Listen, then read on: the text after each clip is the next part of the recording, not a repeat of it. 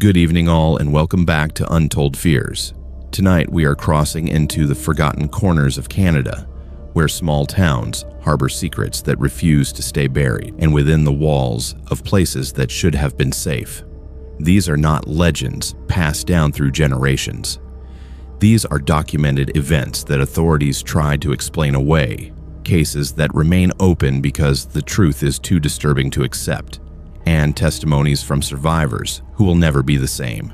If you are new here, make sure to subscribe to Untold Fears for daily true horror content that will keep you up at night. Hit that notification bell so you never miss when the darkness calls. Now, let us step into the shadows of small-town Canada, where everyone knows your name, but no one speaks of what happens when the sun goes down. My name is Alfie, and I have worked at Hendrick's Hardware on Main Street in Winnipeg for 11 years. I arrived at the store every morning at 6 o'clock without fail, turned the key in the lock, and reset the alarm system before anyone else arrived. I knew every square inch of that building. I knew which shelves held the most dust, which floorboards creaked under certain weight, which corner of the storage room smelled of rust and old wood. My routine never varied. My life was predictable, and I preferred it that way. But in the autumn of 2019, something changed. A man began coming into the store. His name was Marcus Webb, and he owned the antique shop 3 blocks east on Portage Avenue. I knew Marcus from around town. He was in his late 60s, always impeccably dressed in threaded blazers despite the Manitoba cold, and he had lived in Winnipeg for approximately 23 years. He came into Hendrick's Hardware every Wednesday without exception, always purchasing the same items: vintage door hinges, old brass locks, iron chains, and restoration supplies. His purchases were always meticulous, always specific. He would examine each item under the fluorescent lights, running his weathered fingers across the surfaces as if reading a language only he understood. I began to notice a pattern in his purchases by early October. The items grew darker in nature. He requested items designed for containment and security: heavy chains, padlocks that were no longer manufactured, iron bolts from the 1920s salvage bin. When I asked Marcus what project he was restoring, he smiled thinly and said nothing. He simply paid in cash and left the store with his bags held close to his chest. That same month, I attended the Winnipeg Community Center for a marketing conference. My coworker, Jenna, was also attending the event. During a lunch break, we sat in the cafeteria and Jenna mentioned that her cousin had been missing for 3 weeks. Her name was Sarah Mitchell, and she had lived alone in a basement apartment near the University of Manitoba. She had simply vanished. No note, no explanation. Police found her apartment locked from the inside. Her car was still in the parking lot. Her phone was discovered on her bed, battery drained completely. The case had gone cold almost immediately. I felt uneasy hearing about Sarah's disappearance, but I did not make the connection to Marcus Webb until late November. I was organizing the salvage section of Hendrick's Hardware when a customer mentioned a news story. A woman named Patricia Chen had been reported missing from her home on Grosvenor Avenue. Patricia lived alone. She was 42 years old and worked as a dental hygienist. She had failed to arrive at work on a Monday morning. When police conducted a welfare check, they found her apartment empty. Her dishes remained unwashed in the sink. Her coffee mug sat on the counter, half full, the liquid grown cold. She had vanished without a trace. Within 2 weeks, another disappearance was reported. David Hirsch, a 48-year-old accountant, had gone missing from his home on Wellington Crescent. His wife was out of the city visiting her mother. David had called her on Sunday evening and said he was going to watch the game and go to bed early. She returned home on Wednesday to find him gone. His wallet was on the nightstand. His keys hung by the door. His car remained in the garage. He had simply ceased to exist. I became obsessed. I began clipping the newspaper articles. I watched the local news religiously. By December, 5 people had disappeared from Winnipeg. All of them lived alone. All of them had been reported missing by people outside their immediate households. All of them had left their homes in a state suggesting they had stepped out momentarily and simply never returned. The police held press conferences. They theorized runaways despite the ages of the missing persons. They speculated about voluntary disappearances. They found no evidence of foul play, no signs of struggle, no fingerprints that did not belong, no forced entry points. I was stocking shelves when Marcus Webb entered Hendricks Hardware on the third week of December. I watched him as he made his way to the back of the store where I kept the specialty salvage items. He selected a mirror that had been in stock since 1987. It was ornate, with a carved wooden frame depicting twisted faces and reaching hands. The mirror itself was spotty and discolored. Marcus examined it carefully, then turned to me and asked if I had anything older, anything with history, anything from before 1900. I retrieved a mirror from the storage room, a piece that had belonged to an estate sale from a Victorian home demolished in 1986. It was larger than the first mirror, the frame inlaid with what appeared to be mahogany and teak. The glass was rippled, distorted, and seemed to shift in the light in ways that made my eyes water when I stared at it too long. Marcus studied this mirror for nearly 10 minutes without speaking. Then he purchased it without negotiating a price. I helped him carry the mirror to his car. As I watched him secure it in the back seat of his Lincoln Continental, I noticed something in the trunk. Furniture, old pieces, a bed frame, a dresser, items of furniture that appeared valuable but also appeared to be used to be lived upon. Marcus caught me looking. He closed the trunk deliberately and thanked me without warmth. He drove away, and I stood in the parking lot in the freezing cold, feeling something I could not yet name. I decided to walk past Marcus Webb's antique shop. It was a Wednesday evening, and I had closed the hardware store at 6 o'clock. The antique shop was located in an older section of Portage Avenue, in a building that dated to approximately 1912. The storefront windows were decorated with furniture and knickknacks, but the display had not changed in the 3 months I had been noticing Marcus. The same lamps, the same chairs, the same paintings. Nothing had sold, nothing had moved. I peered through the glass door. The interior of the shop was dark. A small light illuminated the back corner where a desk and chair sat beneath a portrait of someone I did not recognize. The walls were lined with cabinets and shelves containing items I could not quite make out in the darkness. On the floor, I noticed what appeared to be a trapdoor covered with an ornate rug. I had never noticed the trapdoor before. My obsession grew into something more consuming. I began researching Marcus Webb. I visited the library and searched property records. I learned that Marcus had purchased the antique shop building in 1996. Before that, the building had been vacant for 7 years. Prior to its vacancy, it had served as a storage facility. Prior to that, it had been a photography studio. Prior to that, it had been a residence. The property records stretched back to 1889. They showed multiple owners and multiple purposes. But one detail caught my attention. Between 1923 and 1947, the building had been owned by a man named Dr. Ernest Whitmore. Dr. Whitmore had been a physician and researcher.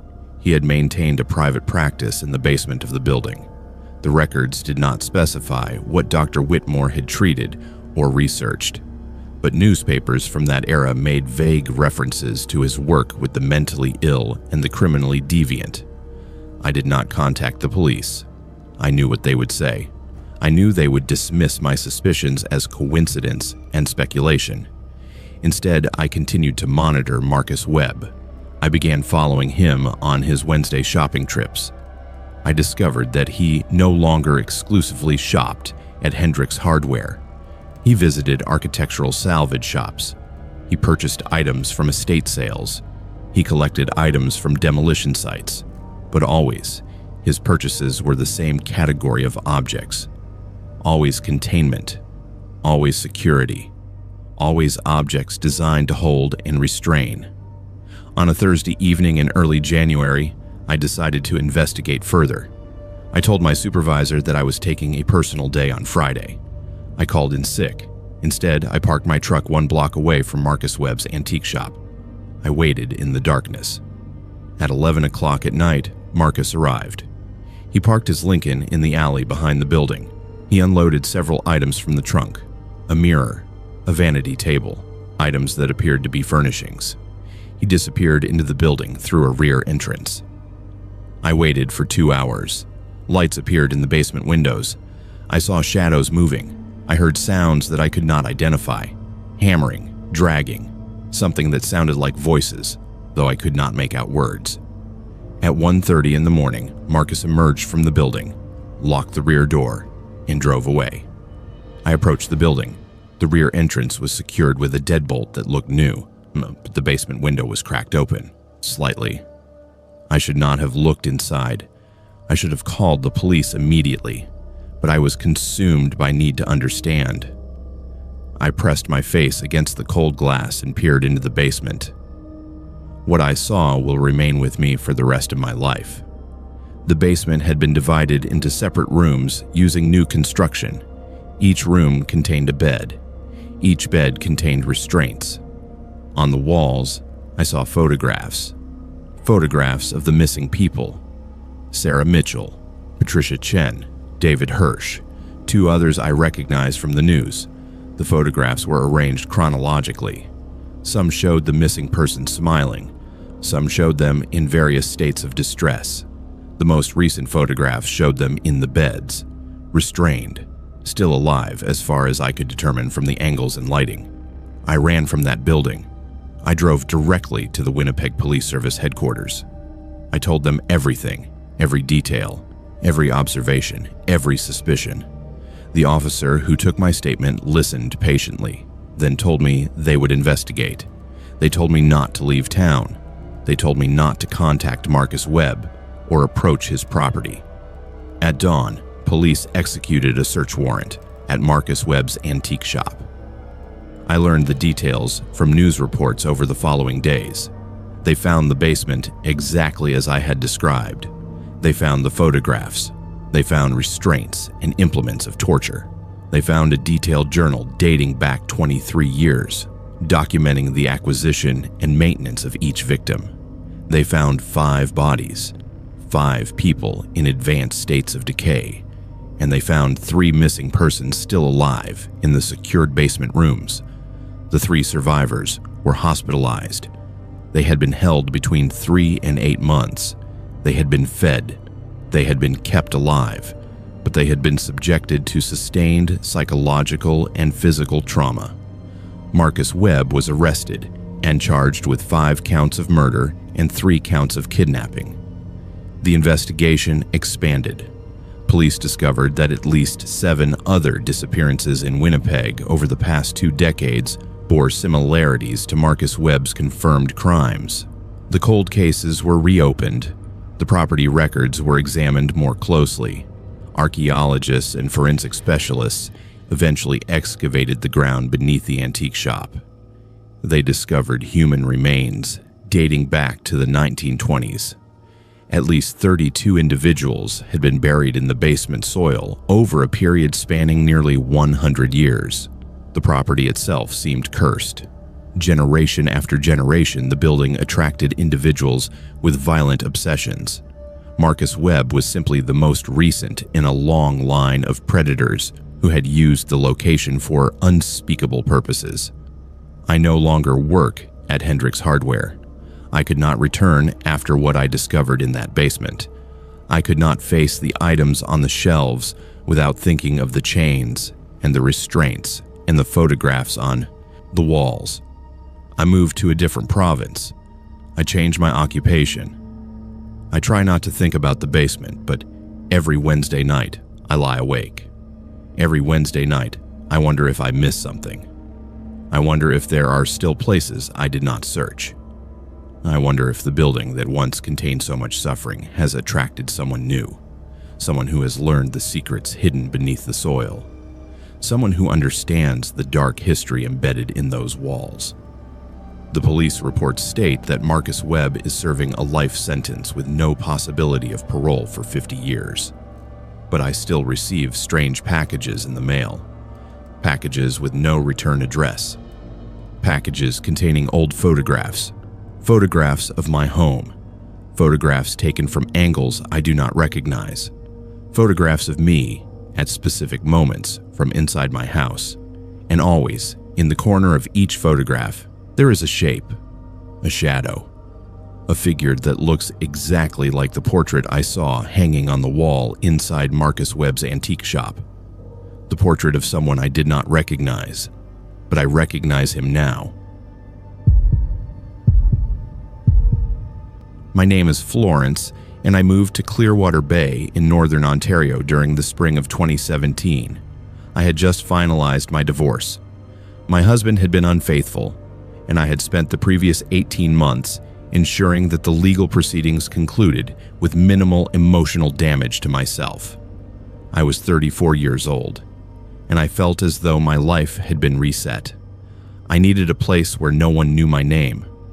I needed distance from the city where I had built a life with someone who had betrayed me.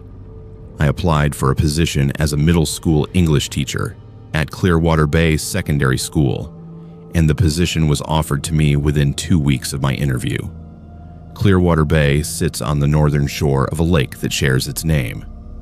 The town population hovers around 2,000 people. The primary industry had been logging, but over the past 20 years, logging operations had diminished significantly. The town had attempted to reinvent itself as a tourist destination, capitalizing on the natural beauty of the lake and the surrounding boreal forest. Vacation homes had been constructed along the shoreline.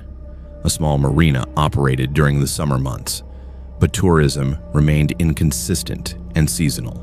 The permanent residents seemed to exist in a state of resigned decline, accepting that their town's best days had passed. My apartment was located on Mill Street, a residential avenue 3 blocks from the school where I taught. The landlord, a woman named Helen Prescott, rented me a second-floor unit in a converted Victorian house. The apartment was small but clean. Large windows overlooked the street, and in the distance, the water of Clearwater Lake. I moved into the apartment on June 1st. By the end of the week, I had arranged my furniture, organized my classroom materials, and begun to establish a routine. On my second Saturday in Clearwater Bay, I attended a community gathering at the town library. It was a casual social event designed to welcome new residents. I met other teachers, members of the town council, and various business owners. People were polite but reserved. They asked about my background and where I had moved from, but they did not press for details. I mentioned my divorce only in passing, and the subject was quickly changed. What struck me most profoundly was the way people reacted when I mentioned my apartment overlooking the lake. Their expressions shifted. Their eyes narrowed slightly. They offered polite congratulations on finding housing, but their congratulations carried an undertone I could not quite identify. One woman, whose name was Margaret, approached me after the official event had ended. She was approximately 60 years old, with gray hair and kind eyes that nonetheless conveyed a sense of deep worry. She told me that she had lived in Clearwater Bay for her entire life. She told me that my apartment was lovely, and she was certain I would enjoy the view.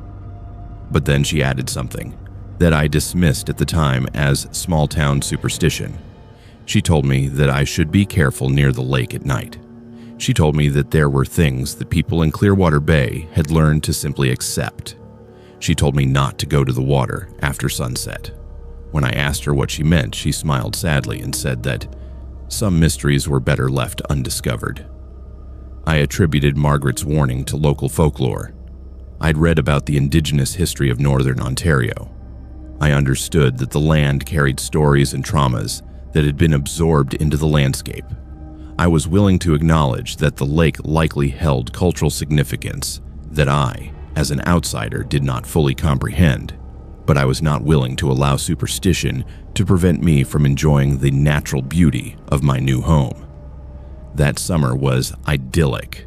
I settled into my teaching position, preparing my curriculum, and organizing my classroom during the quiet weeks before the school year began.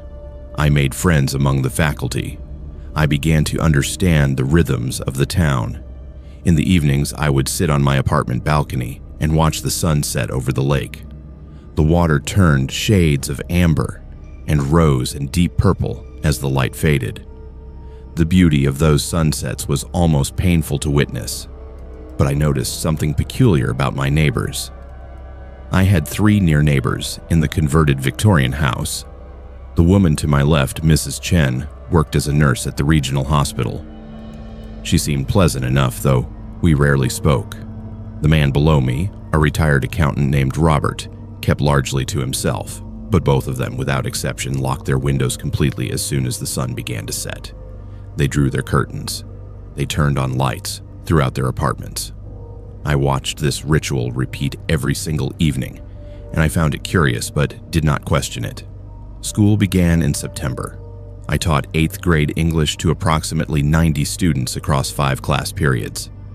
The students were typical of their age, somewhat surly and resistant to reading assignments. But I also noticed something unusual in their behavior. During lessons about indigenous culture and history, several students became visibly uncomfortable. When I assigned reading that involved water or lakes or bodies of water, students asked if they could select alternative assignments. One girl, whose name was Emma, actually became physically ill during a discussion about Henry Wadsworth Longfellow's poem, Song of Hiawatha, which references the Great Lakes. I began to ask my students direct questions. I asked them why they seemed so uncomfortable discussing water. I asked them if there was something specific to Clearwater Bay that I should understand. At first, they refused to answer. They exchanged glances with one another, but gradually they opened up. They told me about the people they called the Walking Ones. These were individuals who emerged from the lake at night. They walked through the town. They appeared to be human, but they moved in ways that did not quite match human movement. Their joints seemed to bend in wrong directions. Their heads tilted at angles that human necks could not achieve. They wore clothing from different eras, but the clothing was always wet and always deteriorating. The students told me that the Walking Ones emerged from the water approximately once per week, though the night of emergence was unpredictable. When they emerged, they would walk through the streets of the town for hours. They would move from house to house, peering through windows.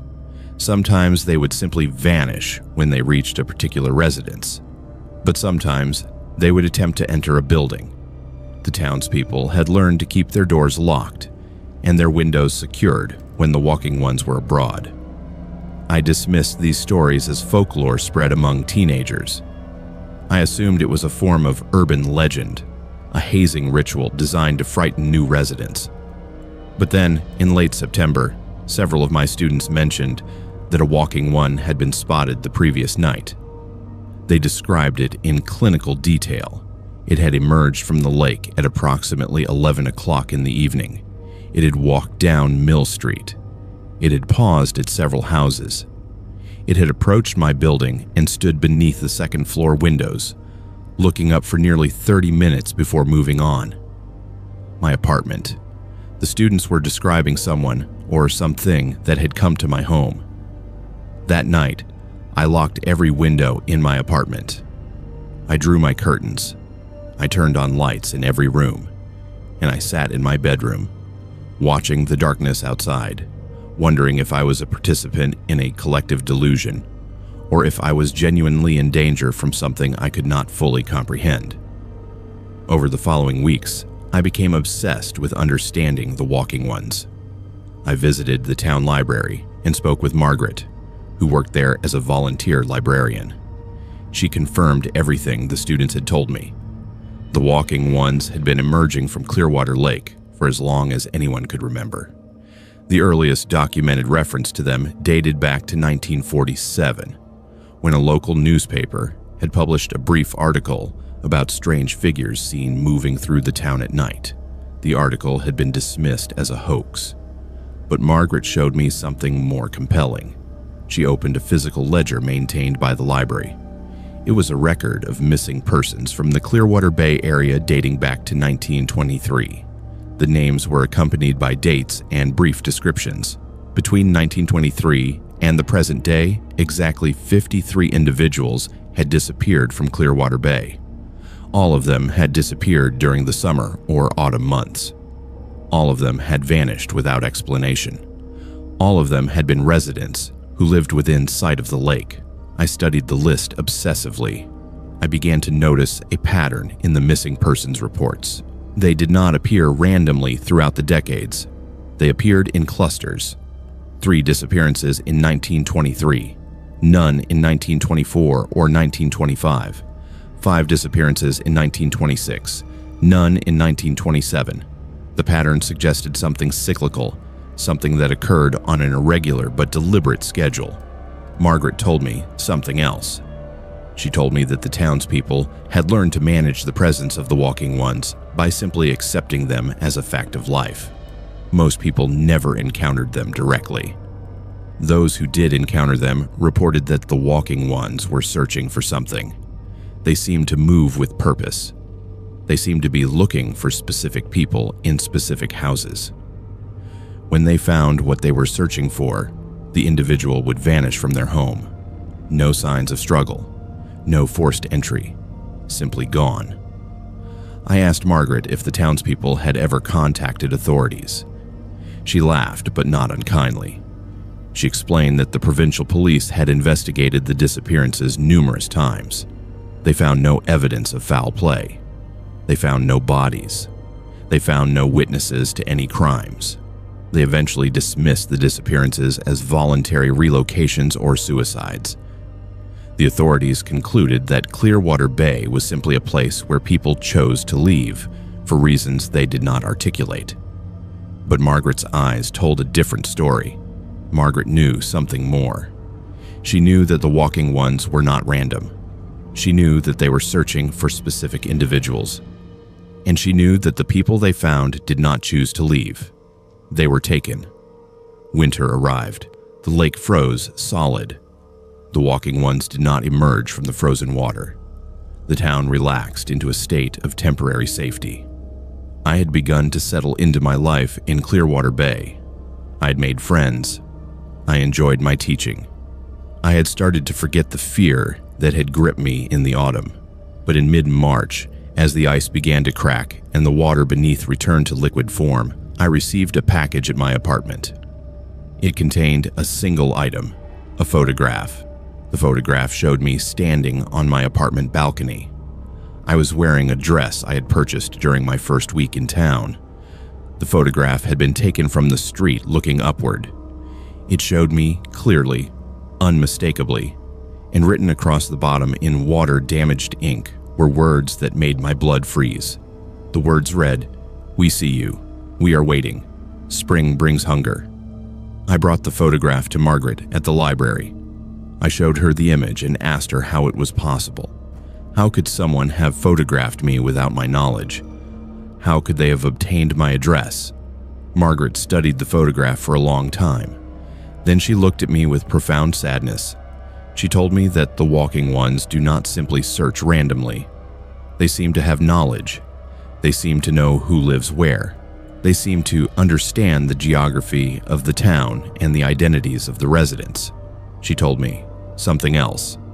She told me that sometimes the walking ones return to the same location repeatedly.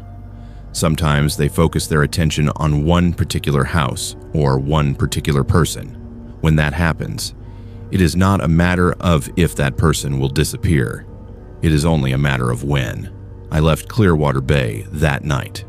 I packed my belongings hurriedly and drove south toward Toronto. I called the school and claimed a family emergency required my immediate departure. I did not provide details. I drove through the night. I did not stop until I had reached the city. But the photographs continue to arrive. I have received 5 of them since I fled Clearwater Bay. Each photograph shows me in a different location. Each photograph shows me unaware that I'm being observed. Each photograph has been taken from impossible angles and impossible distances. And each photograph contains the same message, written in that same water-damaged script. "We are waiting. We remember. We will find you." The most recent photograph arrived 3 days ago. It showed me standing in my kitchen in Toronto. The photograph was taken from inside my apartment, from directly behind my left shoulder. I was making tea. I did not hear anyone enter my home. I did not see anyone in my apartment. Last night, I locked my windows. I drew my curtains. I turned on every light, and I sat in my bedroom, listening to the sounds of the city, knowing that something from the frozen depths of Clearwater Lake has followed me here. Something has learned my location. Something is waiting for me to make a single mistake. Something is hungry, and it remembers my name.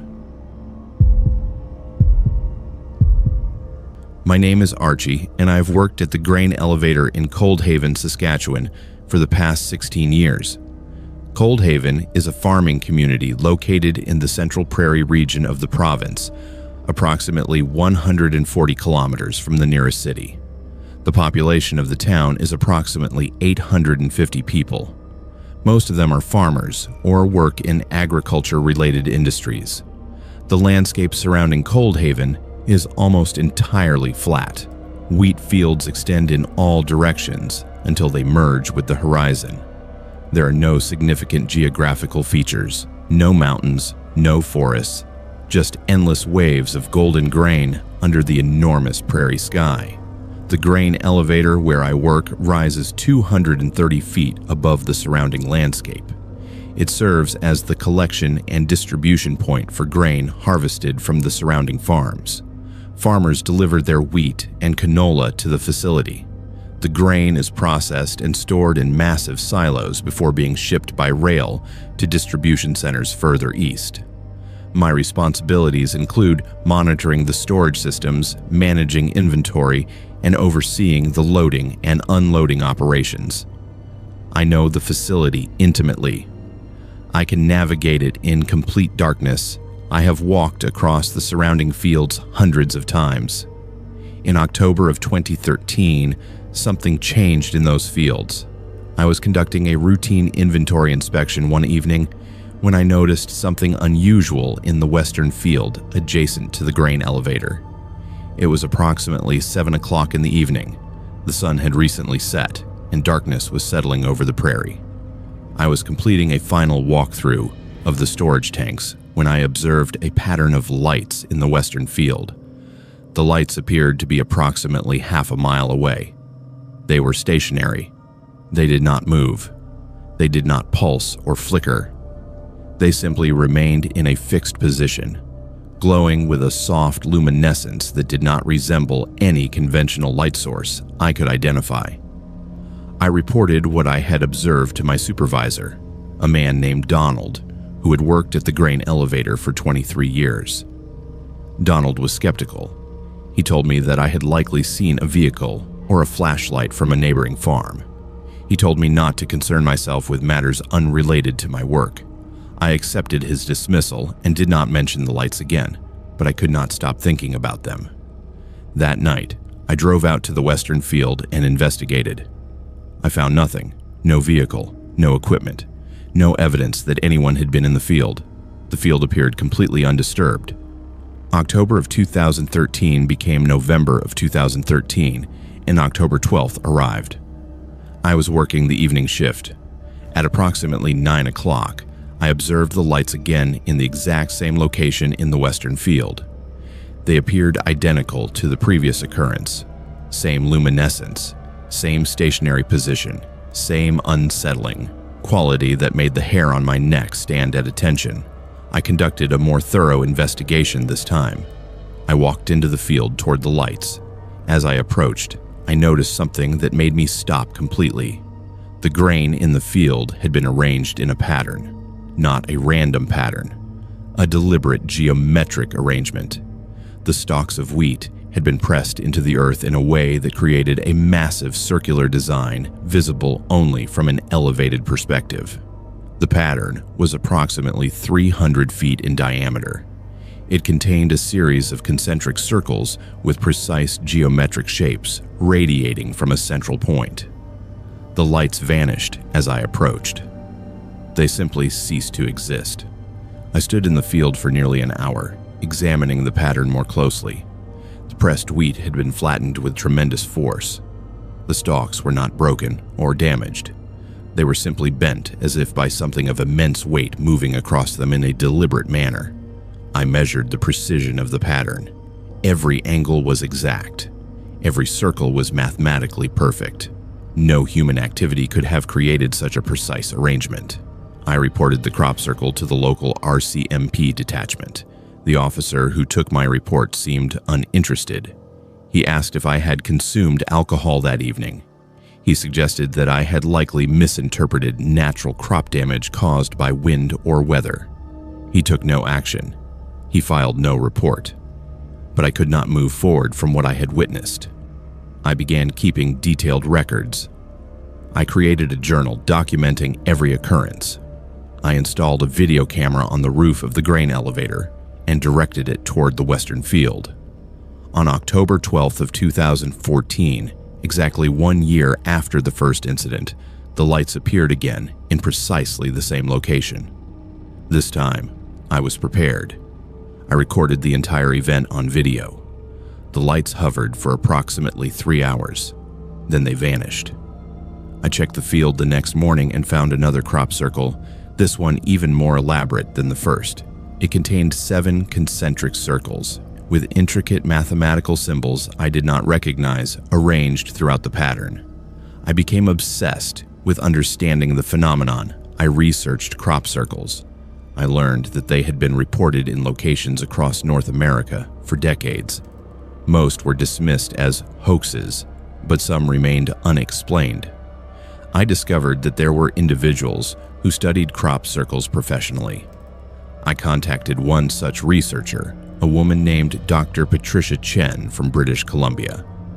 I sent her photographs of my crop circles. She responded within days. She told me that my circles exhibited characteristics that could not be replicated by human means. The precision, the mathematical consistency, the electromagnetic disturbances detected in the soil samples I had collected. Dr. Chen revealed something else. She told me that crop circles often appeared in clusters according to specific geographical patterns. She told me that previous researchers had identified nodes of circle activity, locations where crop circles appeared with regularity. She told me that Coldhaven, Saskatchewan, appeared on historical records as one such node. She said that circles had been reported in the surrounding area dating back to at least 1952. The records were sparse and fragmentary, but the pattern was clear. Every 13 years, circles appeared in the vicinity of Coldhaven.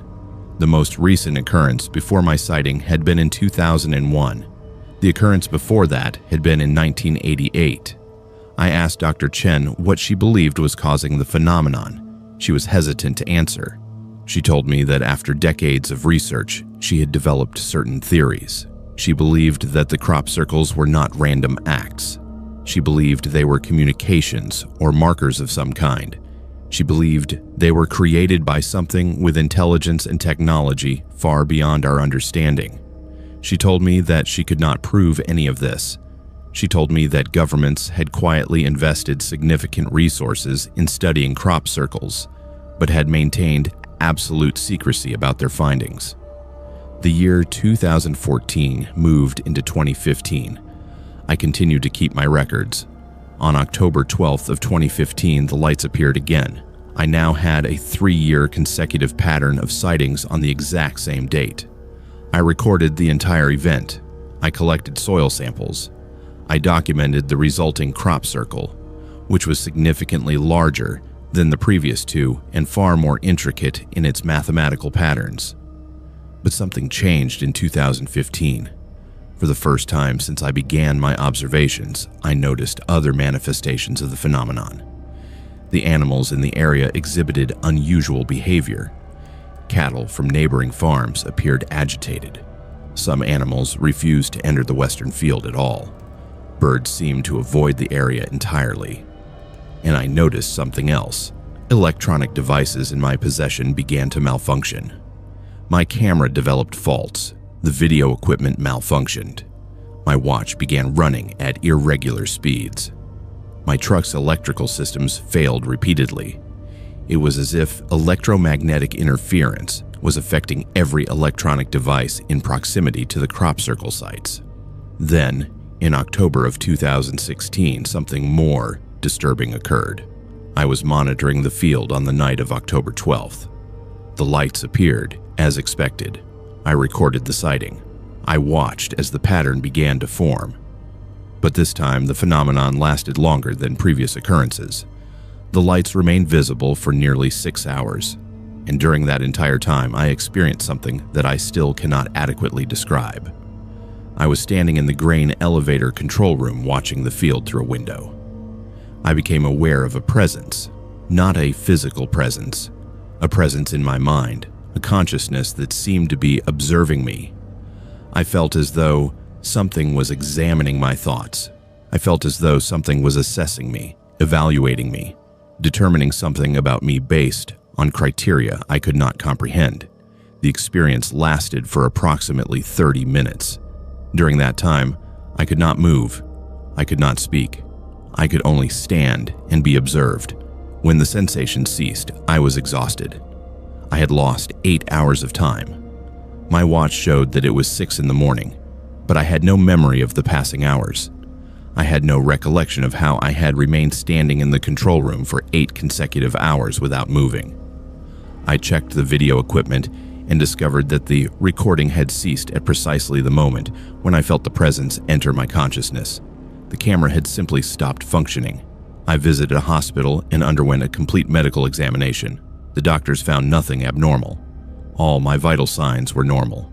All blood work came back normal. All neurological tests indicated normal brain function. But I had lost 8 hours of my life. I had experienced something that my conscious mind could not account for. Dr. Chen suggested that I had experienced a form of missing time commonly associated with anomalous phenomena. She told me that this was not uncommon in individuals who lived in close proximity to crop circle sites. She told me that I should consider relocating away from Coldhaven. She told me that the phenomenon seemed to be intensifying with each occurrence. I did not heed her warning. I remained in Coldhaven. I continued my observations. October 12th arrived again in 2017. I was prepared. I had new equipment, better cameras, recording devices specifically designed to capture phenomena in the electromagnetic spectrum. I documented everything that occurred that night. What I observed changed my understanding of reality. The lights did not simply appear in the field. I watched as they emerged from beneath the surface of the earth. They rose slowly from the ground, like something ascending from underground. As they rose higher, I could perceive a shape, an object, something geometric and vast. The object rose approximately 300 feet into the air above the field. It remained suspended for nearly 4 minutes. Then it descended back into the earth, and the lights ceased to exist. I've kept all of this secret. I have not shared the recordings with anyone except Dr. Chen. I have continued to work at the grain elevator. I have continued to monitor the field on October 12th every year since 2013. The phenomenon continues to occur with absolute regularity. The pattern in the grass continues to be generated. And every October 12th, I stand in that control room and feel that presence return. That consciousness examining my thoughts. That intelligence assessing me. 2 months ago, I received a package in the mail. It contained a single photograph. The photograph showed me standing in the western field. I was wearing clothes I have never owned. The photograph appeared to be taken from a vantage point high above the field, perhaps from several hundred feet in the air. The image showed me smiling. My face showed an expression of peace and acceptance that I do not recognize as my own. Behind me, in the background of the photograph, I could see the outline of something vast, something ascending from beneath the earth, something that resembled the object I had observed rising from the ground on October 12th of 2017. The handwriting on the back of the photograph read, You have been chosen. October 12th is approaching. We are waiting. You will understand soon. I do not know what I have been chosen for. I do not know what will occur on the next October 12th, but I know that I will stand in the grain elevator control room and watch the field. I know that I will feel that presence return, and I know that this time I may not return from that experience the way I have returned in previous years. The pattern in the grass is not a message. It is a marker.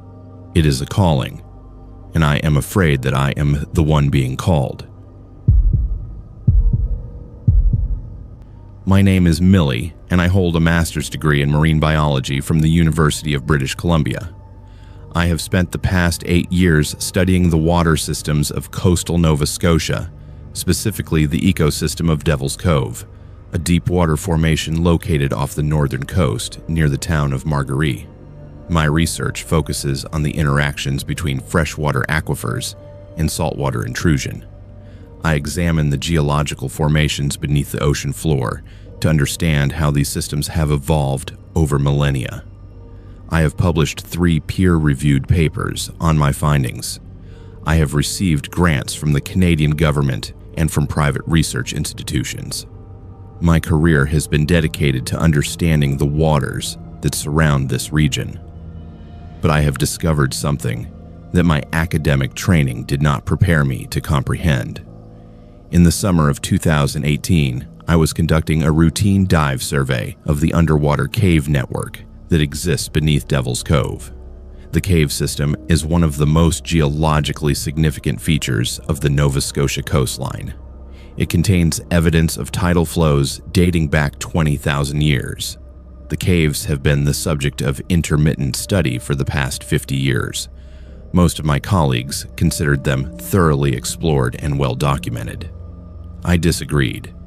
I believed there were sections of the system that remained unexplored and that could yield valuable information about the region's hydrological history. My dive partner for that particular expedition was a professional marine geologist named Dr. Michael Haskins. Michael had worked in the field for 22 years. He was cautious and meticulous. He understood the dangers of deep water diving in unexplored cave systems. We had completed 7 successful survey dives together over the previous year. We had never experienced any significant complications. We followed all safety protocols.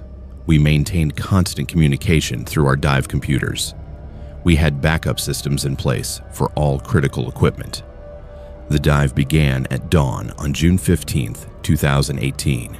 We entered the water from a research vessel anchored approximately 300 meters from the cave entrance. We descended through the blue-green water toward the cave mouth. The depth was approximately 120 feet. Our equipment was functioning normally. Our air supply was adequate. We proceeded into the cave system with deliberate, measured movements. Michael and I had planned to survey the western branch of the cave system, a section that previous researchers had documented but not thoroughly explored. We swam through passages that became progressively narrower as we descended deeper into the rock formations. The water temperature dropped. The light from the surface became progressively dimmer until we relied entirely on the lights attached to our diving equipment. Approximately 2 hours into the dive, Michael signaled me to examine something unusual on the cave wall. I swam toward him and observed what appeared to be a man-made opening carved into the rock face. The opening was approximately 3 feet in height and 2 feet in width. It did not appear to be a natural formation. The edges were too regular. The depth suggested intentional excavation. I signaled my understanding to Michael, and we both documented the opening with our underwater cameras. Michael decided to explore the opening further. I advised caution. The opening was small, and our diving equipment was bulky. If either of us became trapped, extraction would be extremely difficult or impossible. Michael acknowledged my concern, but proceeded into the opening slowly and carefully. I maintained position outside the opening, monitoring Michael's progress through his air bubbles and light emissions. Michael entered the opening The light from his diving torch became progressively fainter as he moved deeper into the narrow passage. I waited, counting the seconds, maintaining my proximity to the opening. Then, after approximately 90 seconds, Michael's signal light began to flash frantically. This was the emergency signal. I moved toward the opening immediately, preparing to enter if Michael required assistance. Michael emerged from the opening quite suddenly, his movements erratic and his breathing heavy. His air consumption was elevated. His eyes showed signs of panic. He signaled that we needed to exit the cave system immediately and ascend to the surface. I followed his direction without question. We swam rapidly through the cave passages, moving with far less caution than our normal protocol demanded. We reached the cave entrance and began our ascent toward the surface. Due to our rapid movement, we had to take several decompression stops to avoid the bends. At each stop, I asked Michael what he had encountered in the narrow passage. He refused to answer. He simply remained silent, his face pale behind his diving mask, his eyes fixed on the distance. When we reached the surface, Michael removed his diving mask, and I could see that his hands were trembling. He climbed aboard the research vessel without speaking. He remained on the vessel while I debriefed with the technical support crew about the dive. Michael went directly to the cabin and locked himself inside. That evening, I attempted to speak with Michael about what had frightened him so severely in the narrow cave passage. He initially refused to discuss the matter, but after several hours of persistent questioning, he finally spoke. He told me that he had entered the passage and swum approximately 20 feet into the narrow opening. Then, the passage had opened into a much larger chamber, a vast chamber that seemed impossible to exist within the geological structure we understood the cave system to possess. And in that chamber, Michael had seen something that terrified him. He had seen bodies, multiple human remains arranged in deliberate formations on the chamber floor. The bodies were in various states of decomposition. Some appeared relatively recent. Others appeared to be skeletal remains that had been exposed to the elements for years or decades. Michael had swum closer to examine them. He had discovered that the bodies bore evidence of trauma. Some bore signs of blunt force. Others bore marks that suggested constraint and prolonged confinement. Michael had also observed something else.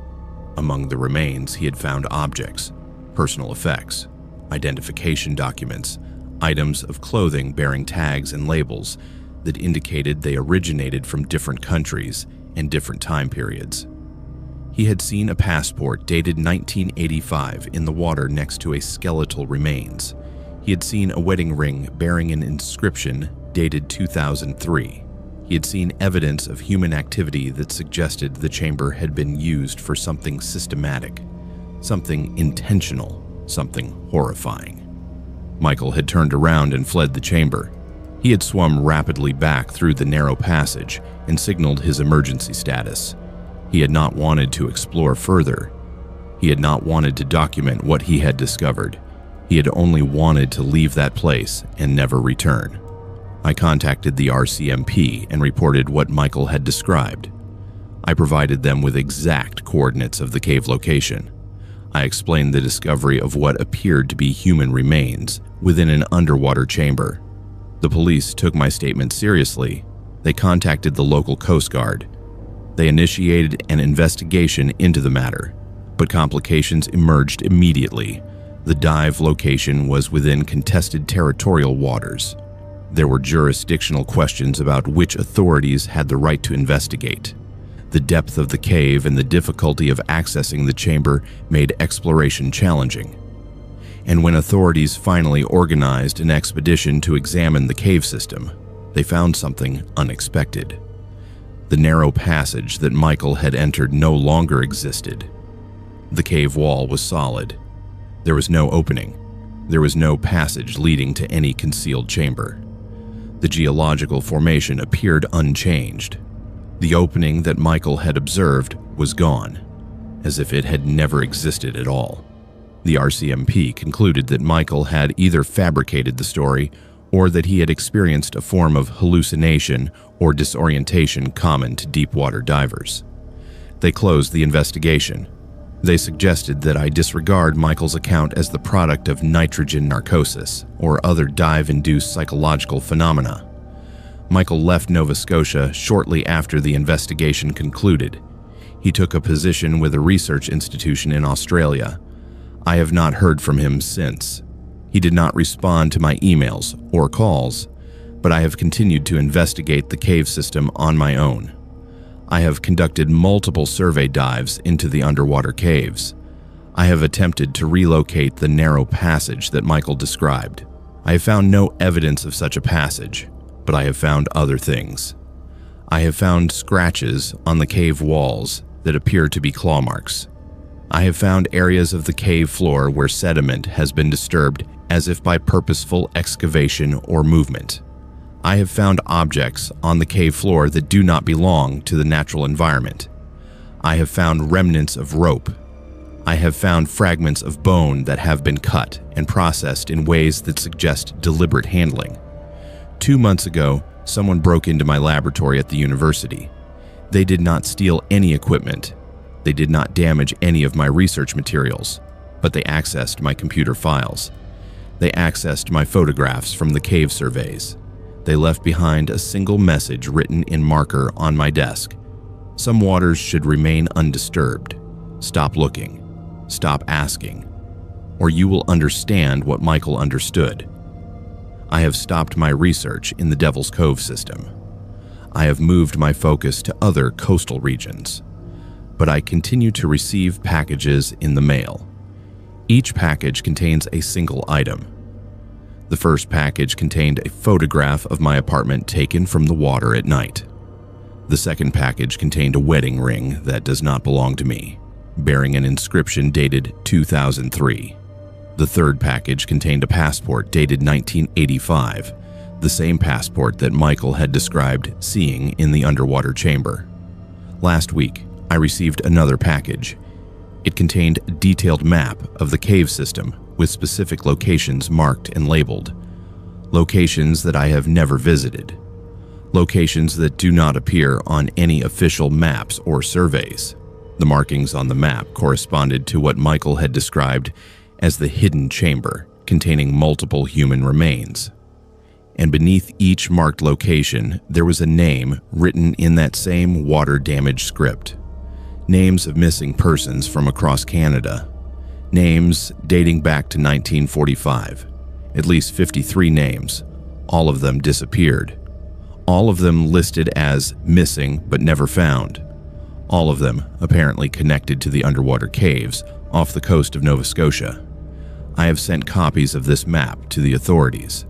I have provided them with comprehensive documentation of everything I have discovered. But nothing has been done. The RCMP has not initiated a new investigation. The Coast Guard has not organized an expedition. The academic institutions have not expressed interest in studying the cave system further. I have realized that someone or something is preventing the investigation of those underwater caves. I have realized that the discovery Michael made was significant enough that powerful forces have worked to suppress the information. And I have realized that my continued existence depends on my willingness to remain silent. So I remain silent. But I know the truth about those caves. I know that beneath the dark waters off the Nova Scotia coast, there is a chamber filled with remains. I know that those remains span decades. I know that something has been using those caves as a repository for bodies for longer than modern Canada has existed. And I know that the waters will never release their secrets, because something in those depths is determined to keep them hidden forever. My name is Isaac, and I have worked as a customs officer at the Cowansville border crossing for the past 19 years. The crossing is one of several ports of entry between Quebec and the United States, specifically between the Canadian province and Vermont. It is a relatively quiet crossing compared to the larger border facilities. Approximately 200 to 400 vehicles pass through daily, depending on the season and day of the week. My responsibilities include inspecting vehicles, reviewing documentation, and managing the flow of traffic between the two countries. I have always taken my position seriously. I understand that the border crossing is a critical point in the regulation of cross-border movement.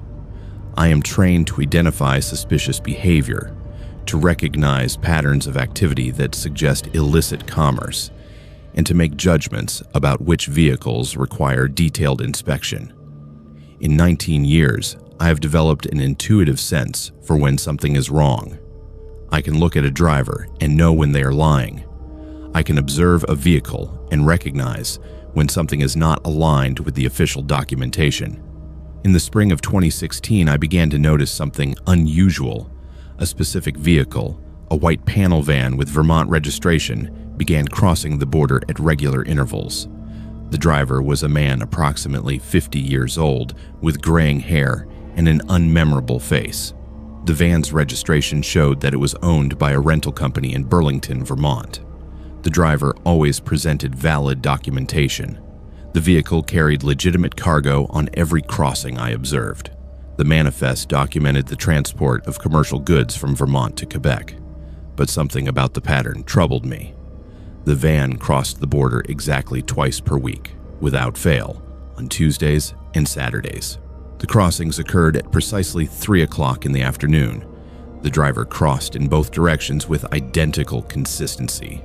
The cargo documentation was always in perfect order, though I noticed the cargo descriptions changed frequently. One week, the manifest listed agricultural equipment. The next week, it listed office supplies.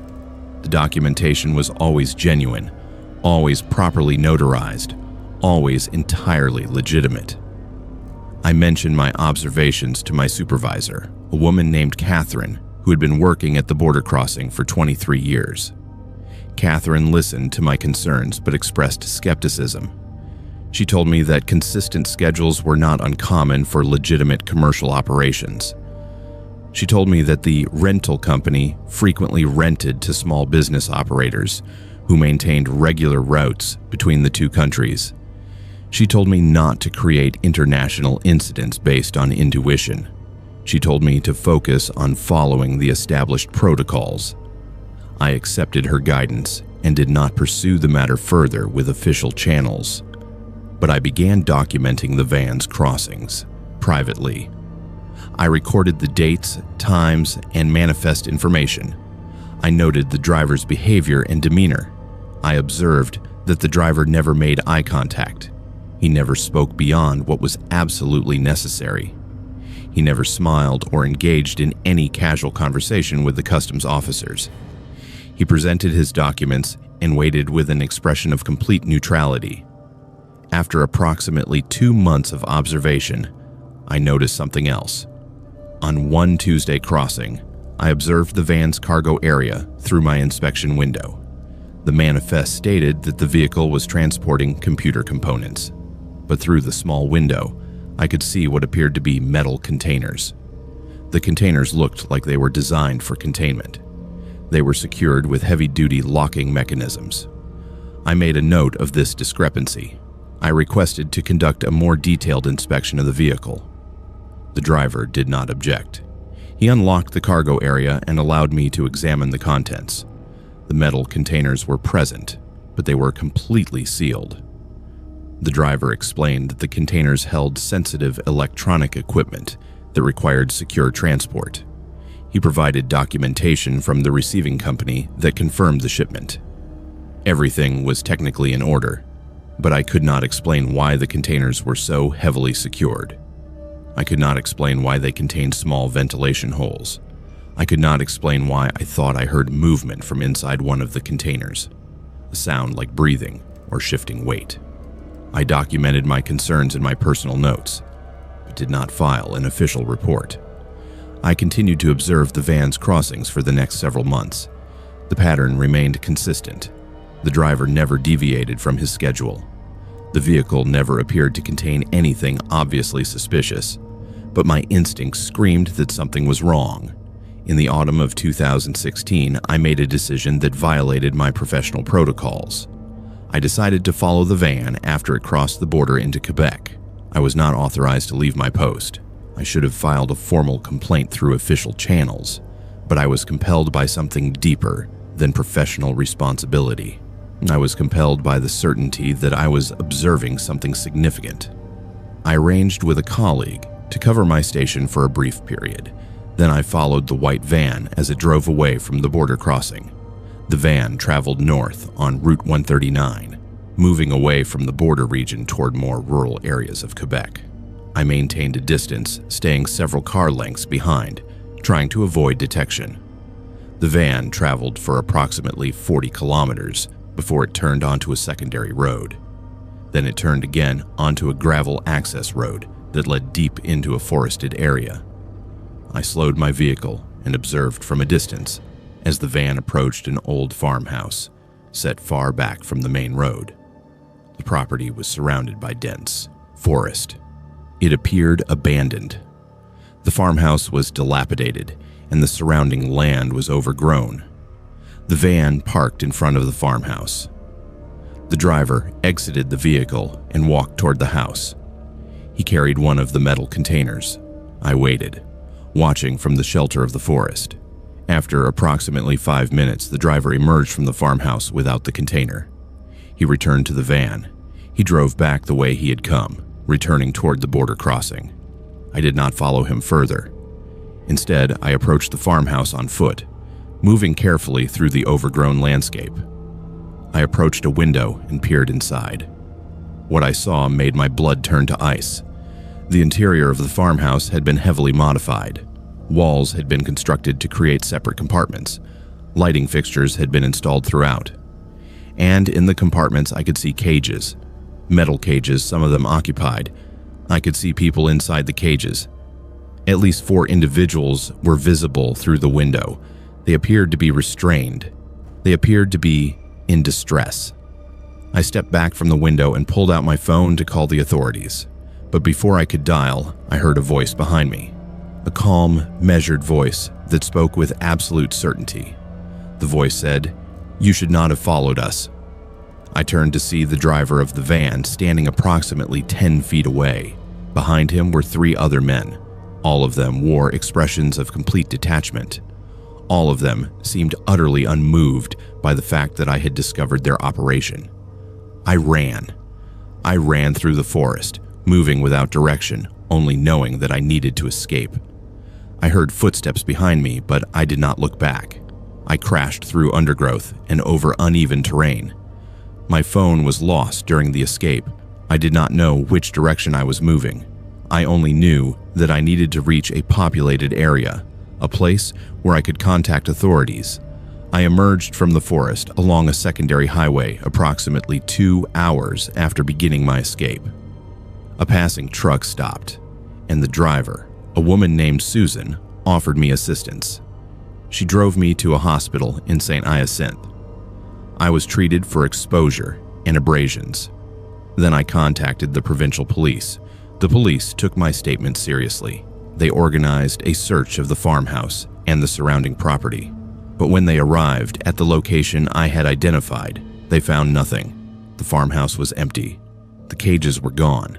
The modifications to the interior had been removed. The property appeared abandoned and showed no signs of recent human activity.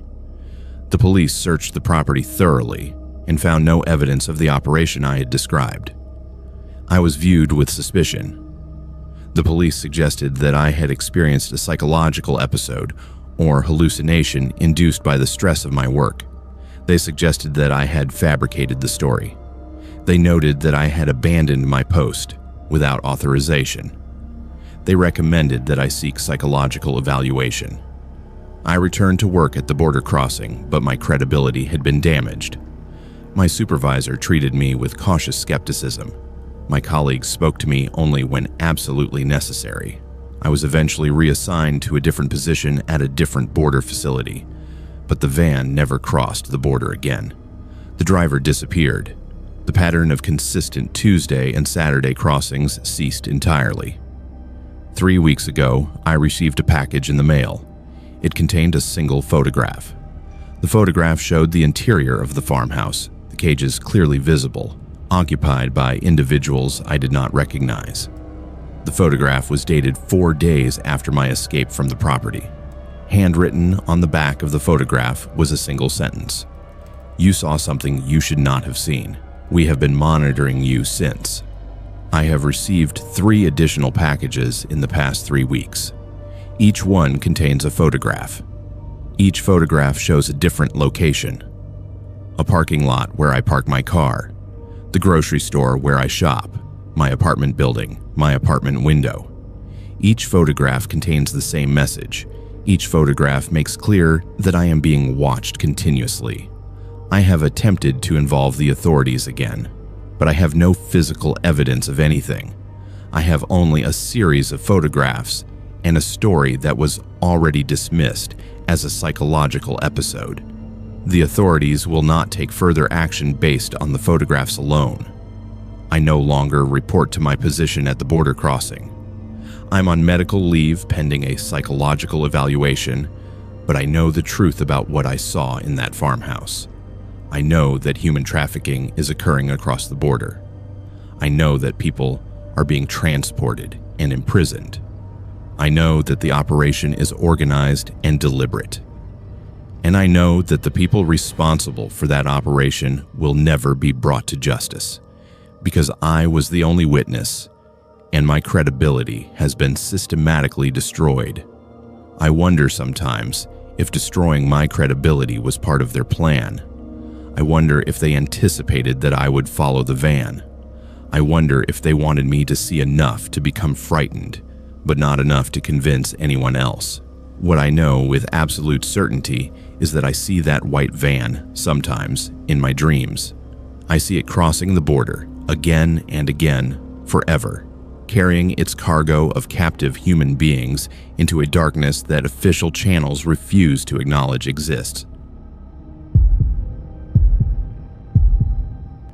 My name is Ruby, and I have been a search and rescue volunteer in the British Columbia interior for 12 years.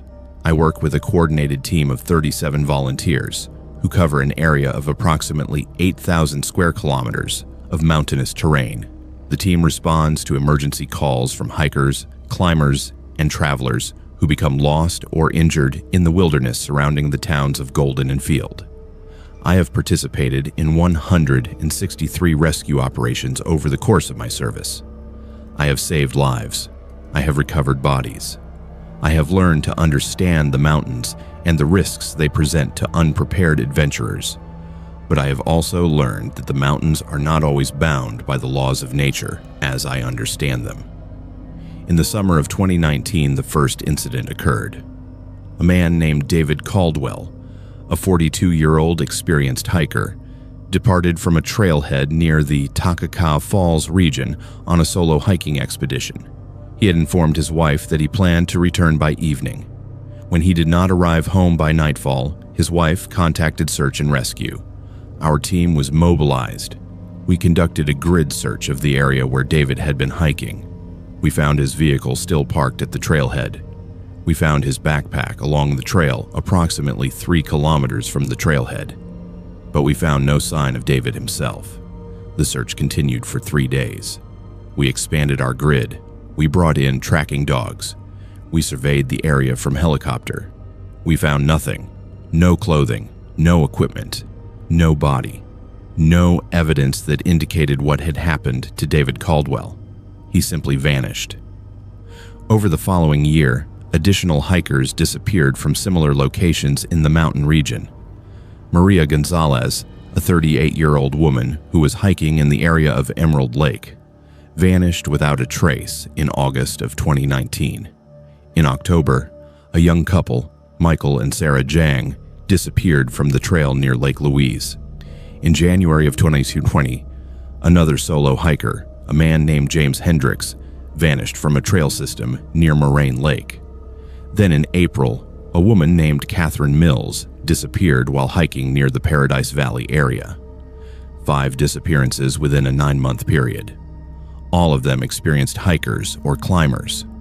All of them on well-established trails.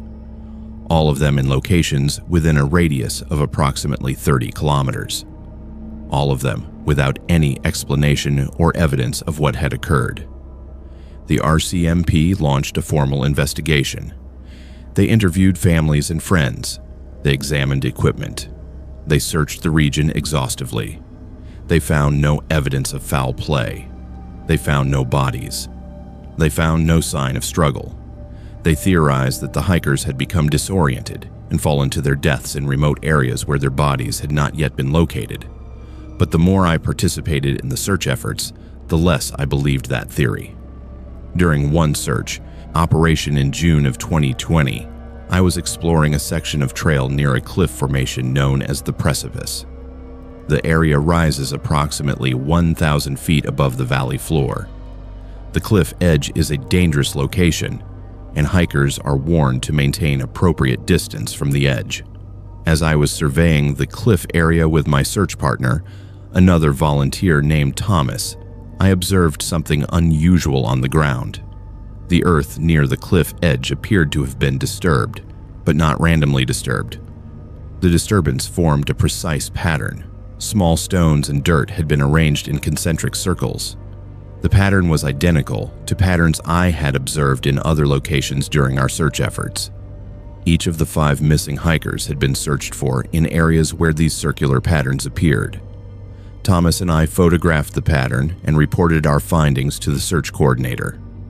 The coordinator suggested that the patterns were simply natural formations caused by wind or water erosion. But the patterns were too regular, too precise, too consistent in their geometric properties. These were not natural formations. I began to study the disappearance locations more carefully. I mapped each location where hikers had vanished. I then created a map showing the locations of the circular stone patterns that we had discovered. The patterns formed a shape. The 5 disappearance locations, when connected by lines, created a perfect pentagon. The circular stone patterns were positioned at each point of the pentagon. The geometric precision was undeniable. I presented my findings to the search and rescue coordinator. She listened to my analysis carefully. Then she told me something that changed everything. She told me that the previous search and rescue coordinator, a man named David Whitmore, had conducted similar analyses. He had identified the same geographical pattern. He had brought his findings to the attention of the RCMP and to the provincial government. And shortly after presenting his findings, David Whitmore had disappeared while conducting a solo search operation in the same geographic area. My coordinator explained that after David Whitmore's disappearance, there had been an informal agreement among the search and rescue leadership to maintain cautious distance from the cliff region, to respond to emergency calls if necessary, but to avoid conducting solo search operations in the high-altitude cliff areas, to accept certain mysteries as unsolvable. I was horrified. I argued that we had a responsibility to investigate further, to determine what was causing these disappearances. My coordinator told me something that I will never forget. She told me that sometimes certain places on Earth are meant to remain undisturbed. She told me that the mountains have their own logic, their own governance. She told me that not all mysteries are meant to be solved. I ignored her warning. In August of 2020, I organized an expedition to investigate the cliff region more thoroughly. I recruited 2 other volunteers, both experienced mountaineers named Marcus and Jennifer. We planned a 3-day expedition with comprehensive surveying equipment. We intended to map the cliff region in detail and to search for any evidence that might explain the disappearances. We established a base camp at the edge of the cliff region. We set up tents and established communication equipment. We conducted ground surveys during daylight hours. On the first day, we discovered additional stone patterns. We discovered markings on the cliff face itself, deep scratches and etchings that appeared to be decades old. The markings seemed to form symbols or letters, but they were in no language I recognized. On the second day, I noticed something that disturbed me profoundly. The missing hikers' photographs, which had been distributed throughout the region during search efforts, seemed to appear in unusual locations within the cliff area. I found a photograph of David Caldwell placed on a rock shelf facing the cliff edge. I found a photograph of Maria Gonzalez positioned on a ledge approximately 300 feet above the valley floor. The photographs were weathered and aged, as if they had been exposed to the elements for months or years. But they had not been in those locations during my searches. They appeared to have been placed there intentionally between my previous searches and this current expedition. That night, as we sat around the fire at our base camp, Marcus mentioned that he had been hearing unusual sounds. Sounds like voices, he said, coming from the direction of the cliff. The sounds seemed to be calling his name. Jennifer and I had also heard the sounds, though we had not mentioned them to each other. We had been hesitant to acknowledge what we had been hearing, fearing that to speak of it would somehow make it more real. We decided to pack our equipment and abandon the expedition early. We decided to return to civilization, but as we were gathering our gear, Jennifer stepped too close to the cliff edge. She lost her footing on loose stone. She began to fall. Marcus and I reached for her simultaneously. Marcus managed to grab her arm and pull her back from the edge, but in that moment, as Jennifer hung suspended between falling and being saved, I saw something that I have tried for years to forget.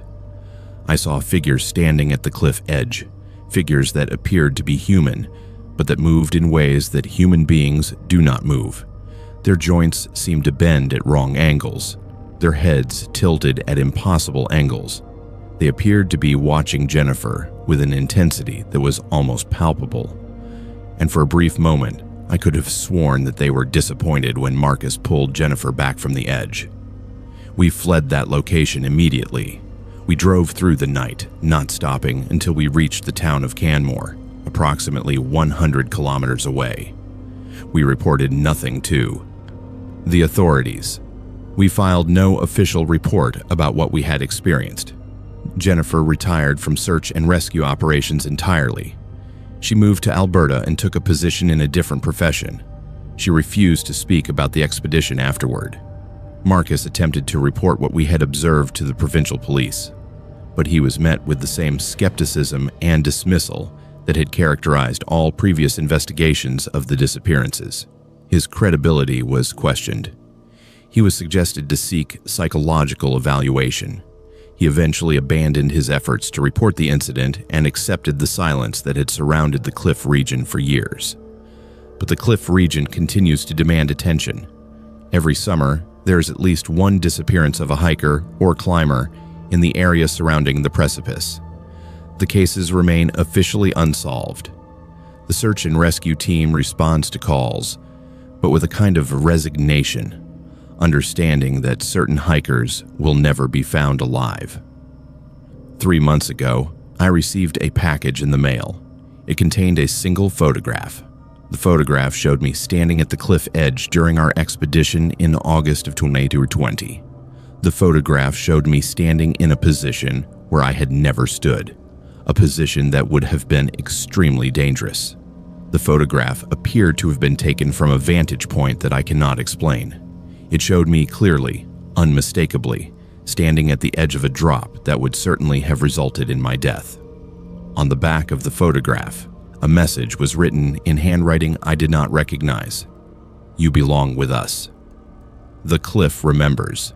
The cliff is always watching. One day, you will answer the calling. I have not returned to search and rescue operations. I have not ventured into the mountain regions. I have not hiked. I have not camped. I have chosen instead to remain in lowland areas, far from the high cliffs and mountain peaks. But I still hear the sounds. I still hear voices calling my name in my sleep. I still wake with the feeling that something is watching me through my window. And every summer, when the hiking season begins, I feel a pull toward those mountains, a compulsion that I have to actively resist, a hunger that seems to emanate from the cliff region itself, calling to me across the distance, waiting for the moment when my resistance will fail. I know that one day I will return to the cliff. I know that one day I will answer the calling that I hear in my dreams, and I know that when that day comes, I will not return to the valleys below. My name is Edward, and I have worked as a night shift supervisor at the Riverside Paper Mill in New Brunswick for 21 years. The facility is located in the town of Grand Falls. approximately 130 kilometers northeast of Fredericton. The mill has been operational since 1925, making it one of the oldest continuously operating paper manufacturing facilities in eastern Canada. The mill employs approximately 400 workers across 3 shifts. My responsibility includes overseeing approximately 90 workers during the night shift, managing production schedules, and ensuring that safety protocols are maintained. The mill is an enormous facility. Multiple interconnected buildings span several acres. There are vast machinery rooms, chemical processing areas, storage facilities, and administrative offices. I have worked there for long enough that I know the facility intimately. I have memorized the layout of every corridor. I have learned the sounds that the machinery makes during normal operation. I have developed an intuitive sense for when something is wrong within that facility.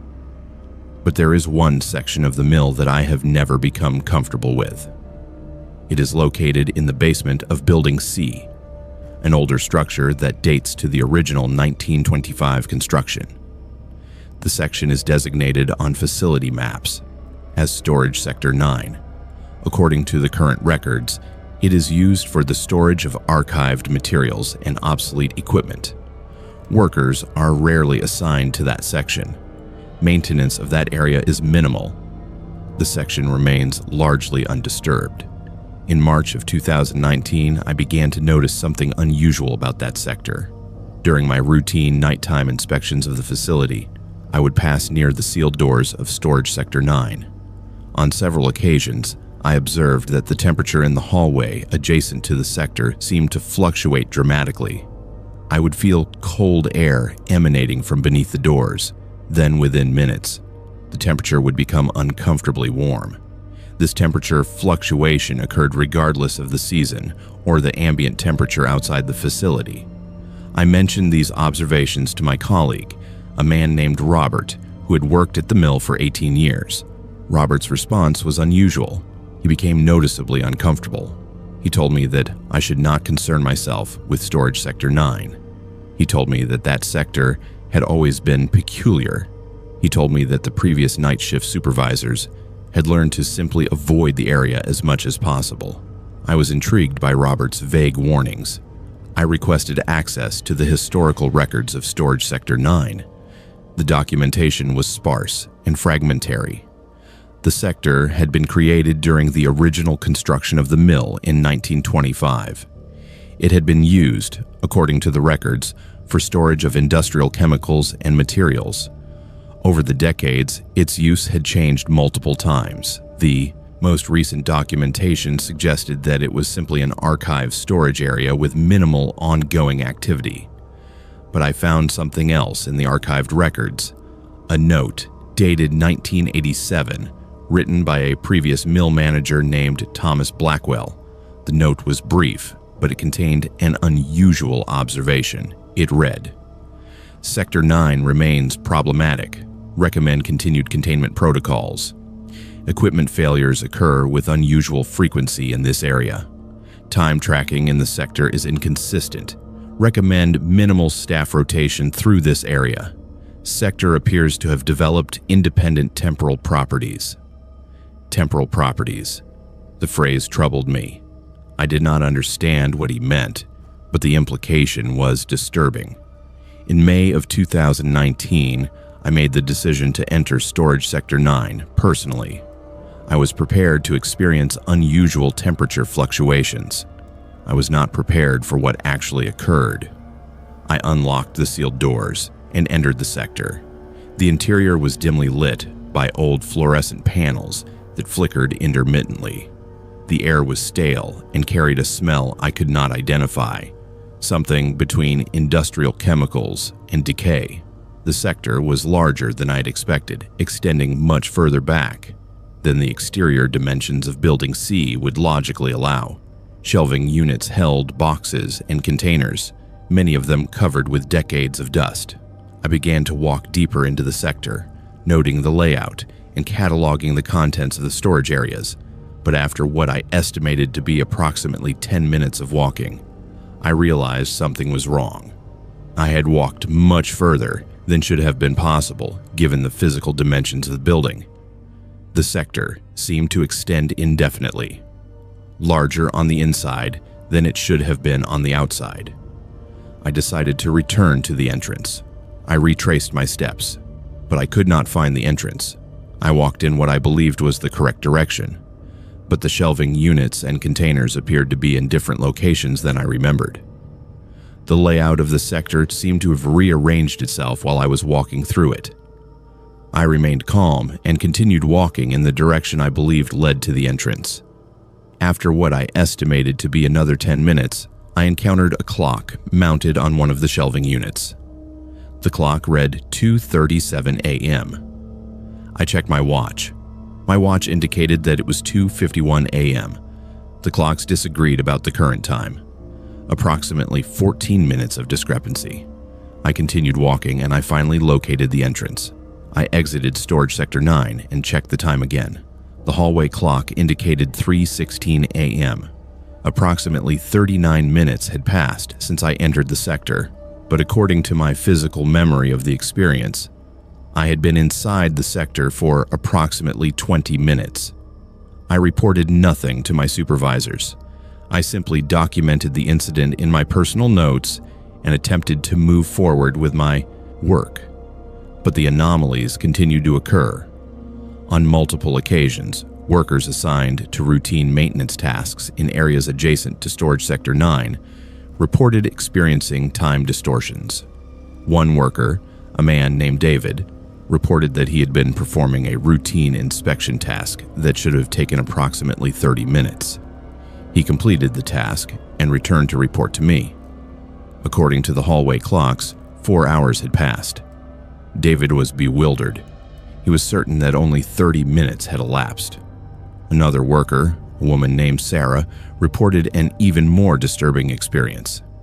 She had been assigned to perform an inventory check in a storage area adjacent to Sector 9. She completed her work and returned to submit her findings. But the inventory she had completed did not match any previous records. She had documented products that had not existed for decades. She had recorded prices in currency denominations that were no longer in circulation. She had written the date as 1987, despite being aware that it was 2019. I began to conduct research into the history of Storage Sector 9. I accessed archived newspapers from the town of Grand Falls. I found an article from 1927, just 2 years after the mill's construction. The article described unusual incidents at the facility. Workers reported experiencing missing time. They reported feeling disoriented after spending time in certain areas of the mill. They reported seeing things that did not make sense, images or events that seemed to occupy the same location as their current surroundings. The article suggested that management attributed these incidents to psychological stress from working in an industrial environment. But then, in 1989, I found a more detailed account. A worker named James Whitmore had been assigned to perform maintenance work in Storage Sector 9. He worked for approximately 2 hours. When he exited the sector, he appeared to be in a state of severe psychological distress. He babbled incoherently. His hair had turned completely white, despite being a man in his 30s. He was hospitalized. According to the newspaper account, he never fully recovered. He spent the remaining years of his life in a psychiatric facility, repeating fragments of phrases that made no sense, describing events that seemed to be from different time periods. Then, in 1991, James Whitmore died in the psychiatric facility. But according to the autopsy report, which I found in the archived mill records, there was something unusual about his remains. The pathologist noted that Whitmore's body showed signs of accelerated aging, consistent with someone in their 80s or 90s, not a man in his 50s. The pathologist could not explain the discrepancy. I became obsessed with understanding what was happening in Storage Sector 9. I theorized that the sector contained some kind of temporal anomaly, a location where time operated according to different rules than the normal universe. I theorized that this anomaly had existed since the construction of the sector, perhaps caused by some geological or geographical property of the location. In September of 2019, I made a deliberate decision to spend an extended period of time inside Storage Sector 9. I wanted to document the temporal distortions more carefully. I brought a video camera. I brought multiple watches and timing devices. I prepared myself psychologically for what I might experience. I entered Storage Sector 9 at 11:47 p.m. I documented the ambient conditions. I began walking through the sector, recording observations on my camera. I noted the layout of the shelving units. I noted the contents of the storage areas. I maintained a running commentary about the time as displayed on various clocks throughout the sector. What I experienced over the following hours cannot be adequately described in words. The sector seemed to loop. I would walk through a particular corridor, observe specific shelving units, and document specific items. Then, approximately 15 minutes later, I would encounter the exact same corridor again. The same items, the same shelving units, the exact same configuration. But each time I encountered the loop, something was slightly different. A clock would show a different time. A box would be positioned in a different location. A worker would be standing in the corner where no one had been before. But the worker disturbed me most profoundly. The first time I encountered the worker, he was standing near a shelf, observing me silently. He was dressed in clothing from the 1950s. He appeared to be in his 30s. The second time I encountered the loop, he was still there, but he appeared to be older, perhaps in his 50s. Each time the loop repeated, the worker aged. By the seventh repetition, the worker appeared to be in his 80s, ancient and decrepit. By the 10th repetition, the worker was simply a skeleton, still standing in the same position. I stopped recording. I abandoned my research. I ran toward what I believed to be the exit. My sense of direction was completely disoriented. I moved through corridors that seemed to shift and change around me. Eventually, I emerged from Storage Sector 9 and found myself in the familiar hallway adjacent to the sector. I checked my watch and the hallway clock. They disagreed on the current time by approximately 4 hours. According to my watch, I had been inside the sector for approximately 54 minutes. According to the hallway clock, more than 4 hours had passed. I've never reviewed the video camera footage from that night. The device malfunctioned while I was in the sector. The footage is corrupted beyond recovery. I have never entered Storage Sector 9 again, but I remain aware that it exists. I remain aware that something exists within that sector that defies the laws of time and physics as I understand them.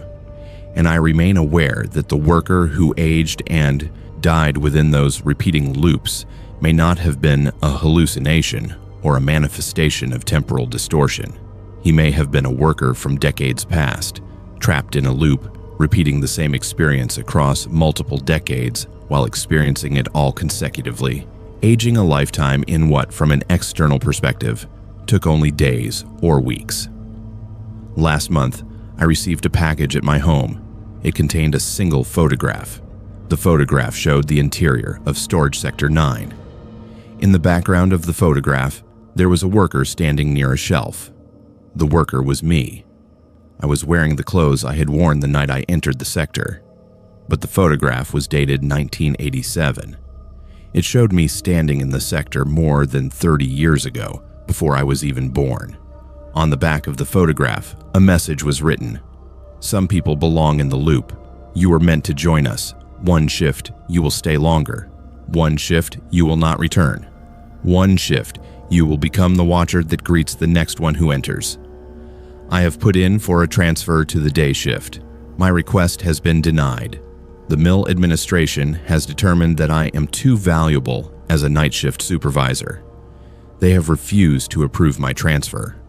I have only 3 more nights until I am scheduled to work again. I am terrified of returning to that facility. But I know that I will return. I know that I will eventually enter Storage Sector 9 again. And I know that this time, I may not emerge at all.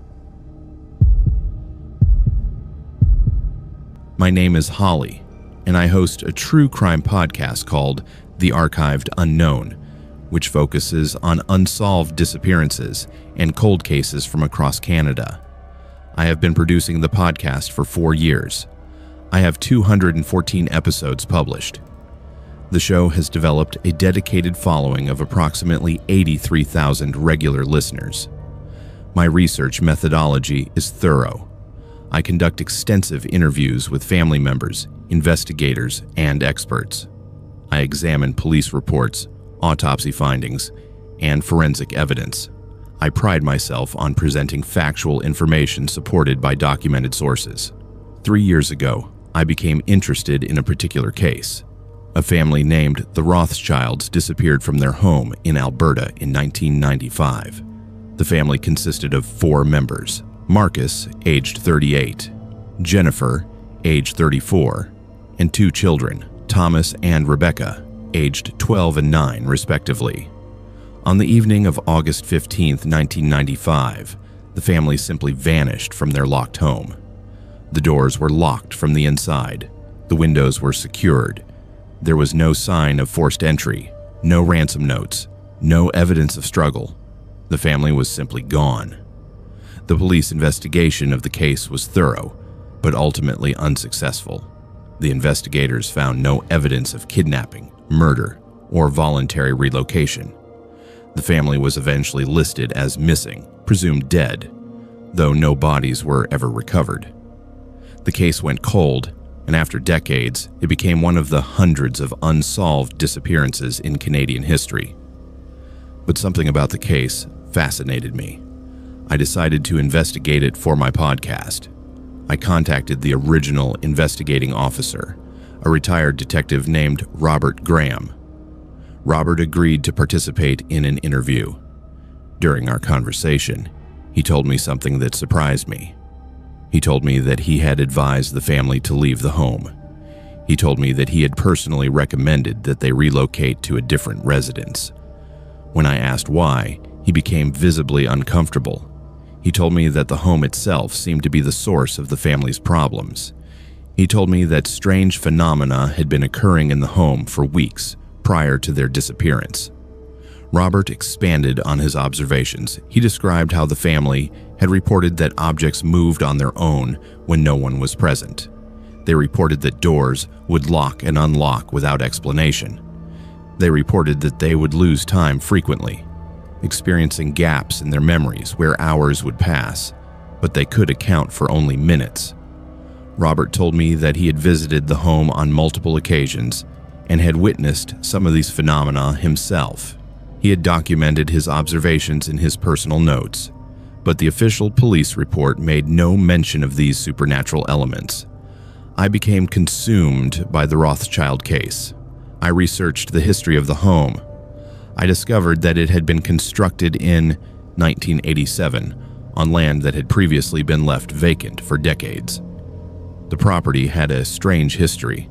Multiple previous structures built on the land had been abandoned. Families had moved away. The land seemed to possess an unusual quality that drove residents away. I decided to attempt to purchase the home myself. I wanted to investigate it personally. I wanted to understand what had caused the Rothschild family to vanish. After months of legal proceedings, I was able to obtain ownership of the property. I moved into the home in January of 2022. The first month was uneventful. I established my home office and began working on my podcast from the property. I conducted interviews with family members of the Rothschilds and other people connected to the case. The home seemed normal, ordinary. There was nothing obviously unusual about the structure or the location. But in February of 2022, things changed. I began to experience phenomena that matched the descriptions provided by the Rothschild family. Objects would move. I would leave my keys on the kitchen counter and find them in the bedroom. I would leave a coffee mug on my desk and find it in the bathroom. The movements were not violent or aggressive. They were subtle and deliberate, as if someone was playing with me.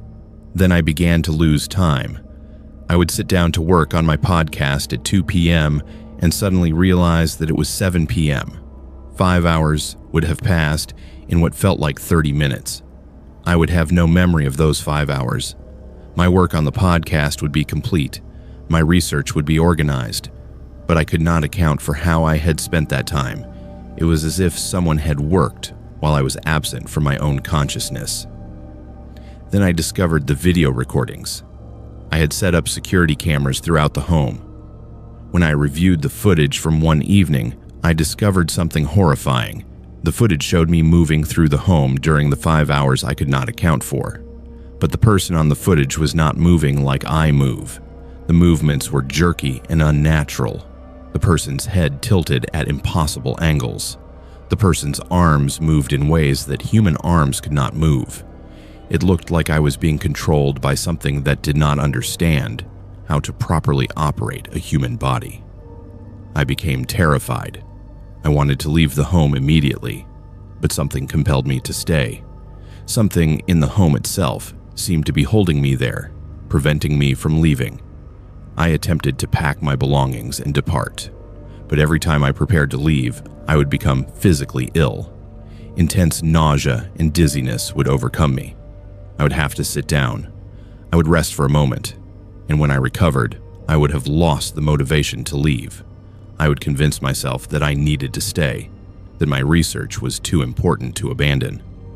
In March of 2022, I discovered something in the basement of the home. There was a sealed room, hidden behind a false wall. I found the entrance by accident when a section of the wall collapsed. Behind it was a room that was not shown on any official blueprints of the home. Inside the room, I found filing cabinets. I found decades worth of documentation. The files contained detailed accounts of disappearances, going back to at least 1987. The files contained personal information about families, information about the phenomena they had experienced in the home, information about their disappearances.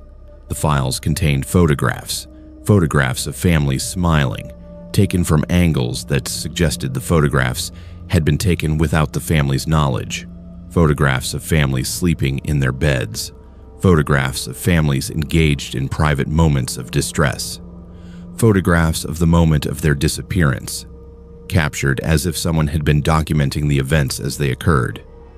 I found a file labeled Rothschild Family. The file contained detailed documentation of Marcus, Jennifer, Thomas, and Rebecca. It contained photographs of them taken from inside their home. It contained journal entries written in handwriting I did not recognize, describing the family's behavior, their routines, their fears. The final entry, dated August 15th, 1995, read, "The family is ready, as the transition is prepared. Tonight, they will understand." I found the file labeled Holly, my file. Inside, there was documentation of my research process, detailed descriptions of my podcast production, photographs of me at various locations taken from angles that suggested someone was observing me without my knowledge, journal entries describing my actions, my thoughts, my motivations, all written in the same handwriting as the Rothschild file. The most recent entry, dated just one day before, read, "The new one is ready. She has opened the doors and allowed the knowledge to enter. Soon she will make the transition. Soon she will understand."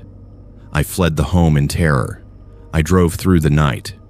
I checked into a hotel and attempted to process what I had discovered.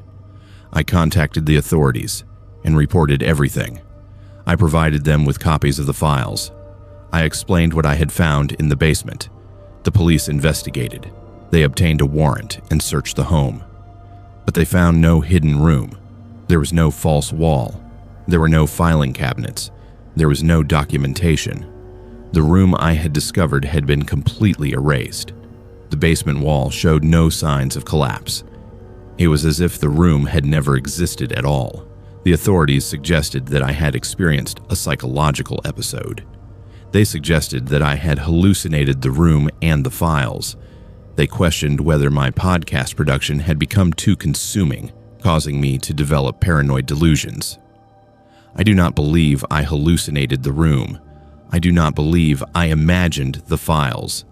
But I cannot prove that they existed. I no longer have any evidence. The home has returned to its normal, ordinary appearance. I discontinued my podcast. I could not continue investigating disappearances when I was no longer certain of my own sanity. I moved away from the home. I moved away from Alberta entirely. I now live in Nova Scotia, as far from that cursed property as I could travel within Canada. But the files continue to appear in my home. I receive packages containing individual pages from the case files. Each page contains information about a different missing person. Each page contains photographs and documentation that I did not create. Each page is marked with a handwritten note stating, "She is not finished. The research continues. The transition is not yet complete." Last week, I received a package containing something new. It contained a video file stored on a USB drive. I was hesitant to open the file, but my morbid curiosity overwhelmed my caution. I opened the file. The video showed the interior of the Rothschild home on August 15, 1995. It showed the family sitting in their living room. It showed them becoming aware of a presence that I could not see.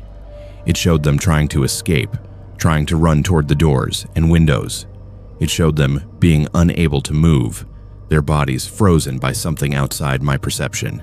It showed them standing frozen as their bodies began to change, to transform into something else, something that was not human.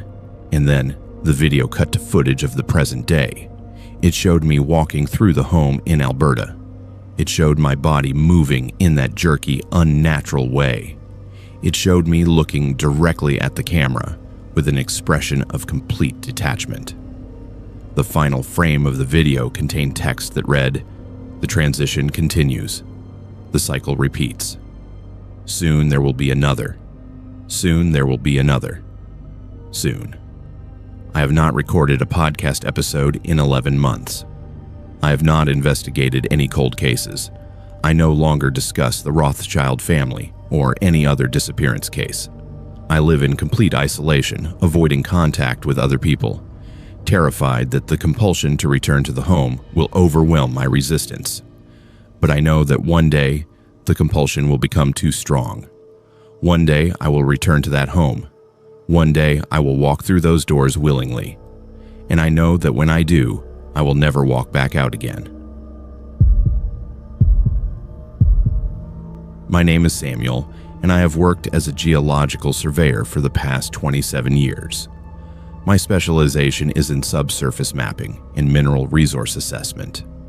I have worked throughout Canada, from British Columbia to Nova Scotia, conducting surveys of underground geological formations, cave systems, and mineral deposits.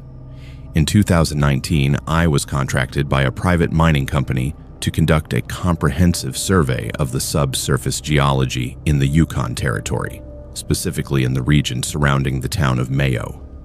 The region had been known for gold and silver deposits for over a century. The company wanted to assess the viability of reopening mining operations in the area. My contract included creating detailed maps of the underground cave systems, identifying mineral concentrations, and determining the structural integrity of potential mining sites. I was provided with state-of-the-art surveying equipment and was given full access to the mining company's facilities and historical records. The work began in May of 2019. I established a base camp near the mining site and began my preliminary surveys. The geology of the region was fascinating. Multiple cave systems existed throughout the area, some of which had been partially explored by previous surveyors, but many of which remained largely unmapped. Over the course of several weeks, I documented the locations and dimensions of numerous cave passages and underground chambers. But in July of 2019, I discovered something unusual.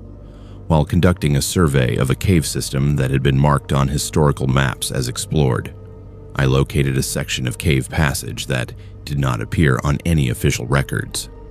The passage was approximately 12 feet in height and 8 feet in width, and it appeared to lead deeper into the earth in a direction that was not consistent with the previously mapped cave system. According to my company supervisor, I was instructed to mark the location and continue with my assigned surveying work. But I was curious. I decided to explore the passage further, extending my surveying work beyond my official assignments.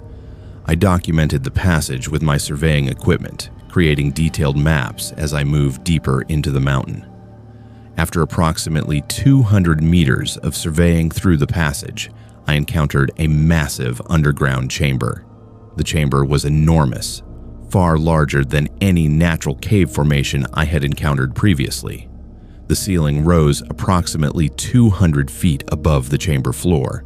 The chamber extended for hundreds of meters in all directions, too large to accurately determine its full dimensions with my available equipment. But what truly disturbed me was what I found on the chamber floor. The chamber was not empty. It contained structures, artificial structures, primitive construction consisting of materials that appeared to be stone and wood arranged in deliberate patterns. The structures resembled dwellings or shelters, though they were unlike any dwelling structures I had encountered in my years of archaeological observation. I documented everything with my surveying equipment. I took photographs and created precise measurements of the chamber and its contents. Then I collected samples of the structures for analysis. After several hours of exploration and documentation, I returned to my base camp and reported my findings to my company supervisor. My supervisor was initially skeptical. He told me that my findings were impossible. Underground chambers of such size do not simply exist without being previously documented. He told me to cease exploration of the unmarked passage and to focus on my assigned surveying work. But he also agreed to send a team to the location to verify my findings. When the verification team arrived at the location of the passage entrance, they found nothing. The passage I had documented did not exist. The cave wall was solid. There was no opening. There was no passage leading to the chamber. The surveyors examined the area thoroughly with their equipment, but they found no evidence that any passage had ever existed at the location I had identified. I was bewildered. I provided the company with my detailed survey documentation, my photographs, and my measurements.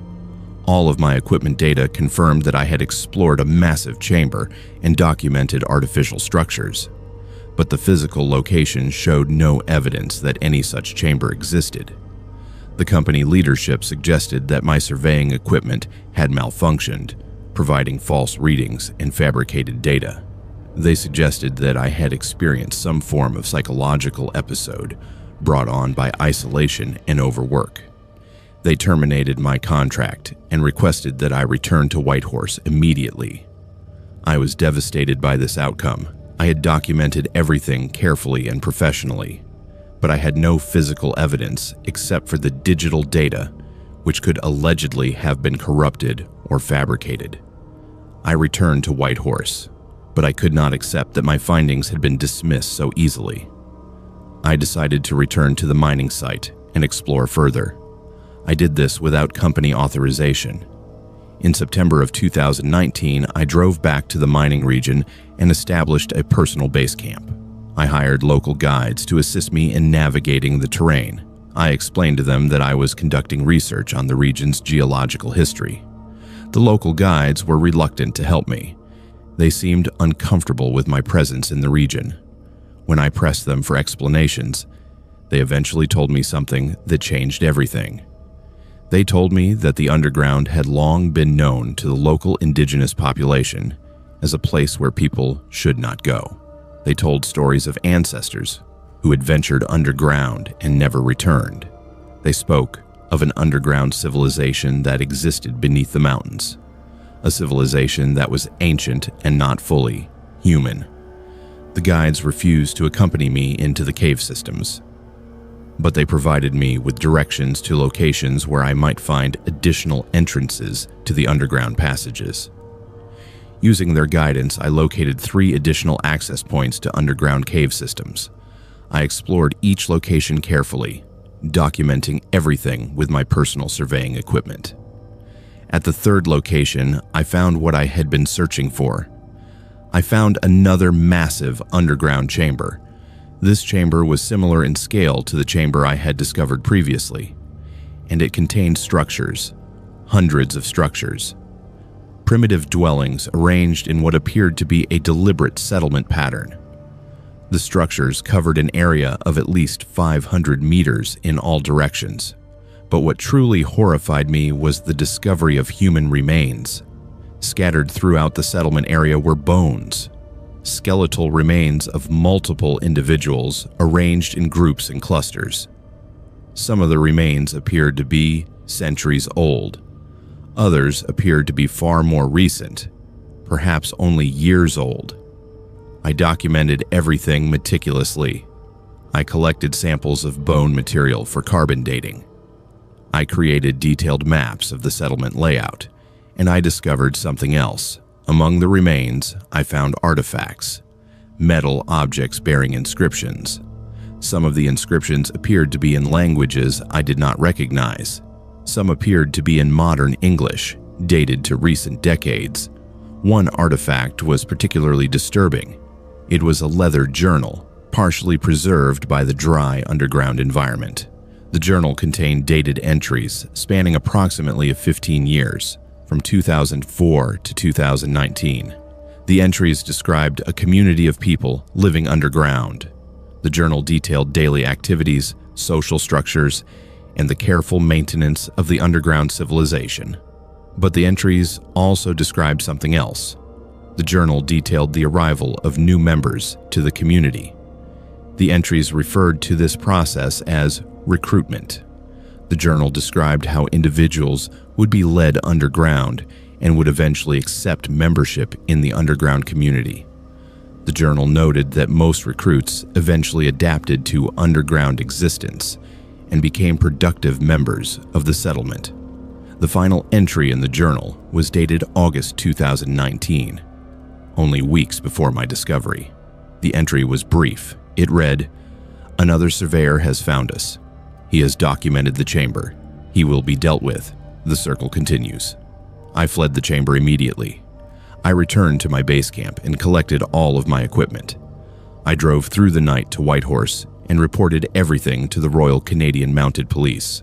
The RCMP conducted an investigation. A team of officers was sent to the mining region. They attempted to locate the underground chamber I had identified, but they found nothing. No cave passages, no structures, no human remains, no artifacts. The location I had marked showed only solid rock and normal geological formations. The RCMP suggested that I had fabricated evidence or experienced a psychological episode. They noted that my previous employer had already expressed concerns about my mental stability. They offered me the contact information for mental health professionals and suggested that I seek treatment. But I know what I found. I know that beneath the Yukon Mountains, there exists an underground civilization. I know that people have been taken there across decades. I know that they have been forced to remain, living lives cut off from the surface world, existing in darkness. 2 months ago, I received a package at my residence in Whitehorse. It contained a single item, a journal. I recognized it immediately as the journal I had discovered in the underground chamber. But this journal was not centuries old. It was new. It had been written recently. The handwriting was my own. The journal contains entries dated from 2020 through 2025. Entries written in the future, describing my life as it will be lived underground. Entries describing how I will eventually surrender my resistance and accept membership in the underground community. Entries describing how I will eventually bring others to the community, fulfilling the same recruitment role that others have filled before me. The final entry in the journal is dated November of 2025. It reads, "The final stage approaches. The transition cannot be delayed any longer. Soon, Samuel will come to understand the truth. Soon, he will descend and never return to the surface world. And another surveyor will eventually find us, and the cycle will continue forever." I'm terrified of that journal. I'm terrified of what it represents. I am terrified of the suggestion that my future has already been written, that my eventual descent into the underground is predetermined and inevitable. But I'm also aware that I am increasingly drawn toward the Northern Territories. I am aware that I have started researching mining surveys in the Yukon. I am aware that I have begun to make plans to return to the region where I made my discovery. And I am afraid that no matter how much I resist, I will eventually find myself descending into the darkness beneath those mountains. And I am afraid that I will not be alone. My name is Evie, and I serve as the Heritage Site Coordinator for the historic village of New Scotland, located on Prince Edward Island. The village is a restored settlement from the 19th century, maintained as a living museum and educational facility. The village consists of approximately 23 structures built between 1867 and 1901, including homes, a church, a school, a general store, and various outbuildings.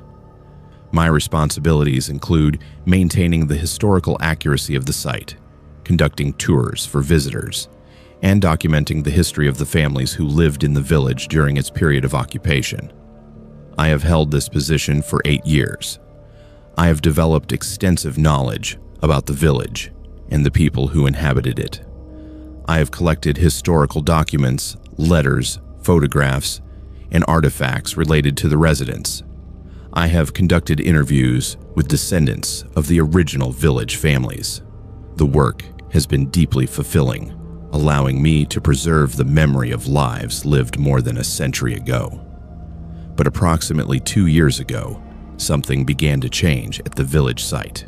In the spring of 2023, the board of directors commissioned the installation of security cameras throughout the facility. The decision was made to improve safety and to discourage vandalism. Night vision cameras were installed in strategic locations throughout the village. The footage was recorded continuously and stored on secure servers. I was given access to review the footage at any time. In June of 2023, I reviewed the security footage from the previous evening out of routine curiosity. What I observed on the footage disturbed me profoundly. The cameras had captured images of people moving through the village during the night, between the hours of midnight and 4 a.m. The people appeared to be dressed in 19th century clothing. They moved with purpose through the village structures. They appeared to be engaging in routine daily activities, cooking, cleaning, and socializing, all occurring in the darkness when no visitors or staff members were present. I reviewed additional nights of footage. The phenomenon occurred consistently. Every night between midnight and approximately 4 a.m., the village was inhabited by people dressed in period clothing who moved through the structures as if they were engaged in normal daily life. I reported my observations to the board of directors. I provided them with footage showing the phenomena. The board's response was skepticism. They suggested that the camera system was malfunctioning. They suggested that shadows and reflections were creating an illusion of figures moving through the structures. They recommended that I have the security system professionally evaluated. I arranged for a technician to evaluate the system. The technician found no malfunctions. The cameras were operating normally. The night vision sensors were functioning properly. The footage I had observed was genuine footage captured by functioning equipment. The board remained unconvinced. They suggested that the phenomena could have a rational explanation, perhaps stray animals or transient individuals moving through the property. They recommended that I maintain the existing security protocols, but that I cease investigating the nighttime phenomena further. But I could not cease my investigation. I became obsessed with understanding what was occurring at the village site. I began to spend nights at the site, remaining awake and observing the phenomena firsthand. Beginning in August of 2023, I stationed myself in different locations throughout the village each night, positioned to directly observe the nighttime activity. What I witnessed was beyond my comprehension. I observed people moving through the village, people dressed in authentic 19th century clothing, people who appeared completely corporeal and real. They moved with purpose and intentionality. They engaged in conversations that I could not quite hear, but that suggested normal social interaction. They entered structures and emerged hours later.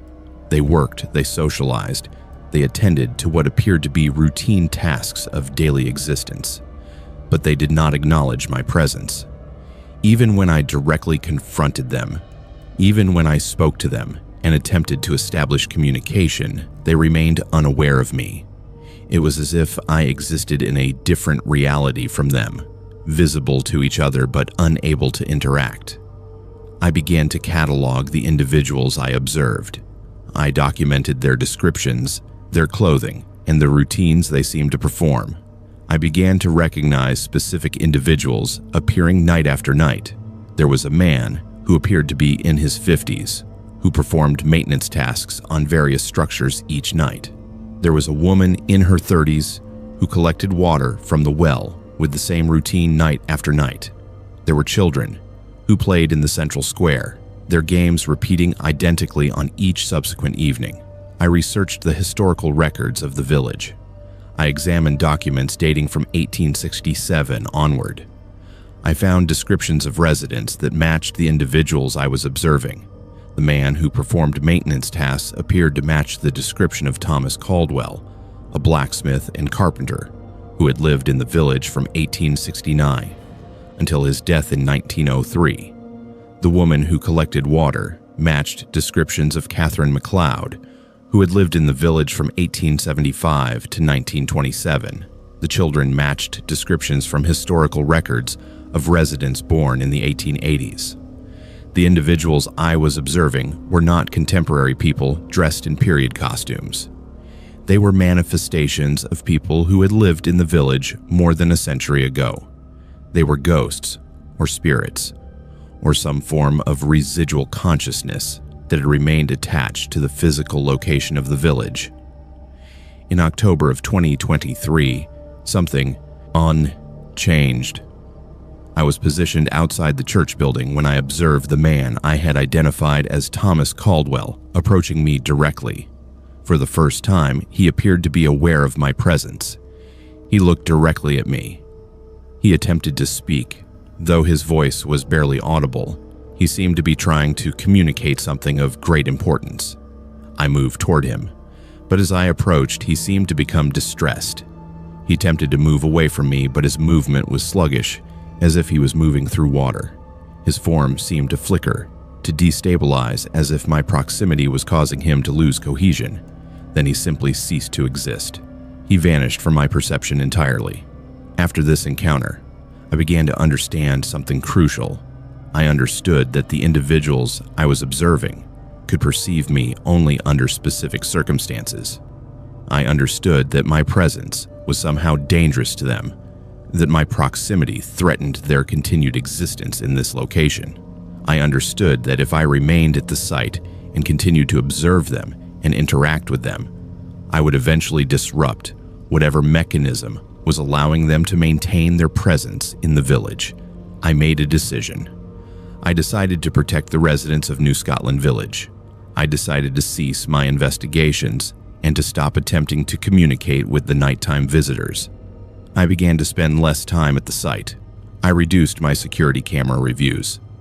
I attempted to minimize my engagement with the phenomena, but the decision came too late. By November of 2023, I began to notice that the nightly phenomena were changing.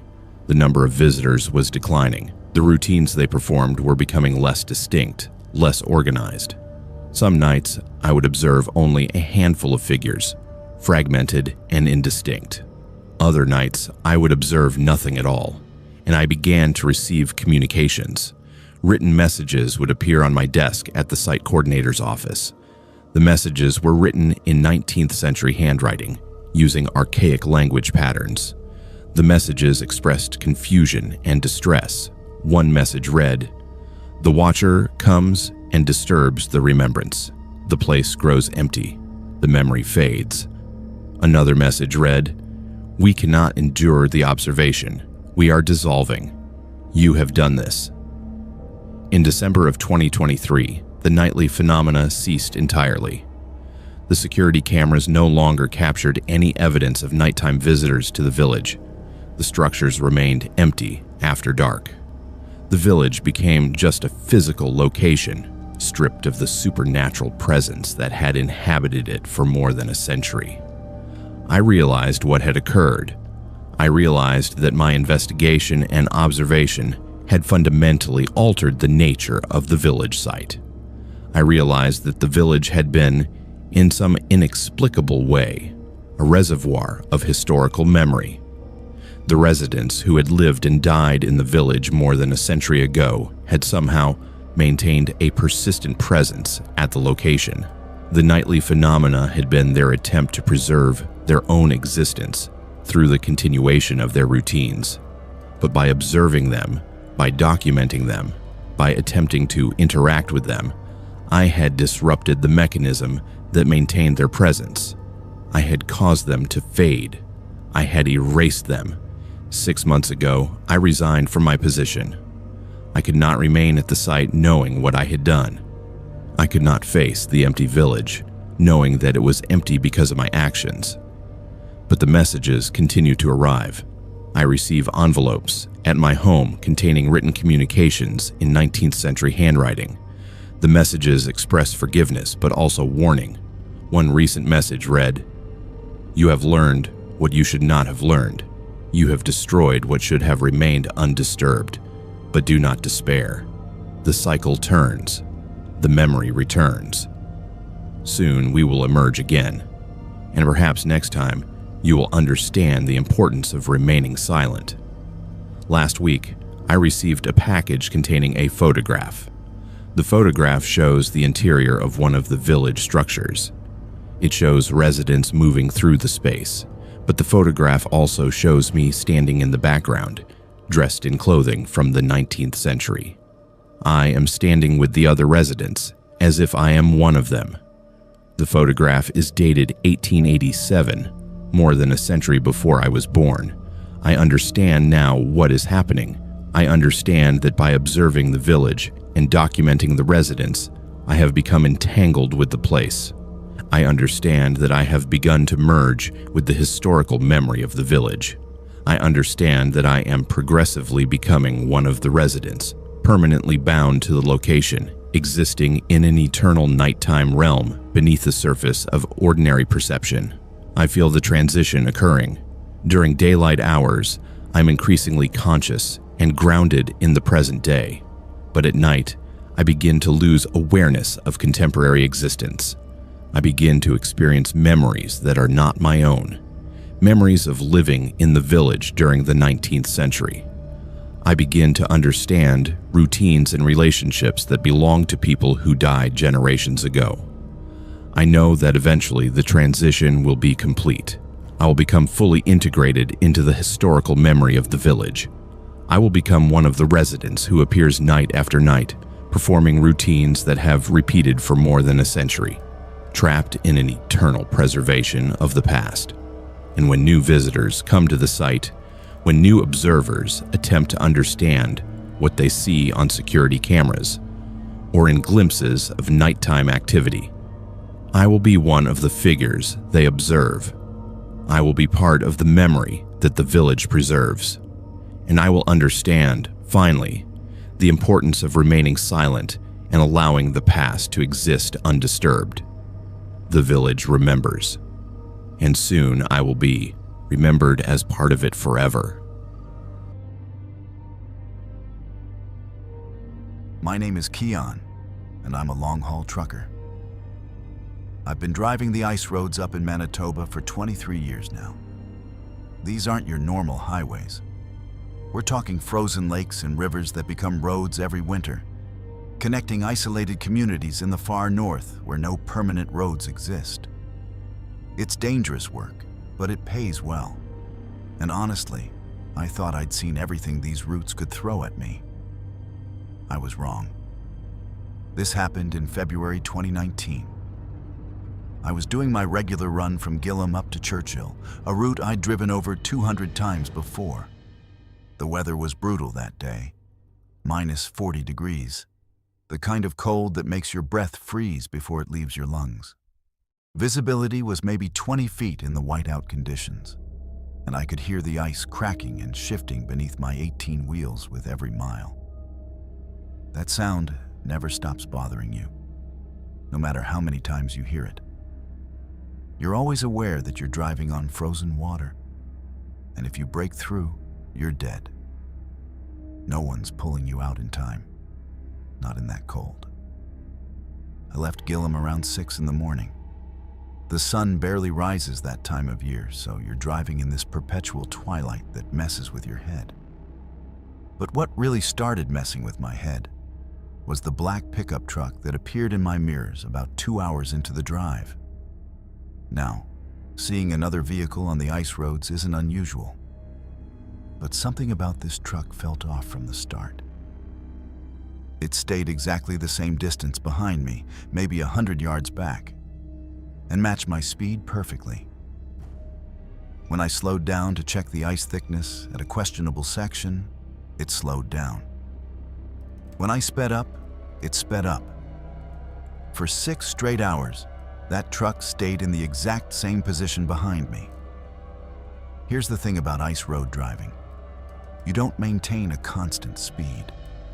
You're constantly adjusting based on ice conditions, visibility, wind, and a dozen other factors.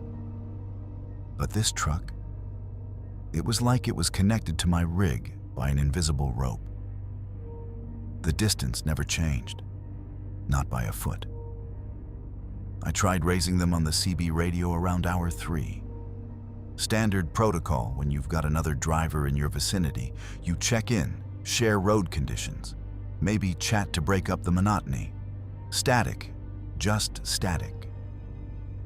I tried different channels, thinking maybe they were monitoring a different frequency. Nothing. Then, around hour 4, my radio crackled to life, but no one spoke.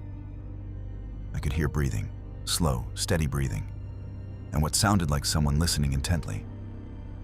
I said, "Hello? You there, buddy?" The breathing stopped, then started again. This went on for maybe 2 minutes before the radio went silent. My hands were shaking, and not from the cold. I cranked up the heat in my cab and told myself I was being paranoid. Maybe their radio was malfunctioning. Maybe they had it keyed accidentally. But that breathing, it sounded deliberate, like someone was holding the button down on purpose, wanting me to know they were there. The rational part of my brain kept trying to explain it away. This was just another trucker doing the same route. Maybe they were staying behind me for safety, following my tracks. That's not uncommon on ice roads when visibility is this bad. But 6 hours? 6 hours of perfect distance, perfect speed matching, and that breathing on the radio? I should mention that my wife's birthday was the next day, February 14th. I'd promised her I'd be home for it this time. I'd missed the last 3 years because of weather delays and mechanical issues.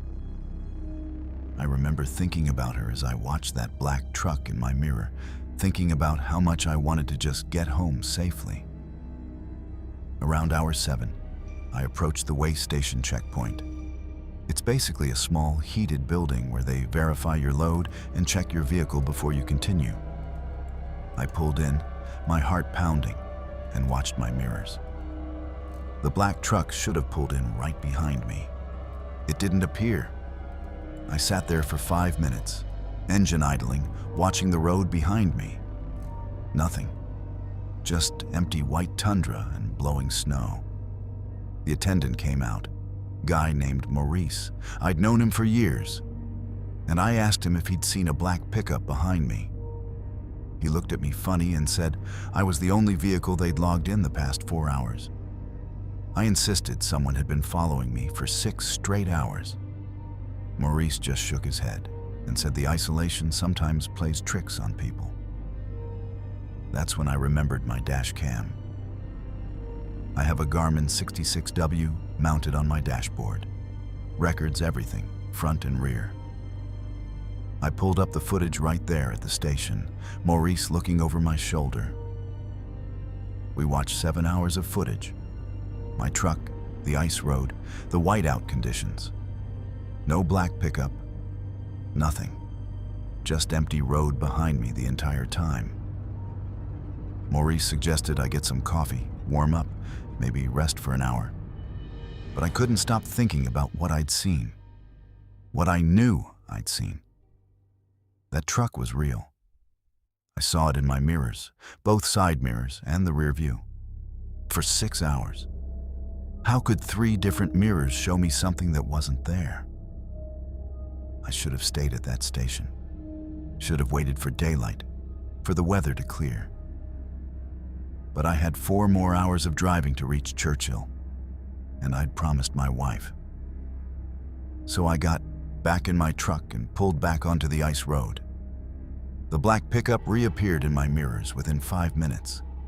Same distance, same speed, same position. My stomach dropped. I didn't touch the CB radio this time. I didn't want to hear that breathing again. I just drove, forcing myself to watch the road ahead, checking my gauges, anything to avoid looking in the mirrors. But I couldn't help it. Every few minutes, my eyes would flick up, and there it was. Following. Always following. Those last 4 hours were the longest of my life. The smell of diesel fuel and cold rubber filled my cab. The heater couldn't seem to warm me up. The ice cracked and groaned beneath my wheels, and all I could think about was that truck behind me, and the fact that it didn't exist. At least not according to my dash cam. Not according to Maurice at the way station. But I could see it. Even now, I can close my eyes and see it perfectly. Black paint, no visible markings, headlights that never seemed to illuminate anything. Just 2 steady points of light in my mirror. I reached Churchill around 7 p.m. The sun had set hours ago. I pulled into the depot, and just like at the way station, the black pickup never followed me in. It was just gone. I sat in my truck for 20 minutes, shaking before I could even get out. I filed a report with the local RCMP detachment the next morning. They listened politely, took notes, but I could see it in their eyes. They thought the isolation and stress had gotten to me. They checked with other drivers who'd been on the routes that day. No one else reported seeing a black pickup. They pulled traffic data from the way station. No other vehicles logged. I made it home for my wife's birthday. I didn't tell her what happened, not then. What would I say? That I was being followed by a truck that didn't exist? That my dash cam showed empty road, but my eyes showed something else? I still drive that route. I need the work, and honestly, part of me needs to prove to myself that I can do it. But I don't look in my rearview mirror anymore. Not on the ice roads. I adjusted my side mirrors so I can see what's directly beside me for lane awareness. But I can't see far behind me anymore. I tell other drivers it's because of glare issues. The truth, I'm terrified of what I might see back there. Because sometimes, in my peripheral vision, I catch a glimpse of 2 headlights, staying exactly the same distance behind me, matching my speed perfectly. And sometimes, late at night when the CB radio is quiet, I hear it. That slow, steady breathing, and I know someone is listening. I never found out what was following me on the ice road that day.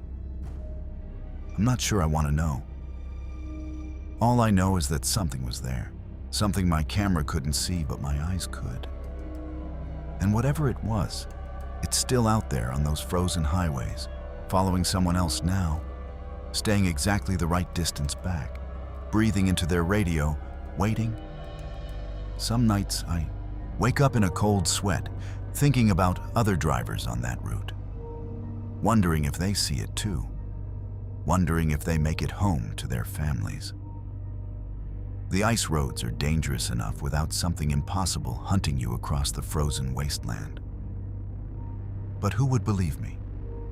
Who would believe any of us? So I drive, I deliver my loads, I come home, and I never, ever look in the rearview mirror. My name is Sarah, and I'm an elementary school teacher.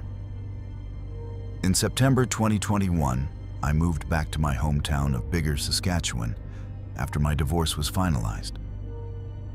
I needed a fresh start, somewhere affordable where I could rebuild my life and focus on my career. The apartment seemed perfect. Main floor of a beautiful century-old house, hardwood floors, big windows, and the rent was incredibly reasonable. My landlord lived upstairs, a friendly older man who seemed genuinely happy to have a quiet, responsible tenant. The basement apartment, he told me, was empty and used for storage. It should have been my sanctuary. Instead, it became the place where I learned that the worst monsters are the ones who have keys to your door. I moved in on September 3rd, right before school started. I teach second grade at the elementary school near Biggar Composite High School, and I was excited to throw myself into work, into creating a normal routine.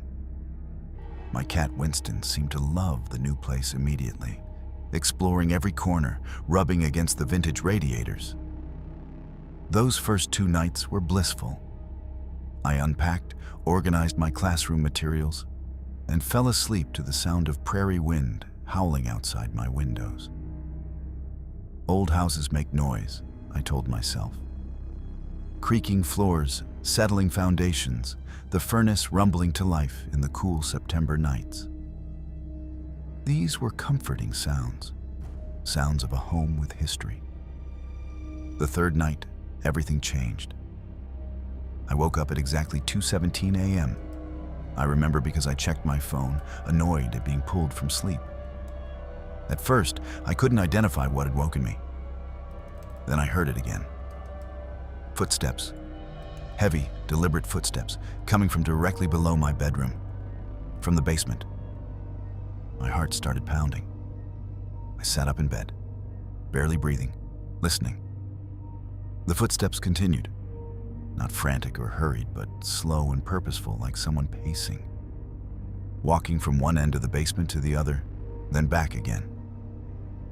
I grabbed my phone and waited, every muscle tensed. After about 5 minutes, the footsteps stopped. The next morning, I knocked on my landlord's door. He smiled warmly and invited me in for coffee. When I mentioned the footsteps, his expression didn't change. "Oh, that old place settles something fierce," he said, chuckling. "The heating system kicks on, pipes expand, floorboards shift. You'll get used to it. Everyone does." He was so casual, so reassuring, that I felt embarrassed for bringing it up. Of course it was the house settling. What else would it be? But Winston didn't think it was the house settling. My cat, who had been so confident and curious, started acting strange. He would sit at the top of the basement stairs. There was a door in my kitchen that led down, and stare at it for hours, ears flat against his head, tail twitching. Sometimes he would hiss at nothing, back away, and refuse to go near that door for the rest of the day. Have you ever had that feeling that something in your life is slightly wrong, but you can't quite put your finger on what it is? That's how the next week felt. Small things seemed off. I'd leave my hairbrush on the bathroom counter and find it on my bedroom dresser. I'd pour coffee in my favorite mug, a blue ceramic one my students had given me. And when I'd come back from getting dressed, it would be in a different spot on the counter. I told myself I was distracted, stressed from the new school year, still processing the divorce. I was forgetting where I put things, that's all. Then my underwear started disappearing from the laundry basket. Not all of it, just specific items.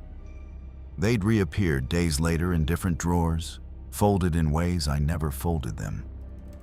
That's when the rational explanations started breaking down. That's when the fear started living in my chest, constant and cold. The smell of mildew from the basement seemed to grow stronger, seeping under the kitchen door, even though it was closed. At night, lying in bed, I could hear the old furnace rumbling. But underneath it, sometimes I swore I heard other sounds. Movement, breathing, the creak of floorboards that had nothing to do with settling. My own breathing sounded too loud in the quiet of those prairie nights, and I'd pull my blankets up to my chin like a child, feeling ridiculous and terrified in equal measure. On September 19th, I found the boot prints. It had rained the night before, and the ground around the house was soft mud. I was taking out the trash in the morning when I noticed them.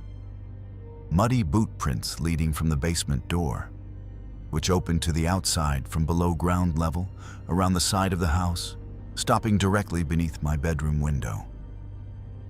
Large prints, a man's size. The basement door had been open. I could see it slightly ajar. I stood there in my pajamas and slippers, staring at those prints, and my entire body went cold despite the mild September morning. Someone had come out of the basement during the night and stood beneath my bedroom window. Just stood there, based on how the mud was compressed in that one spot. Stood there and looked up. I called my landlord immediately. He came down within minutes, examined the prints, and frowned. "Kids," he said finally. "We get teenagers sometimes messing around in empty buildings. I'll make sure that basement door is locked properly. Don't worry, Sarah. You're completely safe." But I wasn't safe. I knew it the way you know when you're being watched. That primal instinct that kept our ancestors alive. Something was wrong, deeply wrong, and everyone kept telling me I was fine.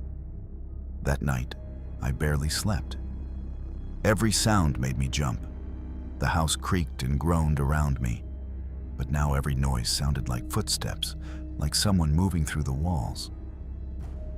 Winston refused to sleep in my room, something he'd done every night since I adopted him 3 years ago. He stayed in the living room, staring at that basement door. 3 days later, on September 22nd, I woke up to find the basement door open. Not just unlocked, open, standing wide open into the darkness below. I know I had checked that lock before bed. I checked it every night now, multiple times, tugging on the handle until I was sure. But here it was, open, and the smell of mildew rolling up from below was overwhelming, mixed with something else. Something that smelled like body odor and cigarette smoke. I didn't go near that door. I grabbed Winston, locked myself in my bedroom, and waited for sunrise. When the sun came up, I forced myself to look around the outside of the house again. What I found made my blood turn to ice. My bedroom window is about 5 feet off the ground. There's a flower bed beneath it, and in the soft soil, I could see where the flowers had been crushed recently. But that's not what made me go numb with terror. On the window itself, I could see smudges. Fingerprint smudges on the outside of the glass, positioned exactly at eye level for someone standing in that flower bed, looking in. But here's what made it impossible: the angle. To get that position, to stand exactly there and look directly into my bedroom, you'd have to know the perfect spot. You'd have to have practiced it. And the only place you could see that exact angle, the only place you could line it up perfectly, was from inside the basement, looking up through the basement window, which offered a direct sight line to my bedroom window above. Someone had been in that basement, looking up, figuring out exactly where to stand outside to see into my room. Someone had been watching me sleep. I called the landlord again. This time, I was crying, my voice shaking as I explained the fingerprints, the angle, the open door. He arrived quickly, and for the first time, he looked genuinely concerned. "Let's check the basement together," he said. "I'll go first. If someone's squatting down there, we'll find them." We went down the basement stairs together, him in front with a flashlight. The basement was exactly as he described. Old furniture, boxes, storage items covered in dust. No evidence of anyone living there. No sleeping bag, no food, no clothes. Nothing. The dust on the floor was disturbed, but he pointed out that could be from anything. Air currents, mice, the fact that he occasionally went down there himself for maintenance. "See?" he said gently. "No one's here? You're safe, Sarah. I think maybe the stress of the divorce, the move, starting a new school year, it's getting to you. That's understandable. But you're safe here, I promise." I wanted to believe him. I wanted it so badly. But that night, at 2:17 a.m., the exact same time as always, I heard the footsteps again. Only this time, there were two sets. Two different walking patterns. Two different weights hitting the floorboards below my bed. And I could hear voices, low and muffled, like two people having a conversation they didn't want overheard. I packed a bag in the dark, grabbed Winston, and left. I didn't even turn on the lights. I drove to a friend's house in Saskatoon and never went back to that apartment except to get my things with my brother present in broad daylight. I broke my lease, lost my damage deposit, $900 I couldn't really afford to lose. But I didn't care. I slept on my friend's couch for 2 months until I found a new place. On September 23, 2020, I filed a report with the RCMP. They took my statement. But without evidence of actual break-in or assault, there wasn't much they could do. The landlord hadn't committed a crime they could prove. The case went nowhere. For 6 months, I tried to move on. I threw myself into teaching, spent time in therapy processing the divorce and what had happened in that apartment. I started sleeping through the night again. Winston stopped being skittish. Life returned to something resembling normal. Then, in March 2022, I got a call from an RCMP officer. My former landlord had been arrested. Multiple women, former tenants, had come forward. He'd been installing hidden cameras in rental properties for years. They found dozens of hard drives with footage. Bathrooms, bedrooms, women in various states of undress, private moments never meant to be seen. The investigation was ongoing, they told me. They'd need me to testify about my experience. But here's what still keeps me awake at night. They never found evidence of anyone else. No second person.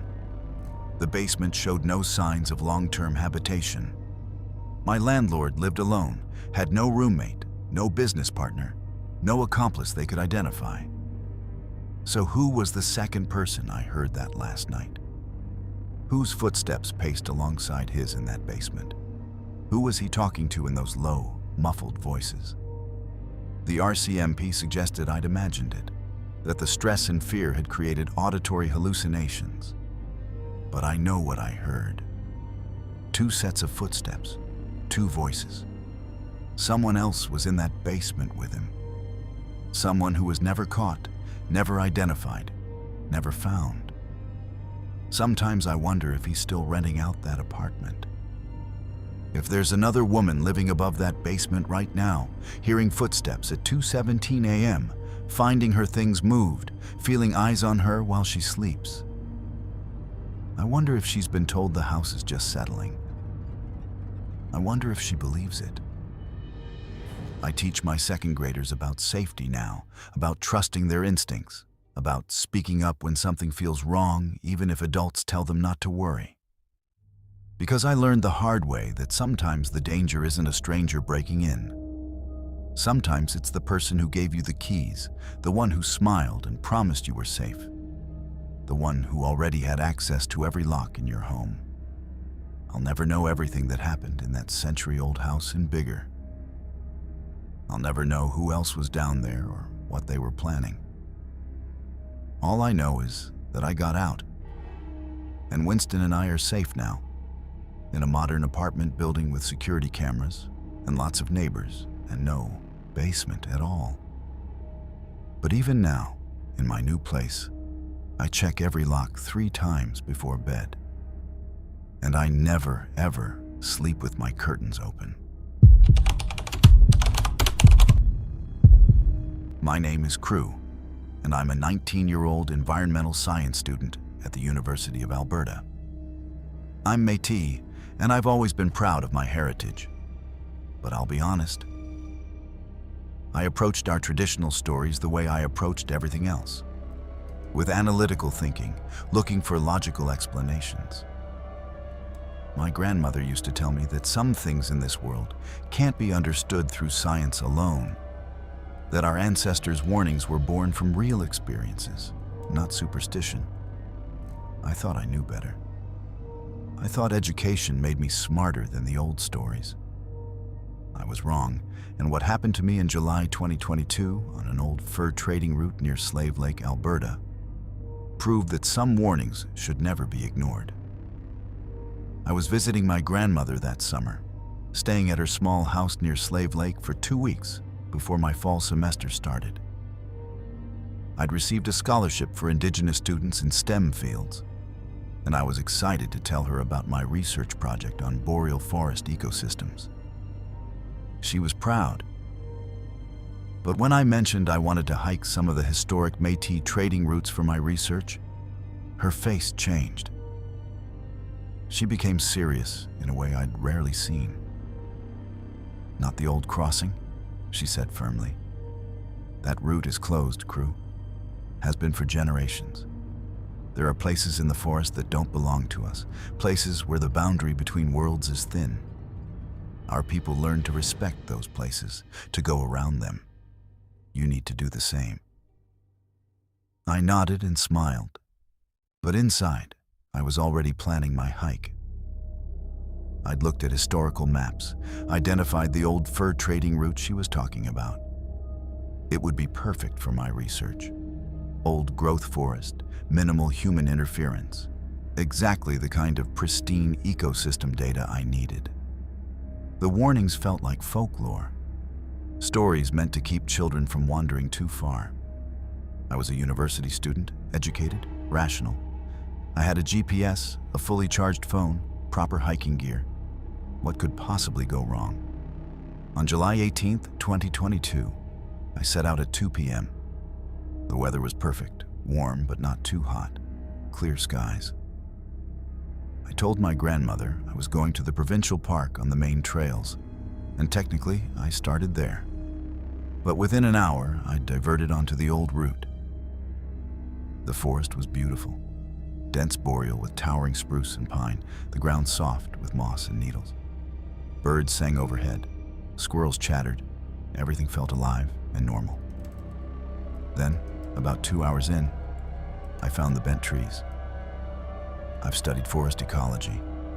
I know what natural tree growth looks like, how trees bend toward light, how weather and soil conditions affect their shape. This wasn't that.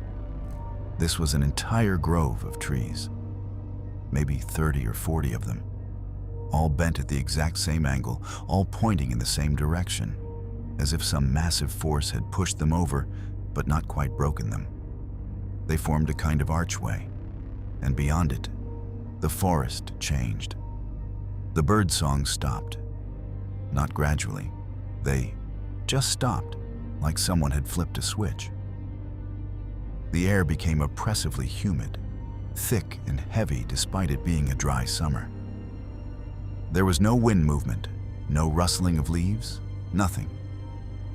The silence was so complete it felt physical, pressing against my eardrums. I should have turned back right then. Every instinct I had was screaming at me to leave. But I'm a scientist. I wanted to understand what I was seeing. I took photos, checked my compass, noted the GPS coordinates, 55.2847 degree N, 114.7621 degree W. Then I kept walking. The smell of wood smoke reached me about 10 minutes later, strong and distinct, like someone had just put out a campfire. I followed it, thinking maybe there were other hikers, maybe I could ask them about the strange trees. What I found made no sense. It was a hunting camp, traditional style, the kind our ancestors would have used. A fire pit made of stones, still warm when I held my hand over it. The ashes were fresh, gray and white, not cold and scattered. There were marks on the ground where someone had sat, where bedrolls had been laid out. But there were no tracks leading in or out. The moss around the camp was undisturbed except for the camp itself. No footprints, no trail, nothing. It was as if the camp had simply materialized there, been used, and whoever used it had vanished into thin air. I knelt down, examining the fire pit, trying to find a rational explanation. The scientific part of my brain was cataloging possibilities. Maybe the moss had grown back quickly. Maybe I was missing something obvious. But then I heard it, singing. It was in Mishif, the Métis language. I recognized it as Mishif even though I don't speak it fluently. My grandmother uses phrases sometimes, and I'd heard recordings in cultural classes. But this was different.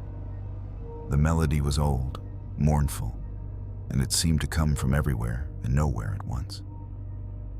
Not echoing exactly, but surrounding me, like the forest itself was singing. I should have run. But the song was beautiful and terrible, and I felt pulled toward it, like my feet were moving without my permission. I walked deeper into the forest, following the sound, and with each step, the humidity grew worse. Sweat poured down my face. My clothes stuck to my skin. The smell of wood smoke intensified, but there was still no visible source. Then I saw the figure. It was standing in a small clearing ahead, maybe 50 feet away. At first, I thought it was someone in traditional Métis clothing, the kind you'd see in historical photos. A sash around the waist, a long coat, moccasins. The figure stood perfectly still, facing away from me. The singing continued, and I realized it was coming from this figure, though the voice seemed too loud, too resonant to come from a single human throat. "Hello?" I called out. My voice sounded wrong in that silent forest, too small and too loud at the same time. "Are you okay?" The figure stopped singing. The silence that followed was worse than any sound. Slowly, impossibly slowly, it began to turn toward me. And as it turned, I saw that something was very, very wrong. Where its face should have been, there was nothing. Not a mask, not a cloth covering, just smooth skin, like someone had erased its features. No eyes, no nose, no mouth. Just blank, pale skin stretched over where a face should be. But somehow, I knew it was looking at me. I could feel its attention, cold and ancient and utterly inhuman. I ran. I don't remember making the decision to run. My body just moved, pure animal panic overriding everything else. I crashed through the undergrowth, branches whipping my face, roots trying to trip me. Behind me, I heard footsteps. Not running, just walking, steady and rhythmic, matching my own pace perfectly. When I sped up, they sped up. When I slowed down from exhaustion, they slowed down. Always the same distance behind me, never gaining, never falling back. The forest had become a maze. I passed the same bent trees 3 times, 4 times, approaching them from different angles, but always ending up back at that unnatural archway. My GPS showed me moving, the distance counter was climbing. But I kept looping back to the same landmarks. I could hear my own breathing, ragged and desperate, and beneath it, those steady footsteps behind me. And beneath that, a sensation I can't quite describe. It felt like the forest itself was watching me, waiting to see what I would do. Time stopped making sense. The sun should have been lowering, but it seemed stuck in the same position. My phone showed 2:47 p.m., then suddenly 6:23 p.m., then 4:15 p.m. The numbers made no sense. I tried calling for help, but there was no signal. And when I tried to look at my GPS coordinates, the numbers kept changing, even though I was standing still. I don't know how long I ran. It felt like days, but also like minutes. Eventually, I stumbled and fell, too exhausted to get up. I lay there on the moss, gasping, waiting for those footsteps to reach me, waiting for that faceless figure to stand over me. But they stopped. The footsteps just stopped, maybe 20 feet behind me, and I could feel it standing there, watching with eyes it didn't have. Then my grandmother's voice came to me. Not actually present, but a memory of something she'd said years ago. If you ever find yourself lost in a place you shouldn't be, show respect. Acknowledge that you don't belong there, that you're sorry for trespassing, and ask for permission to leave safely. With the last of my strength, I pushed myself to my knees. I didn't look behind me. I knew better than to look. In my broken mashif, mixing in English because I didn't know enough words, I said I was sorry. I said I was young and foolish, that I should have listened to my grandmother, that I meant no disrespect to this place or whatever dwelled here. I asked humbly to be allowed to leave. The oppressive humidity lifted slightly. A breeze moved through the forest. The first wind I'd felt in hours. And when I looked up, I could see the bent trees ahead of me. But this time, they felt different, like a doorway opening instead of closing. I walked toward them, not running, not looking back. I passed through the archway of bent trees, and suddenly I was back in normal forest. Birds singing, squirrels chattering, the sound of a distant highway. I checked my phone, 11:47 p.m. I'd been in the forest for over 9 hours, but it had felt both longer and shorter than that. My GPS showed something impossible. The tracking function had been on the whole time, and it showed I'd traveled 47 kilometers. But when I overlaid that tracking data on the map, it was all within a 2-kilometer radius, looping and spiraling and crossing over itself in patterns that made no geometric sense. I made it back to my grandmother's house just after midnight. She was waiting on the porch, and the look on her face told me she knew exactly where I'd been. She didn't say, "I told you so." She just held me while I shook and cried like a child. Then she brought me inside, made me tea, and performed a traditional cleansing ceremony. She burned sage and sweetgrass, said prayers in Michif I didn't understand, and placed a tobacco offering outside her door. "Some places remember," she said finally. "That crossing has always been a threshold. Our people knew to respect it, to leave offerings, to ask permission before passing through. You walked in without respect, and it showed you what lies beyond. You're lucky it let you leave." I asked her what I'd seen, what that faceless figure was. She shook her head. "Some things don't have names that should be spoken.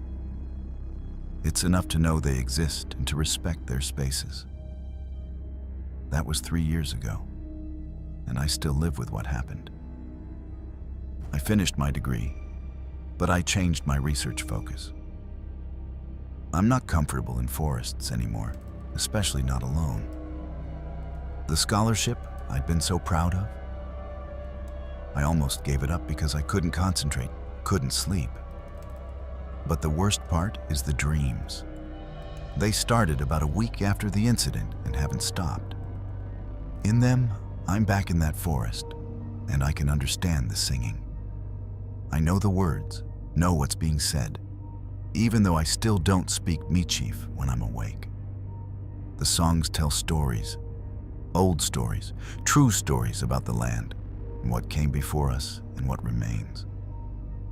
And in these dreams, the faceless figure stands at the edge of my vision, always watching, and I know it's waiting for something. I asked my grandmother about the dreams. She looked troubled and said, "It marked you. When you walked in that place, it saw you, and now part of you will always be connected to it. The dreams are its way of teaching you what you refused to learn before, that not everything can be understood through science, that respect and humility are their own kind of knowledge. I keep a tobacco pouch now, like my grandmother taught me. Before I go anywhere near wilderness, I leave an offering and ask permission.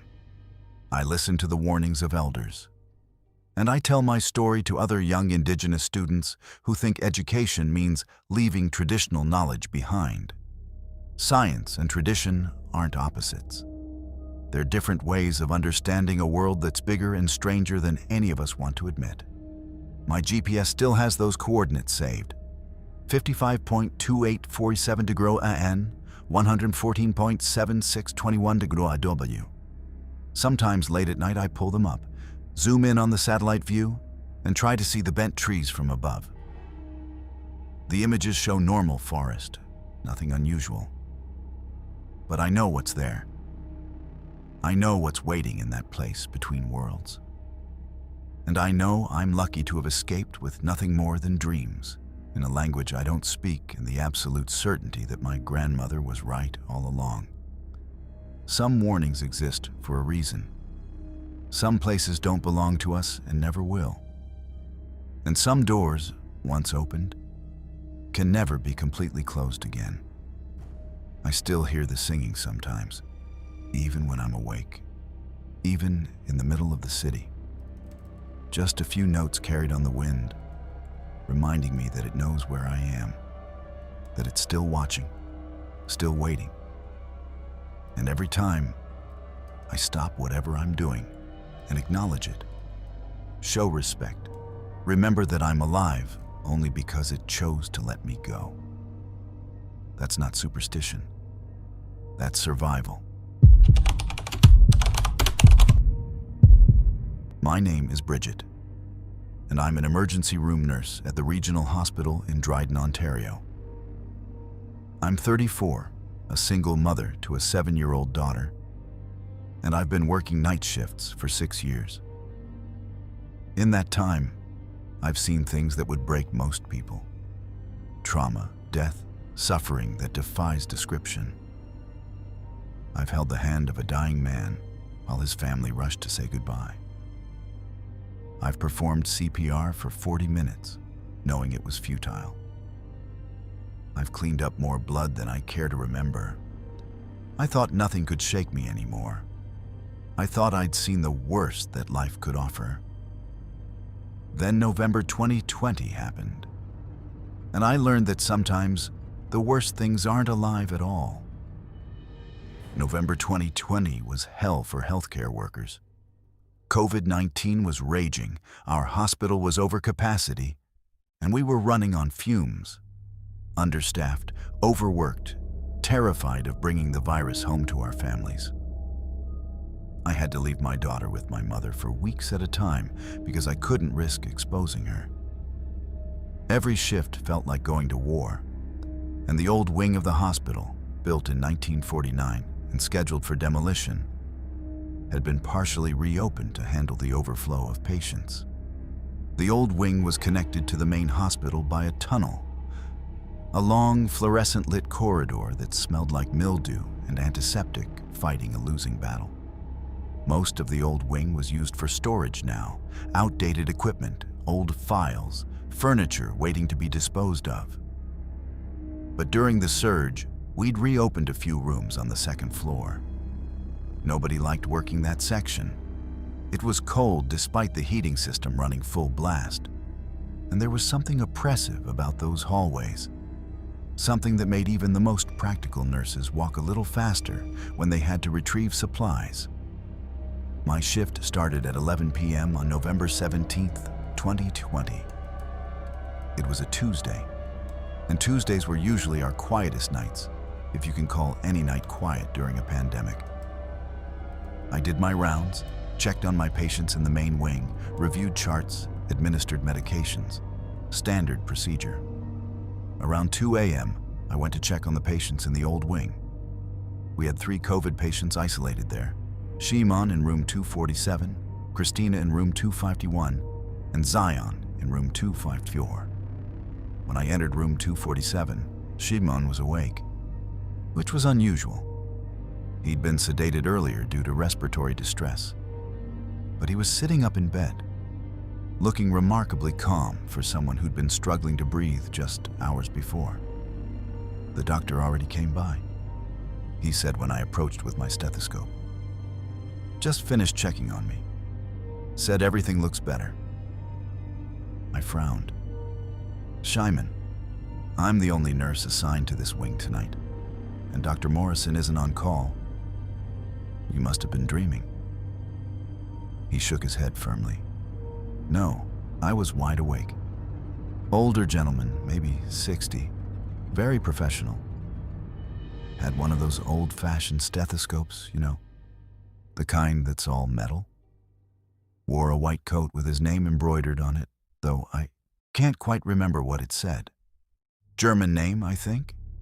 He took my vitals, checked my chart, told me I was improving. A cold feeling settled in my stomach, but I pushed it aside. COVID patients sometimes experienced confusion, especially with the medications we were using.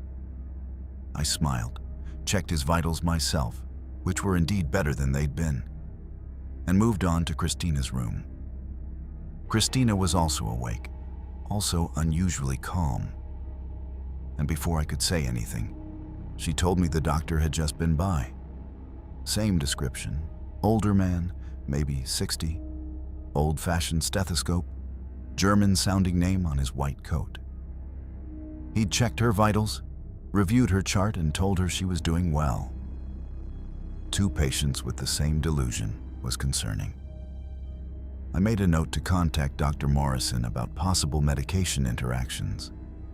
But when I reached room 254 and Zion, who spoke limited English and had been barely conscious for days, mumbled about the doctor with the old stethoscope, I knew something was wrong. 3 separate patients, 3 identical descriptions of a doctor who didn't exist. I went back to the nurses' station in the main wing and pulled up the security footage. We'd installed cameras throughout the hospital during COVID to monitor patient rooms remotely and reduce unnecessary exposure. I scrolled through the footage from the old wing, and what I saw made my hands shake. At 1:47 a.m., a figure in a white coat entered room 247. The timestamp was clear, the movement was clear, but the figure itself, the face was pixelated, distorted like someone had scrambled that part of the image. I watched this figure approach Shimon's bed, appear to check vitals, look at the chart. Then it left and entered room 251. Same thing, pixelated face, clear white coat, professional movements. Then room 254. I replayed the footage 3 times. Every other detail was crystal clear. The room numbers on the doors, the equipment, the patients in their beds. But this figure's face was digitally corrupted in every single frame, across 3 different cameras. That doesn't happen. Camera glitches don't follow a person from room to room while keeping everything else in perfect focus. My hands were shaking as I called my supervisor. She listened to my report, reviewed the footage herself, and suggested it was a technical malfunction combined with patient confusion. But I could hear the uncertainty in her voice. She told me to finish my shift and we discuss it in the morning. At 4 a.m., I needed to retrieve additional PPE from the storage area in the old wing. The tunnel felt longer than usual, the fluorescent lights buzzing louder, casting shadows that seemed to move. The squeak of my rubber-soled shoes on the linoleum echoed too loudly in the silence. I could hear distant ventilator sounds from the patient rooms, the steady beeping of monitors. But underneath that, something else.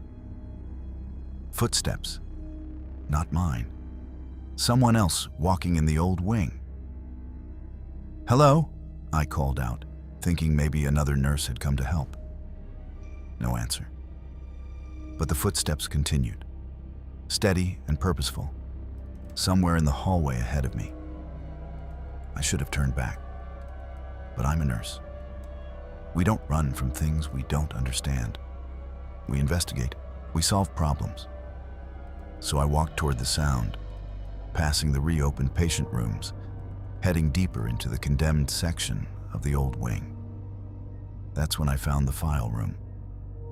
The door was ajar, which was strange because this area was supposed to be locked.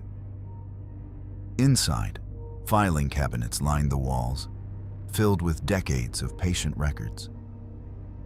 One cabinet was open, and a chart lay on the floor as if it had been recently pulled and dropped. I picked it up. The paper was yellowed and brittle, dated 1957. Room 247, the same room where Shimon was now. The patient's name was different, but the symptoms were identical. Respiratory distress, difficulty breathing, the same vital sign patterns I'd seen on tonight's patients. I pulled more charts. Room 251, 1957, same symptoms. Room 254, 1957, same symptoms. And stamped across each chart in red ink, deceased. All 3 patients from 1957 had died. And according to the notes, they died within hours of their conditions mysteriously improving. The attending physician's signature was on each chart. Dr. Damari. The footsteps behind me stopped. I turned slowly, and at the end of the hallway, maybe 40 feet away, I saw him. He stood perfectly still under a flickering fluorescent light. White coat, old-style stethoscope around his neck, gray hair, maybe 60 years old. But his face, God, his face was wrong. It wasn't pixelated like in the security footage. It was clear, but it didn't look entirely solid, like I was seeing him through water or old glass. And his eyes, they were hollow, exhausted, filled with a grief so profound it made my chest hurt to look at him. We stared at each other for what felt like an eternity. Then he turned and walked down the hallway, his footsteps echoing that same steady rhythm I'd heard before. He reached the wall at the end of the corridor, a solid wall, no door, and walked straight into it. Not through it, not around it. Into it, like it wasn't there. And then, he was gone. I stood there, clutching those patient charts from 1957, my breath coming in short gasps, my professional composure completely shattered. I'm a nurse. I deal in facts, in science, in things I can measure and treat. What I'd just seen didn't fit into any framework I understood. I left the old wing. I finished my shift in the main hospital, but I refused to go back to that section. When my supervisor asked why, I showed her the charts from 1957. I told her everything, the patient's descriptions, the security footage, the figure I'd seen.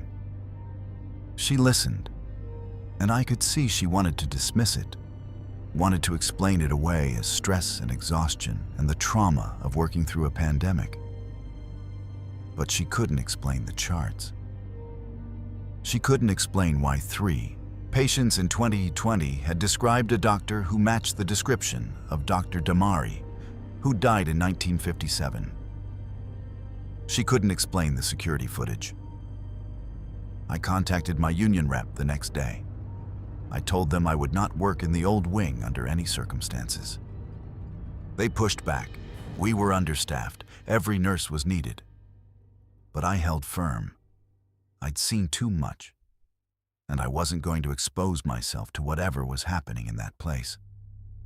The hospital administrator pulled the records on Dr. Damari. He'd been a well-respected physician, dedicated to his patients, working at the hospital since it opened in 1949. In 1957, he lost 3 patients in one night, rooms 247, 251, and 254. The same rooms. They'd all shown signs of improvement, and then suddenly crashed and died. Dr. Damari blamed himself. A week later, he died by suicide in the hospital basement.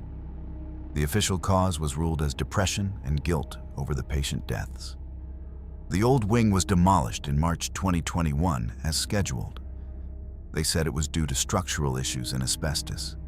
But I know the real reason. Other nurses had started reporting similar experiences. A doctor who shouldn't exist making rounds in the night. Patients describing visits from a physician who'd been dead for over 60 years. Shimon, Christina, and Zion all recovered from COVID. They were among the lucky ones. But sometimes I wonder if they recovered because of modern medicine, or because Dr. Damari, whatever he was, couldn't save his patients in 1957 and was trying to make amends in 2020. I still work at the hospital, but only in the new wing now. I still work night shifts because single mothers need the shift differential to pay the bills. But sometimes, when I'm walking down an empty hallway at 2 a.m., I catch a glimpse of something in the corner of my eye. A figure in a white coat, old-fashioned stethoscope around the neck, standing in a doorway or at the end of a corridor. And sometimes, in the reflection of a window or a medicine cabinet, I see him watching me. Not threatening, not malevolent, just watching. With those hollow, grief-stricken eyes, still making his rounds, still trying to save the patients he lost so many years ago. I don't tell people this story often. Healthcare workers are already dealing with enough. PTSD from the pandemic, moral injury, impossible workloads. Adding ghost stories to that burden feels cruel. But it happened. I have the security footage saved on a flash drive, though the hospital officially claims it was corrupted data. I have copies of those patient charts from 1957, though the hospital says they were supposed to be destroyed years ago. And I have the memory of Dr. Damari walking into that wall. His shoulders slumped with the weight of guilt he'd carried for over 60 years, still trying to do his job, still trying to help, even in death.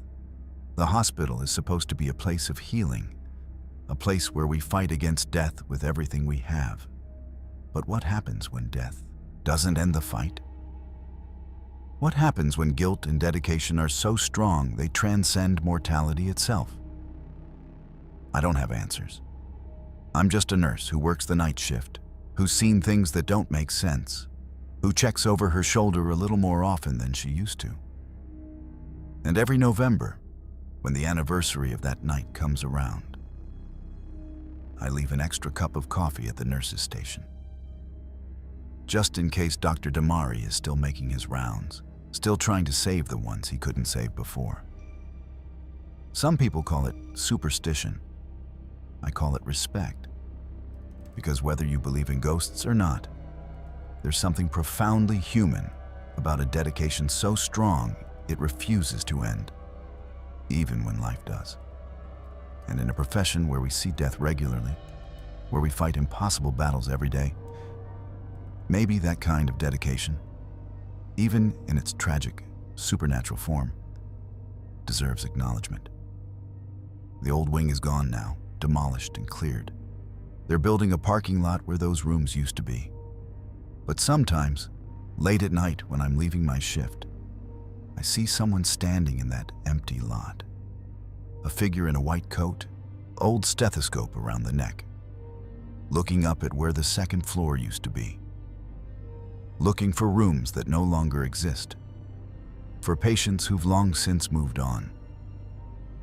And I wonder if he'll ever find the peace he's looking for, or if he's condemned to make rounds for eternity, trying to fix the one night where everything went wrong, trying to save the patients who can't be saved.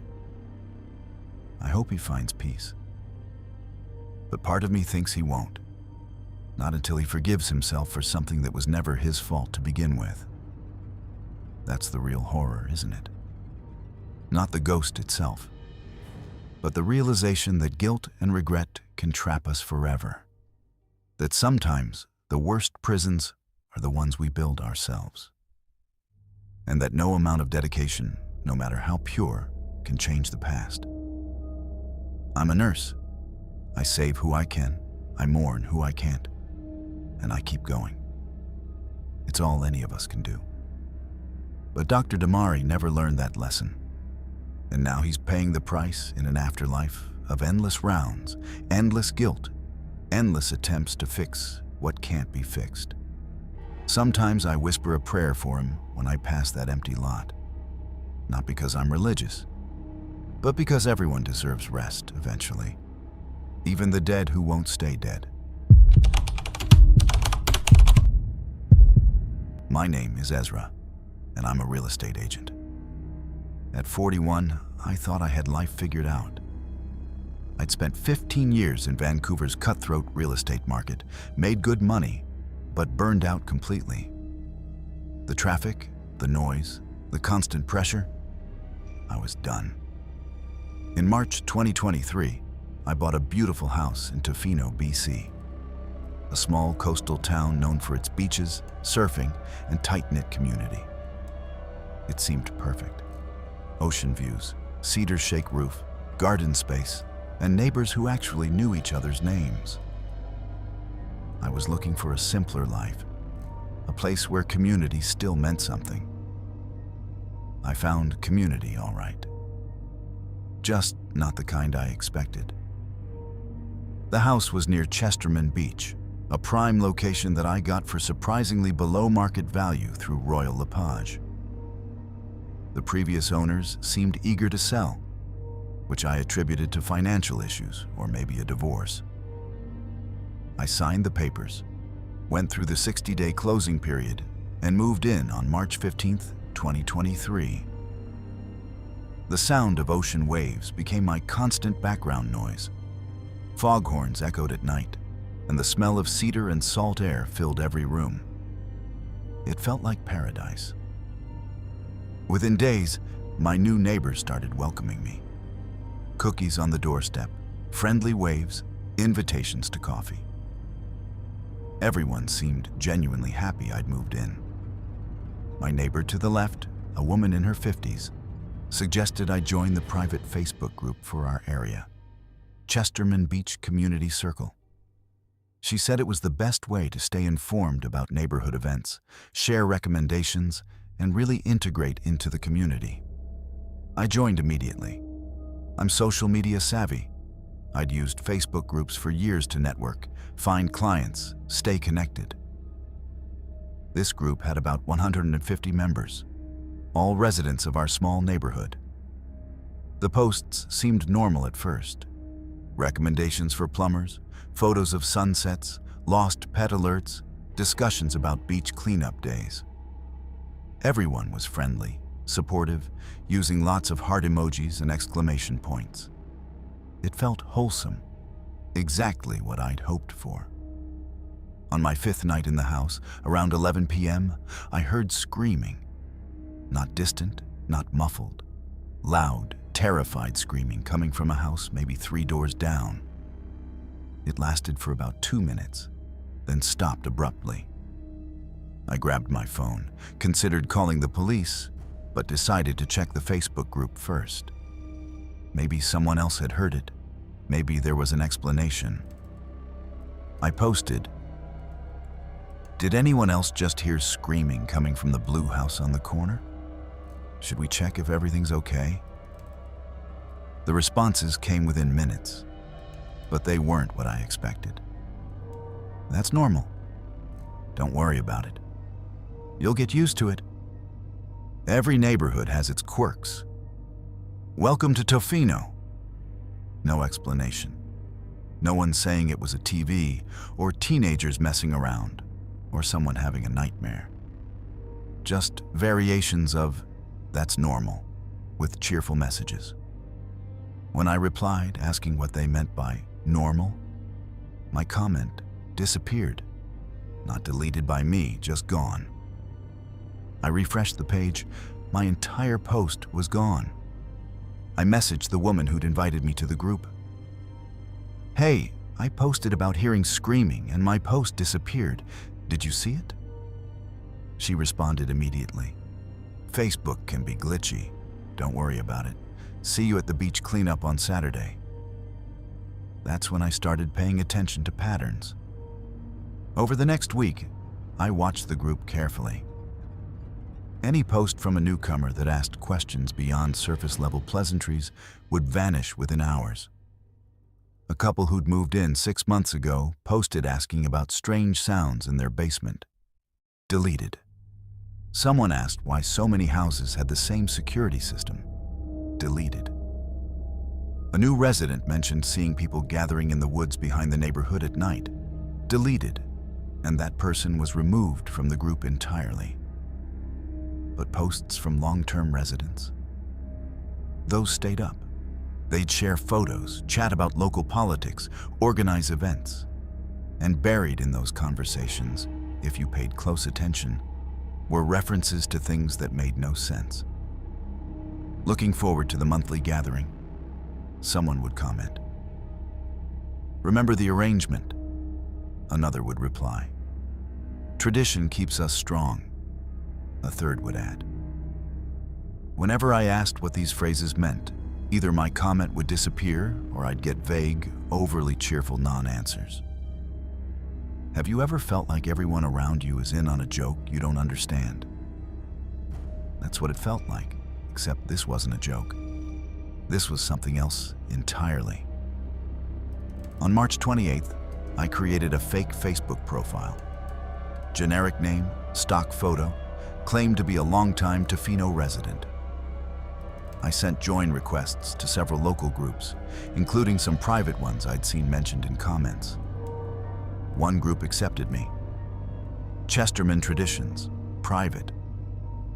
This group had the same members as the public community group, but the content was completely different. There were posts going back years, talking about the arrangement explicitly. Photos of monthly gatherings in the woods. People in a circle, holding candles, all wearing the same small silver pin on their clothing. References to contributions and maintaining the balance and protecting our way of life. And there were posts about me, about the previous owners of my house, why they'd left, about other people who'd moved in and moved out quickly. The tone was casual, matter of fact, like they were discussing property maintenance. "The new resident in the Miller house is asking questions," one post said. "Standard protocol," someone replied. "Give it 2 weeks. They always either understand or leave." My hands were shaking as I scrolled through years of posts. This wasn't some benign community tradition. This was organized, systematic, and everyone, every single neighbor who'd smiled at me, brought me cookies, invited me to coffee, was part of it. Then I received a message on my real Facebook account. No name, just a blank profile. The message had no text, only photos.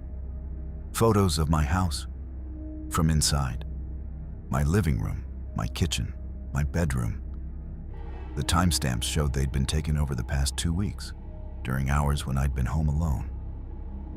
Someone had been in my house, taking pictures while I was there, and I'd never known. I couldn't breathe.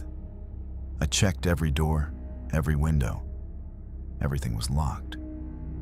I had good locks. I checked them obsessively since moving in. But someone had been inside, multiple times, photographing me in my own home. The next message came an hour later. "Community meeting tomorrow, 7 p.m. Town Hall. Attendance expected." I should have left right then. Should have thrown everything in my car and driven back to Vancouver. But part of me needed to understand, needed to see what I was dealing with. So I went to the meeting. The town hall was packed, maybe 100 people, all neighbors, all wearing casual clothes and friendly expressions. And as I walked in, I noticed something I'd somehow missed before. They were all wearing the same small pin on their shirts or jackets. Silver, circular, with a symbol I couldn't quite make out. How had I never noticed this before? The meeting started normally. Discussions about upcoming events, beach erosion concerns, tourism management. But when I walked in, something changed. Conversation stopped mid-sentence. People turned to look at me, and their smiles. God, those smiles didn't reach their eyes. Too wide, too maintained, like masks they were holding in place. I sat in the back, and the meeting continued. But I noticed people kept glancing at me. And whenever I tried to join a conversation during the break, the group would disperse, reforming elsewhere, always just out of my reach. I was being isolated in a room full of people, and it was being done so smoothly, so deliberately, that I knew this wasn't the first time they'd done it. One man approached me. He'd been at my house the first week, welcoming me with homemade jam. "How are you settling in?" he asked, that too friendly smile fixed on his face. "Fine," I said, though I've been curious about some things I've seen online. His smile didn't waver. The internet can be confusing. Best to focus on real community connections.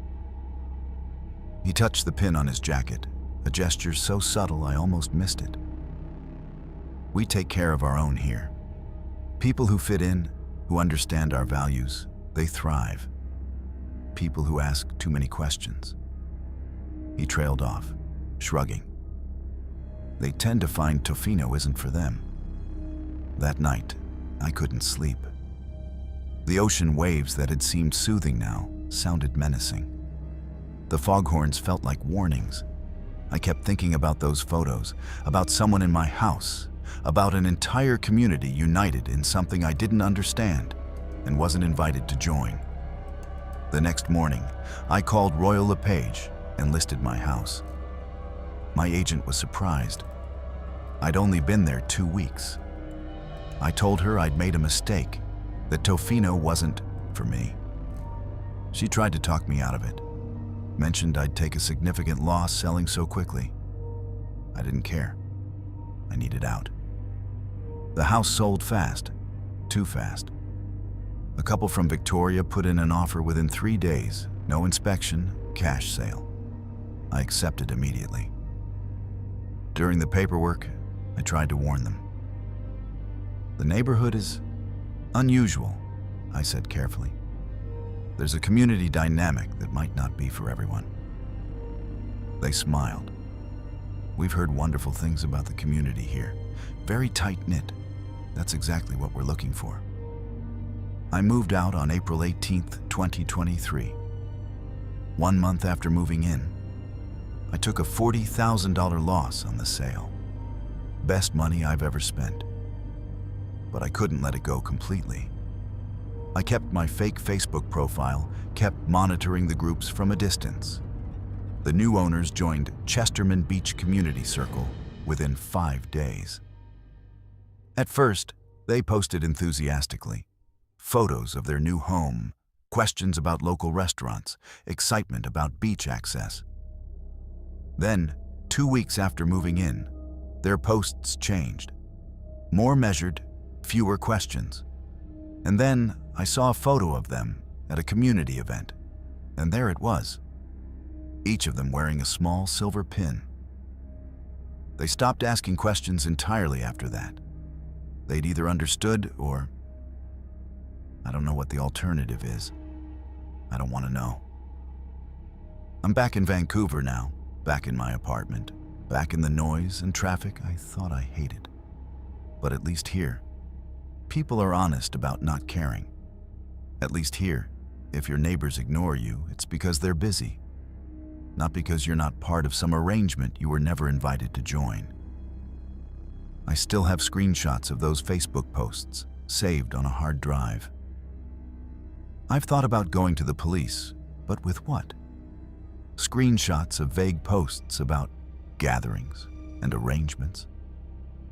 Photos that could be explained away as a security system malfunction. The fact that everyone in a small town knows each other and has community traditions.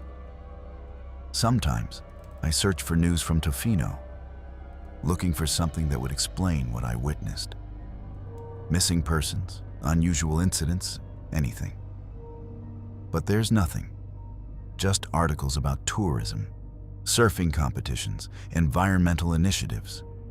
Tofino maintains its reputation as a beautiful, welcoming coastal paradise.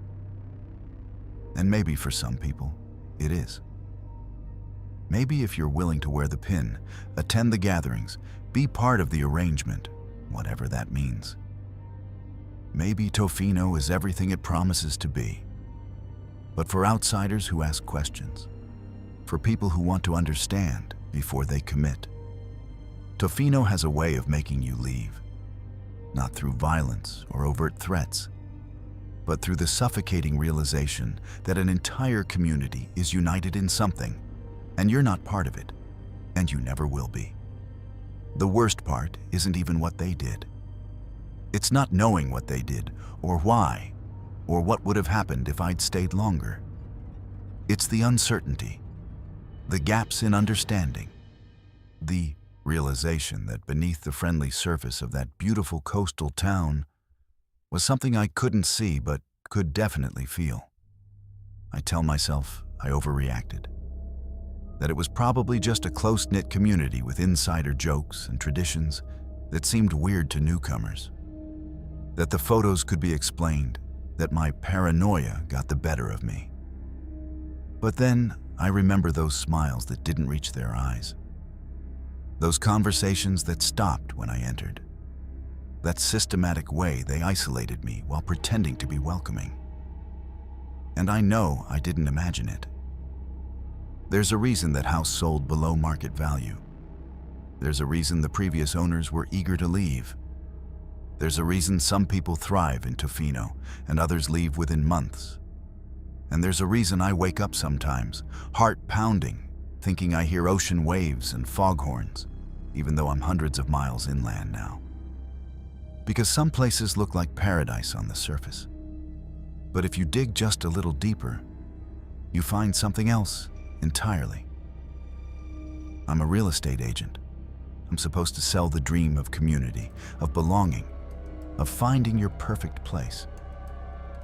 But now I know that sometimes the most dangerous places are the ones that look the most inviting, the ones where everyone smiles and waves and welcomes you in. Until you ask the wrong questions, until you see what you're not supposed to see, until you realize that the community you wanted to join has been watching you all along, waiting to see if you'll understand the arrangement or if you'll be another person who just didn't fit. I didn't fit. And I'm grateful for that, even if I'll never fully understand what I escaped. Sometimes ignorance isn't bliss. Sometimes it's survival. My name is Gyro, and for 25 years, I was a provincial park ranger near Whitehorse, Yukon.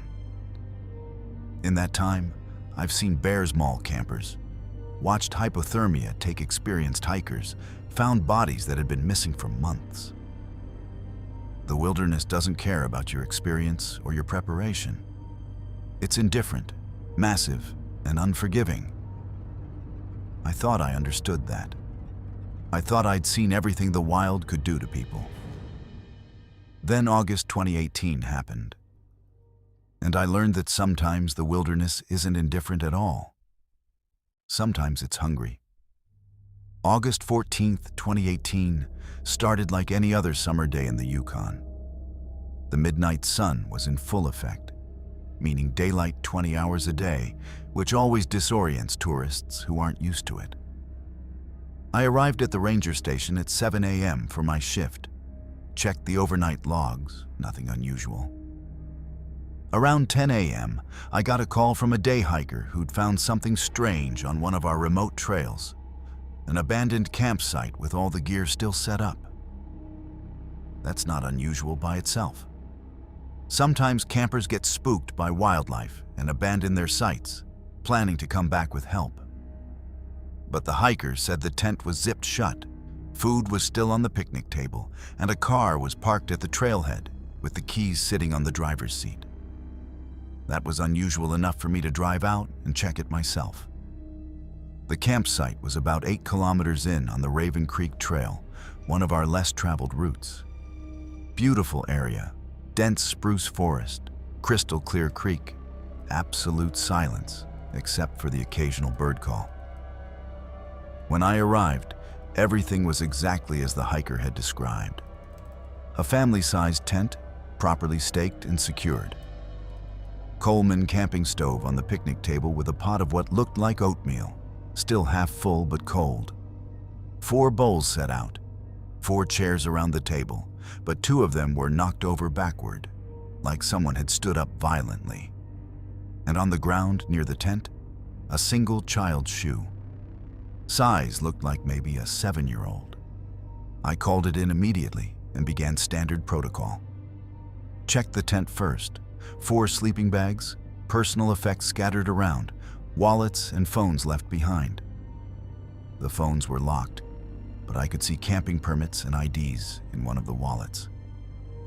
Family of 4, parents in their late 30s, 2 kids aged 7 and 10. They'd checked in for a 3-day camping permit starting August 12th. What made my skin crawl was how it looked like they'd vanished mid-meal. The oatmeal was congealed but not spoiled, suggesting maybe 12 to 24 hours. Coffee cups still half full. A book lying open on one of the chairs, pages fluttering in the slight breeze. It was like someone had hit pause on a normal family breakfast, and everyone had simply ceased to exist. I established a perimeter and called for a full search and rescue operation. Within 4 hours, we had 20 SAR volunteers, 2 RCMP officers, and my K9 partner, a German shepherd named Kabir, who I'd worked with for 6 years.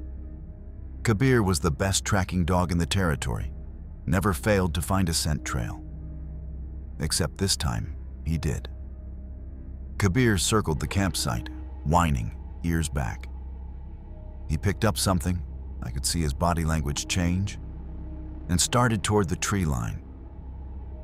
But after maybe 50 meters, he stopped. Just stopped dead, refused to go further. Started whining again, that high-pitched sound dogs make when they're genuinely distressed.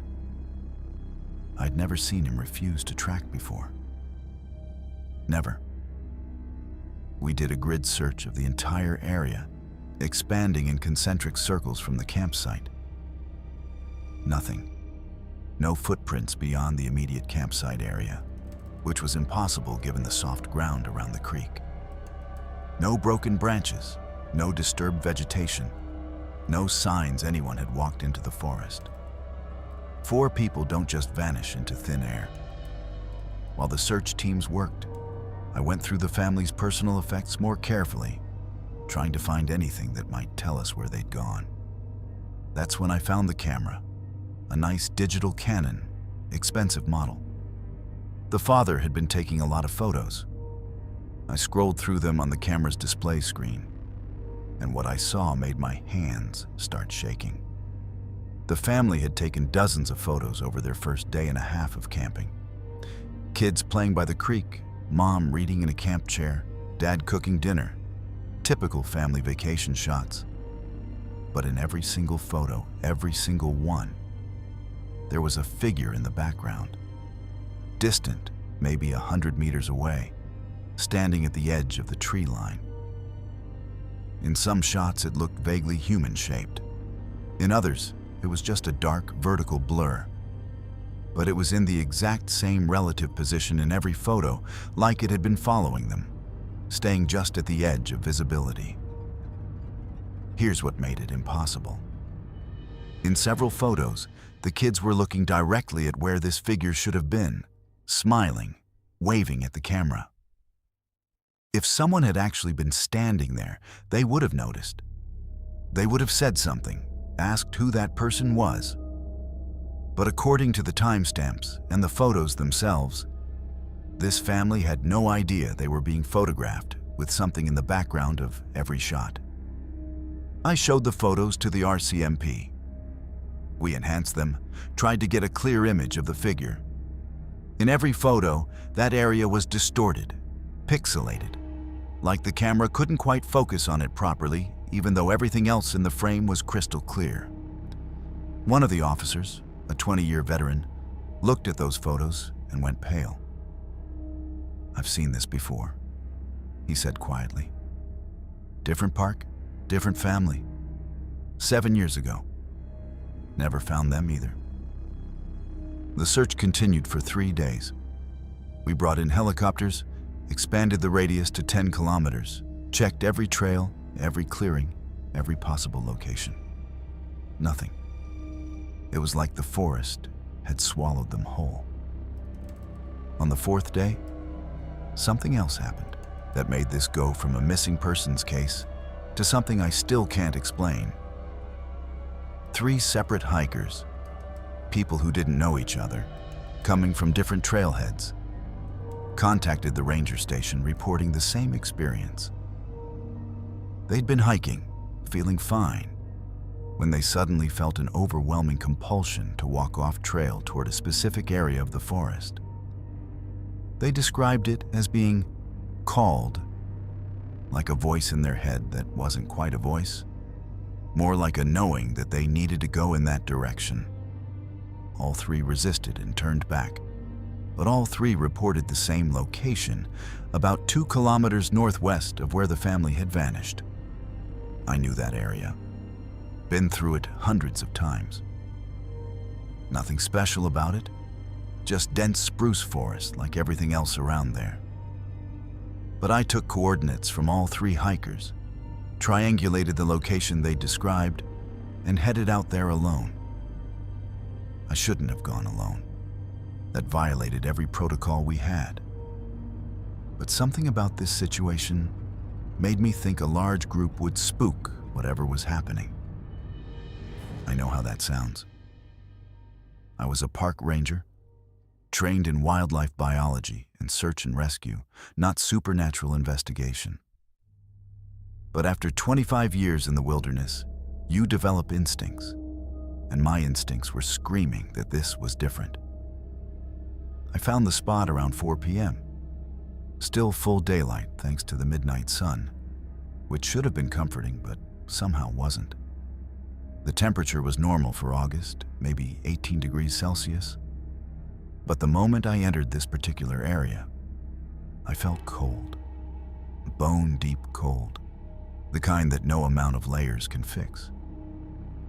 Then I saw the circle. It was maybe 15 meters in diameter, a perfect circle of dead vegetation. Not brown or dying, completely gray and brittle like it had been dead for years. But everything outside the circle was green and healthy. I'd never seen anything like it in 25 years of wilderness work. No disease pattern creates perfect circles like that. No natural phenomenon explains it. I stepped into the circle, and my watch stopped. Just froze at 4:17 p.m. I pulled out my GPS unit. The screen was glitching, showing coordinates that jumped around randomly.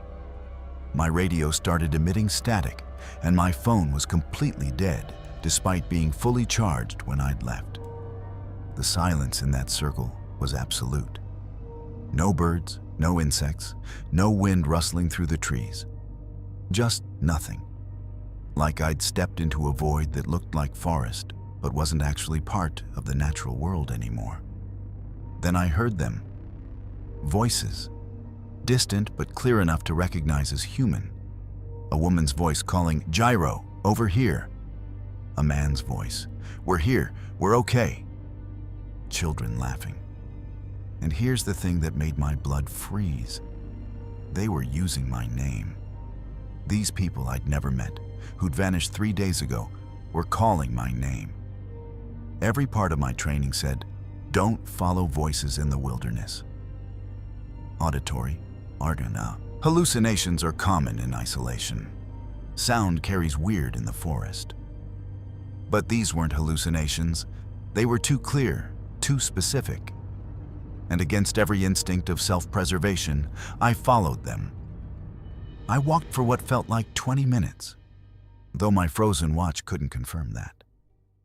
The voices stayed just ahead, always out of sight, always calling. "This way, Hiro.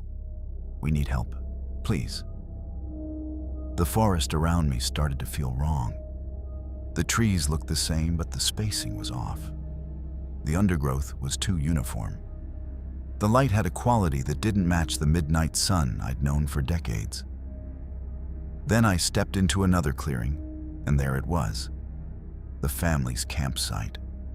Same tent, same picnic table, same knocked-over chairs, same pot of oatmeal on the stove.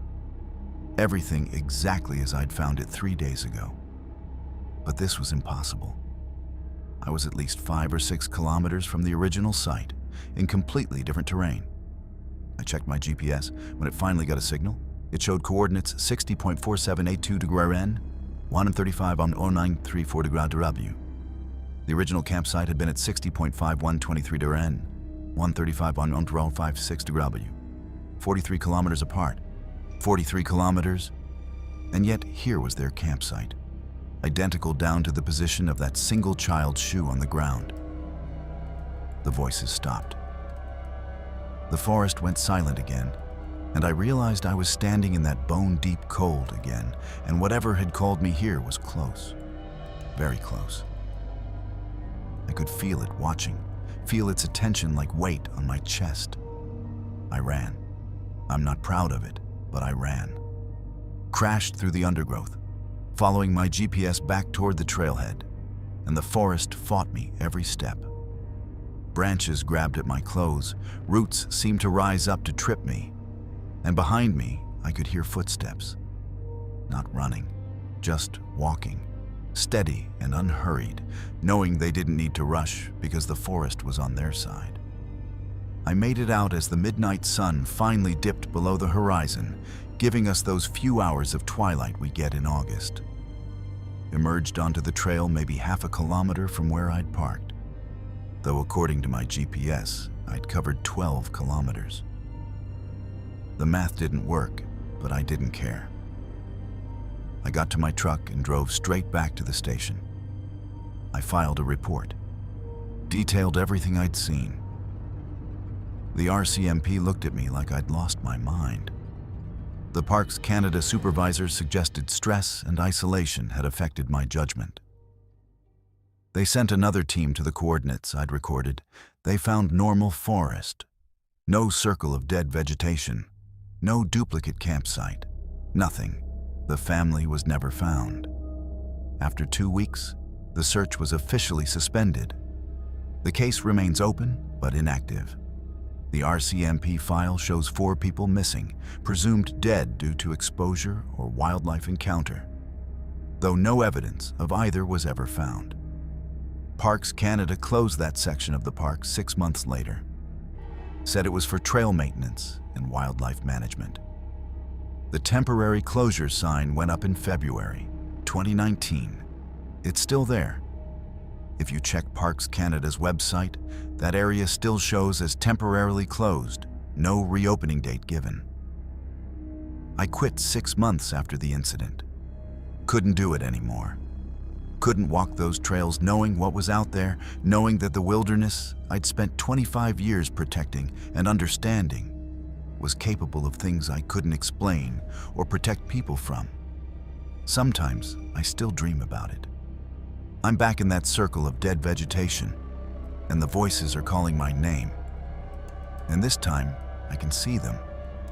The family, standing just beyond the tree line, waving at me to join them. And behind them, that figure from the photos, finally close enough to see clearly. Except I always wake up before I can see its face, and part of me knows that's the only reason I'm still sane. I moved to Edmonton, work at a hardware store now. People ask sometimes why I left Park Service, and I tell them I wanted to be closer to family, less isolation. The truth? I left because I finally understood that the wilderness isn't just indifferent. Sometimes it's aware, sometimes it's hungry, and sometimes it takes people for reasons that have nothing to do with hypothermia or bears or getting lost. There are places in this world that don't follow the rules we think govern reality. Places where the boundary between what is and what shouldn't be gets thin. That family found one of those places, or maybe one of those places found them. And I came close enough to see the edge of it before something, luck, instinct, or maybe just mercy, let me turn back. The Yukon wilderness is beautiful, majestic, awe-inspiring. And somewhere in it, there's a family of 4 who sat down for breakfast one August morning and never got to finish their meal. Their tent is probably still there, collapsed by now. Their car was eventually towed from the trailhead. But sometimes I wonder if somewhere, in a version of that forest that exists just slightly left of ours, they're still there, still at that table, still waiting for whatever called them to finally show itself.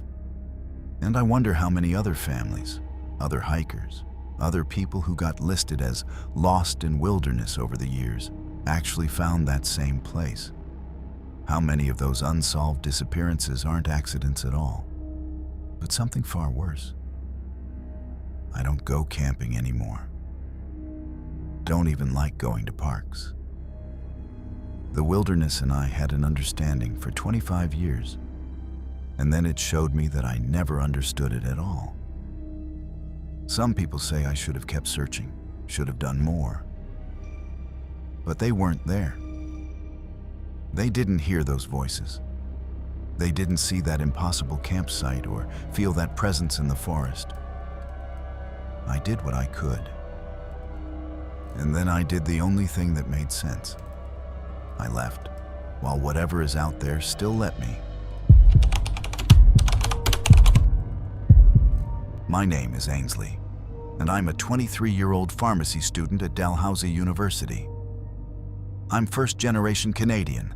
My parents immigrated from India before I was born. And I've always been proud of how hard I've worked to get where I am. Pharmacy school is brutal, competitive, and expensive. But I made it through on scholarships and determination. In January 2024, I started my rural placement requirement, 8 weeks at a small independent pharmacy in Pugwash, Nova Scotia. It was supposed to be straightforward. Dispense medications, counsel patients, learn the business side of pharmacy. Instead, I discovered something that's been happening in that quiet fishing village for 40 years. Something that cost me my career and maybe my sanity. And 3 months after I left Pugwash, it started happening to me too. Pugwash is tiny, population maybe 700, sitting right on the Northumberland Strait. It's the kind of place where everyone knows everyone, where the pharmacy is also the post office, where the same families have lived for generations. When I arrived on January 2nd, 2024, the cold Atlantic wind was rattling the windows of my little rental apartment, and I could smell the salt air mixed with wood smoke from every chimney in town. The pharmacist who owned the place was a man in his 60s named Jire. He'd run the pharmacy for 30 years, knew every patient by name, and seemed genuinely excited to have a student. The pharmacy itself was in an old building, probably from the 1950s, with creaking wooden floors and that distinctive smell all pharmacies have. Chemical compounds, paper, and something vaguely antiseptic. The fluorescent lights hummed constantly, and the ancient pill counter clacked rhythmically whenever we filled prescriptions. My first week was normal. I learned the workflow, met regular patients, dispensed medications for diabetes, blood pressure, antibiotics. Standard stuff. Jire was patient, knowledgeable, exactly the kind of preceptor every student hopes for. But on January 8th, I noticed something odd. I was processing a prescription for a patient named Matthew, a combination of 3 medications that seemed unusual. The prescription was handwritten, which isn't uncommon in rural areas. But the handwriting was distinctive, almost old-fashioned. When I checked our system, I found 6 other patients on the exact same combination. Same doses, same quantities, same refill schedule. All different names, all different birth dates, but identical prescriptions. That's not normal. In pharmacy, you rarely see identical medication regimens across multiple patients unless it's something standard like blood pressure protocols. But this combination, a tricyclic antidepressant at a low dose, an anticonvulsant normally used for nerve pain, and a muscle relaxant, didn't match any therapeutic guideline I'd learned. I asked Jire about it during a quiet moment. He barely looked up from the prescription he was filling. Old families, he said. They all have similar conditions. Runs in the bloodline. You'll see it more as you get to know the community. That should have satisfied me. Small towns have higher rates of certain conditions due to limited genetic diversity. But something felt off. I'm detail-oriented. It's why I'm good at pharmacy. And this felt wrong. The next day, January 9th, 4 of those patients came in for refills. I helped them at the counter, and that's when I noticed the pattern. They all had the same expression, not quite vacant, but distant, like they were slightly removed from reality. And they all had a tremor in their left hand. Not pronounced, but visible when they signed the credit card machine or counted out cash. Same slight shake, same hand, 4 different people. I'm skeptical by nature. My parents raised me to question superstitions, to trust science and evidence. So I did what any good pharmacy student would do. I researched. That night, in my apartment with the Atlantic wind howling outside, I looked up the medication combination in every database I had access to. There was no legitimate therapeutic reason for this combination. Individually, each drug had its uses. But together, at these specific doses, they would cause very specific neurological effects. Reduced dopamine activity in certain brain regions, increased susceptibility to suggestion, mild cognitive impairment that wouldn't be obvious, but would make complex decision-making difficult. And with long-term use, which these patients had been on, some for over a decade, according to our records. A characteristic tremor in the left hand. The taste of iron filled my mouth. That metallic tang anxiety gives you. I spent the night going through our prescription records, and what I found made my hands shake. 23 patients, all from what Jire called old families. All on identical prescriptions, all written in the same handwriting. And when I cross-referenced the handwriting with Jire's notes in patient files, it matched. He was prescribing this combination personally, bypassing the need for physician authorization by using prescription pads from a doctor who died 3 years ago. On January 17, 2024, I remember the exact date because it's when everything changed. I decided to confront him. It was late afternoon, the winter sun already setting at 4:30 p.m., casting long shadows through the pharmacy. The fluorescent lights seemed dimmer than usual, and that constant hum felt louder, almost oppressive. "I need to talk to you about these prescriptions," I said, laying out printouts of the 23 identical medication regimens. Jireh looked at them for a long moment. Then he looked at me, and his expression wasn't angry or defensive. It was almost pitying.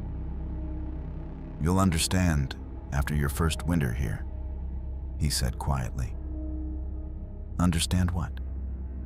That you're forging prescriptions? That you're causing neurological damage to patients who trust you?" He sighed, closed the pharmacy door, flipped the sign to closed, even though it was only 4:45. "It's not damage, Ainsley. It's management. Come with me, I'll show you." He led me to the basement, which I'd been told was just storage. The wooden stairs creaked under our weight, and the smell of mildew mixed with that pharmaceutical scent.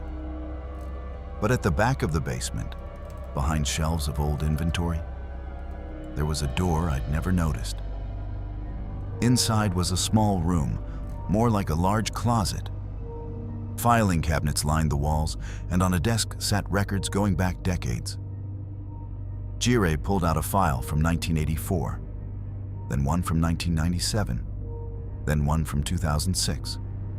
Different handwriting, different names on the pharmacist licenses, but the same lists of patients, always from the same families, and the same medication combinations. "This pharmacy has been here since 1952, Jireh said. "Every pharmacist who's run it has continued this practice. It's not malicious, it's necessary." "Necessary for what?" My voice was shaking. He showed me a journal, leather-bound and old, filled with handwritten notes. The entries described the old families of Pugwash, families who'd been here since the town was founded, families who were described as problematic, difficult to manage, prone to violence and instability. The first pharmacist, someone named Shepard, had started the medication protocol in 1957. He described it as keeping them manageable and maintaining peace in the community. For 40 years, every pharmacist in this building had participated in systematically drugging specific families in Pugwash without their informed consent, creating a medication-induced compliance, keeping certain people chemically subdued, generation after generation. "This is illegal," I said. "This is evil. This is survival," Jireh replied. "You don't know what those families are like without management. The violence, the chaos. This town has been peaceful because we've kept them stable." I backed away from him, from those filing cabinets full of decades of medical violations. "I'm reporting this to the College of Pharmacists, to the police, to everyone." He didn't try to stop me, just nodded sadly. "I know, but you should know. Every student who's been placed here has eventually understood. Given time, you would too." I left that basement and never went back to the pharmacy. I called the College of Pharmacists that night, filed a formal complaint with every detail I'd found. They launched an investigation immediately, and within days, the RCMP were involved. The story made national news for about a week. Rural pharmacy scandal, decades of unauthorized prescriptions. Jireh was charged with multiple counts of fraud and administering noxious substances. The investigation expanded to determine if previous pharmacists could be charged posthumously or if any were still alive. Then, on February 3, 2024, Jireh was found dead in his home. Apparent suicide, though the investigation was inconclusive. Without his testimony, the case fell apart. The patients denied knowledge of being drugged. Many defended the pharmacy, said their medications helped them. Without victims willing to press charges, the legal case collapsed. The College of Pharmacists suspended the pharmacy's license, but the damage to my placement was done. I had to complete my rural requirement elsewhere, delaying my graduation. But worse than the career setback was what happened 3 months later. In April 2024, I started noticing a tremor in my left hand. Just slight at first, barely noticeable. But it got worse. I saw 3 different neurologists. They ran every test: MRI, nerve conduction studies, blood work. Everything came back normal. No medical explanation for the tremor. But I know what it is. I was in that pharmacy for only 17 days, but I handled those medications every day. Counted pills, filled prescriptions, breathed in the air of that building. And somehow, whatever has been in Pugwash for 40 years, whether it's in the water, the air, or something else I can't understand, it got into me too. The tremor is worse when I'm stressed or tired. My left hand shakes when I try to write, when I count pills, when I sign my name. It's not in my head. It's real. And every time I see it, I'm reminded that I spent 17 days in a place where systematic poisoning was called management, and mass medication without consent was justified as peace. I graduated pharmacy school in May 2024. I passed my licensing exam. But I can't work as a pharmacist anymore. The tremor makes it impossible to accurately count medications, and no pharmacy will hire someone with an unexplained neurological condition that affects manual dexterity.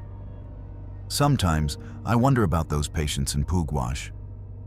The investigation found that stopping their medications abruptly could cause severe withdrawal effects, potentially dangerous.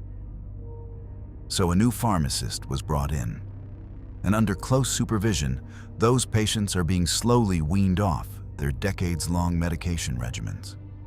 I wonder what happens when the chemical compliance wears off completely. I wonder if Jire was right about the violence and chaos.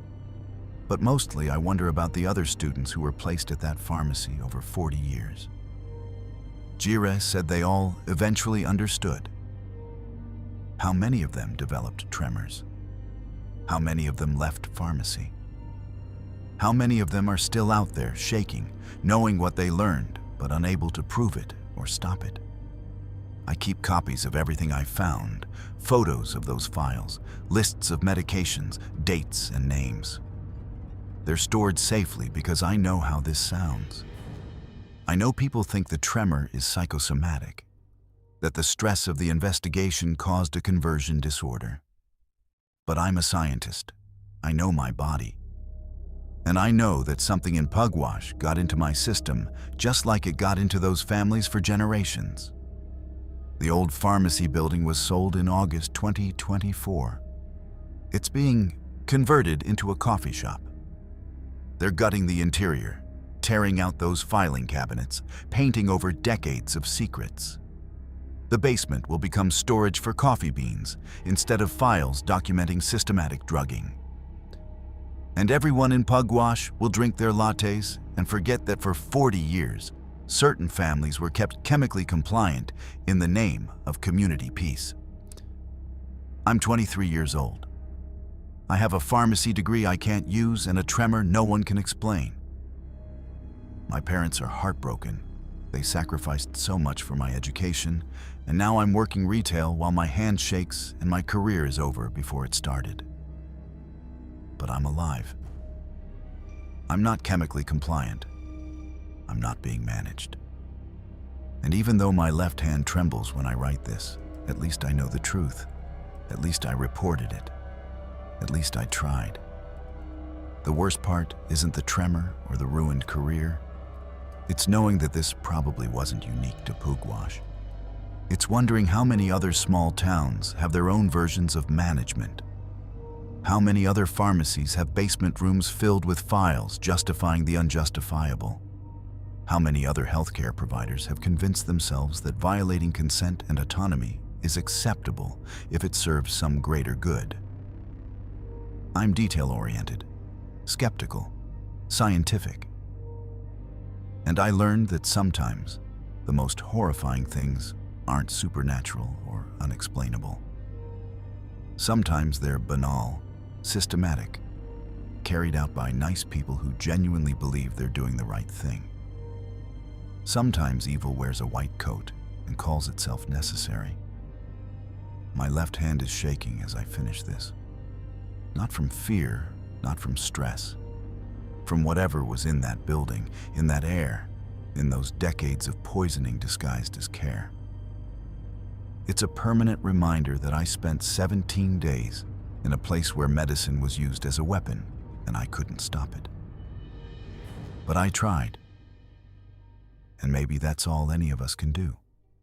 See something wrong, report it, and live with whatever consequences come after. Even if those consequences follow us home and never leave. My name is Eddie, and I'm a 67-year-old retired farmer from Ceylon, Saskatchewan. I've lived here my entire life, watched this town grow and shrink with the wheat prices, buried friends and family in the cemetery south of Highway 13.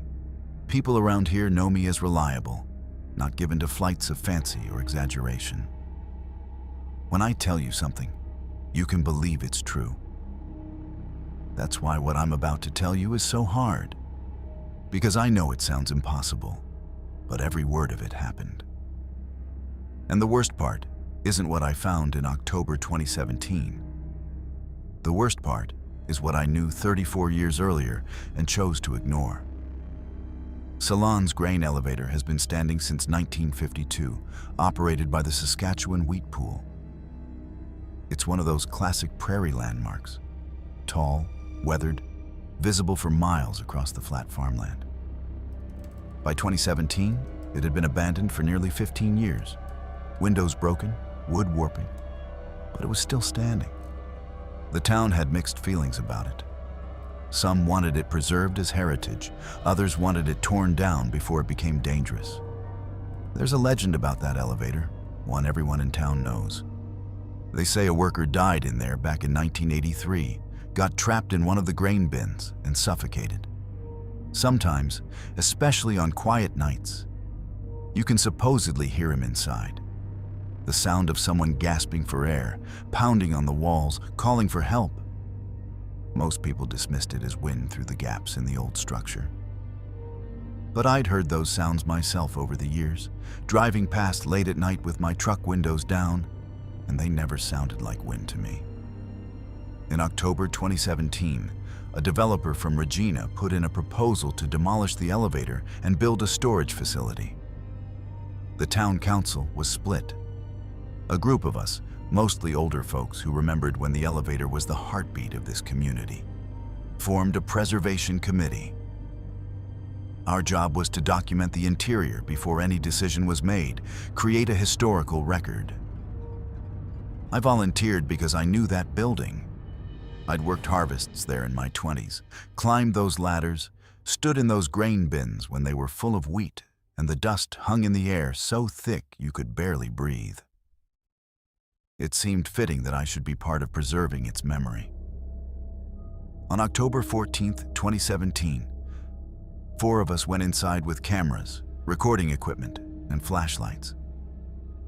The building was in worse shape than I'd expected. Grain dust still hung in the air after all these years, that distinctive smell of wheat mixed with something else now. Decay, rot, the smell of wood slowly returning to earth. Every step we took made the floorboards creak, and the prairie wind whistled through gaps in the walls, creating an eerie harmony. We were documenting the main floor when our recording equipment picked up something. At first, we thought it was feedback or interference, but when we played it back, we all heard it clearly. The sound of someone gasping for air. Not once, but repeatedly. Desperate, wet gasps, like someone drowning in grain, suffocating slowly. We looked at each other. One of the women in our group, a school teacher named Emerald, went pale. "That's what they say you hear," she whispered. "The worker who died." But here's the thing. We'd been standing right there when the recording was made. None of us had heard those sounds in real time. They only showed up on playback. We tried it again, recording in different spots throughout the elevator. Every recording captured those same desperate sounds. Gasping, choking, and underneath it, a rhythmic pounding like fists against wood. I should have left then. Should have recognized that whatever was in that elevator wasn't just legend. But I'm stubborn, and I wanted answers. I told the others to wait outside while I checked the grain bins on the upper levels. They didn't argue. No one wanted to climb those old ladders. The bins were dark, the kind of darkness that feels solid, that presses against you. My flashlight cut a weak beam through the grain dust that still floated in the air. Most of the bins were empty, just residue on the walls and floors. But the third bin I checked felt different, colder. And there was something wrong with one of the walls. The boards were loose,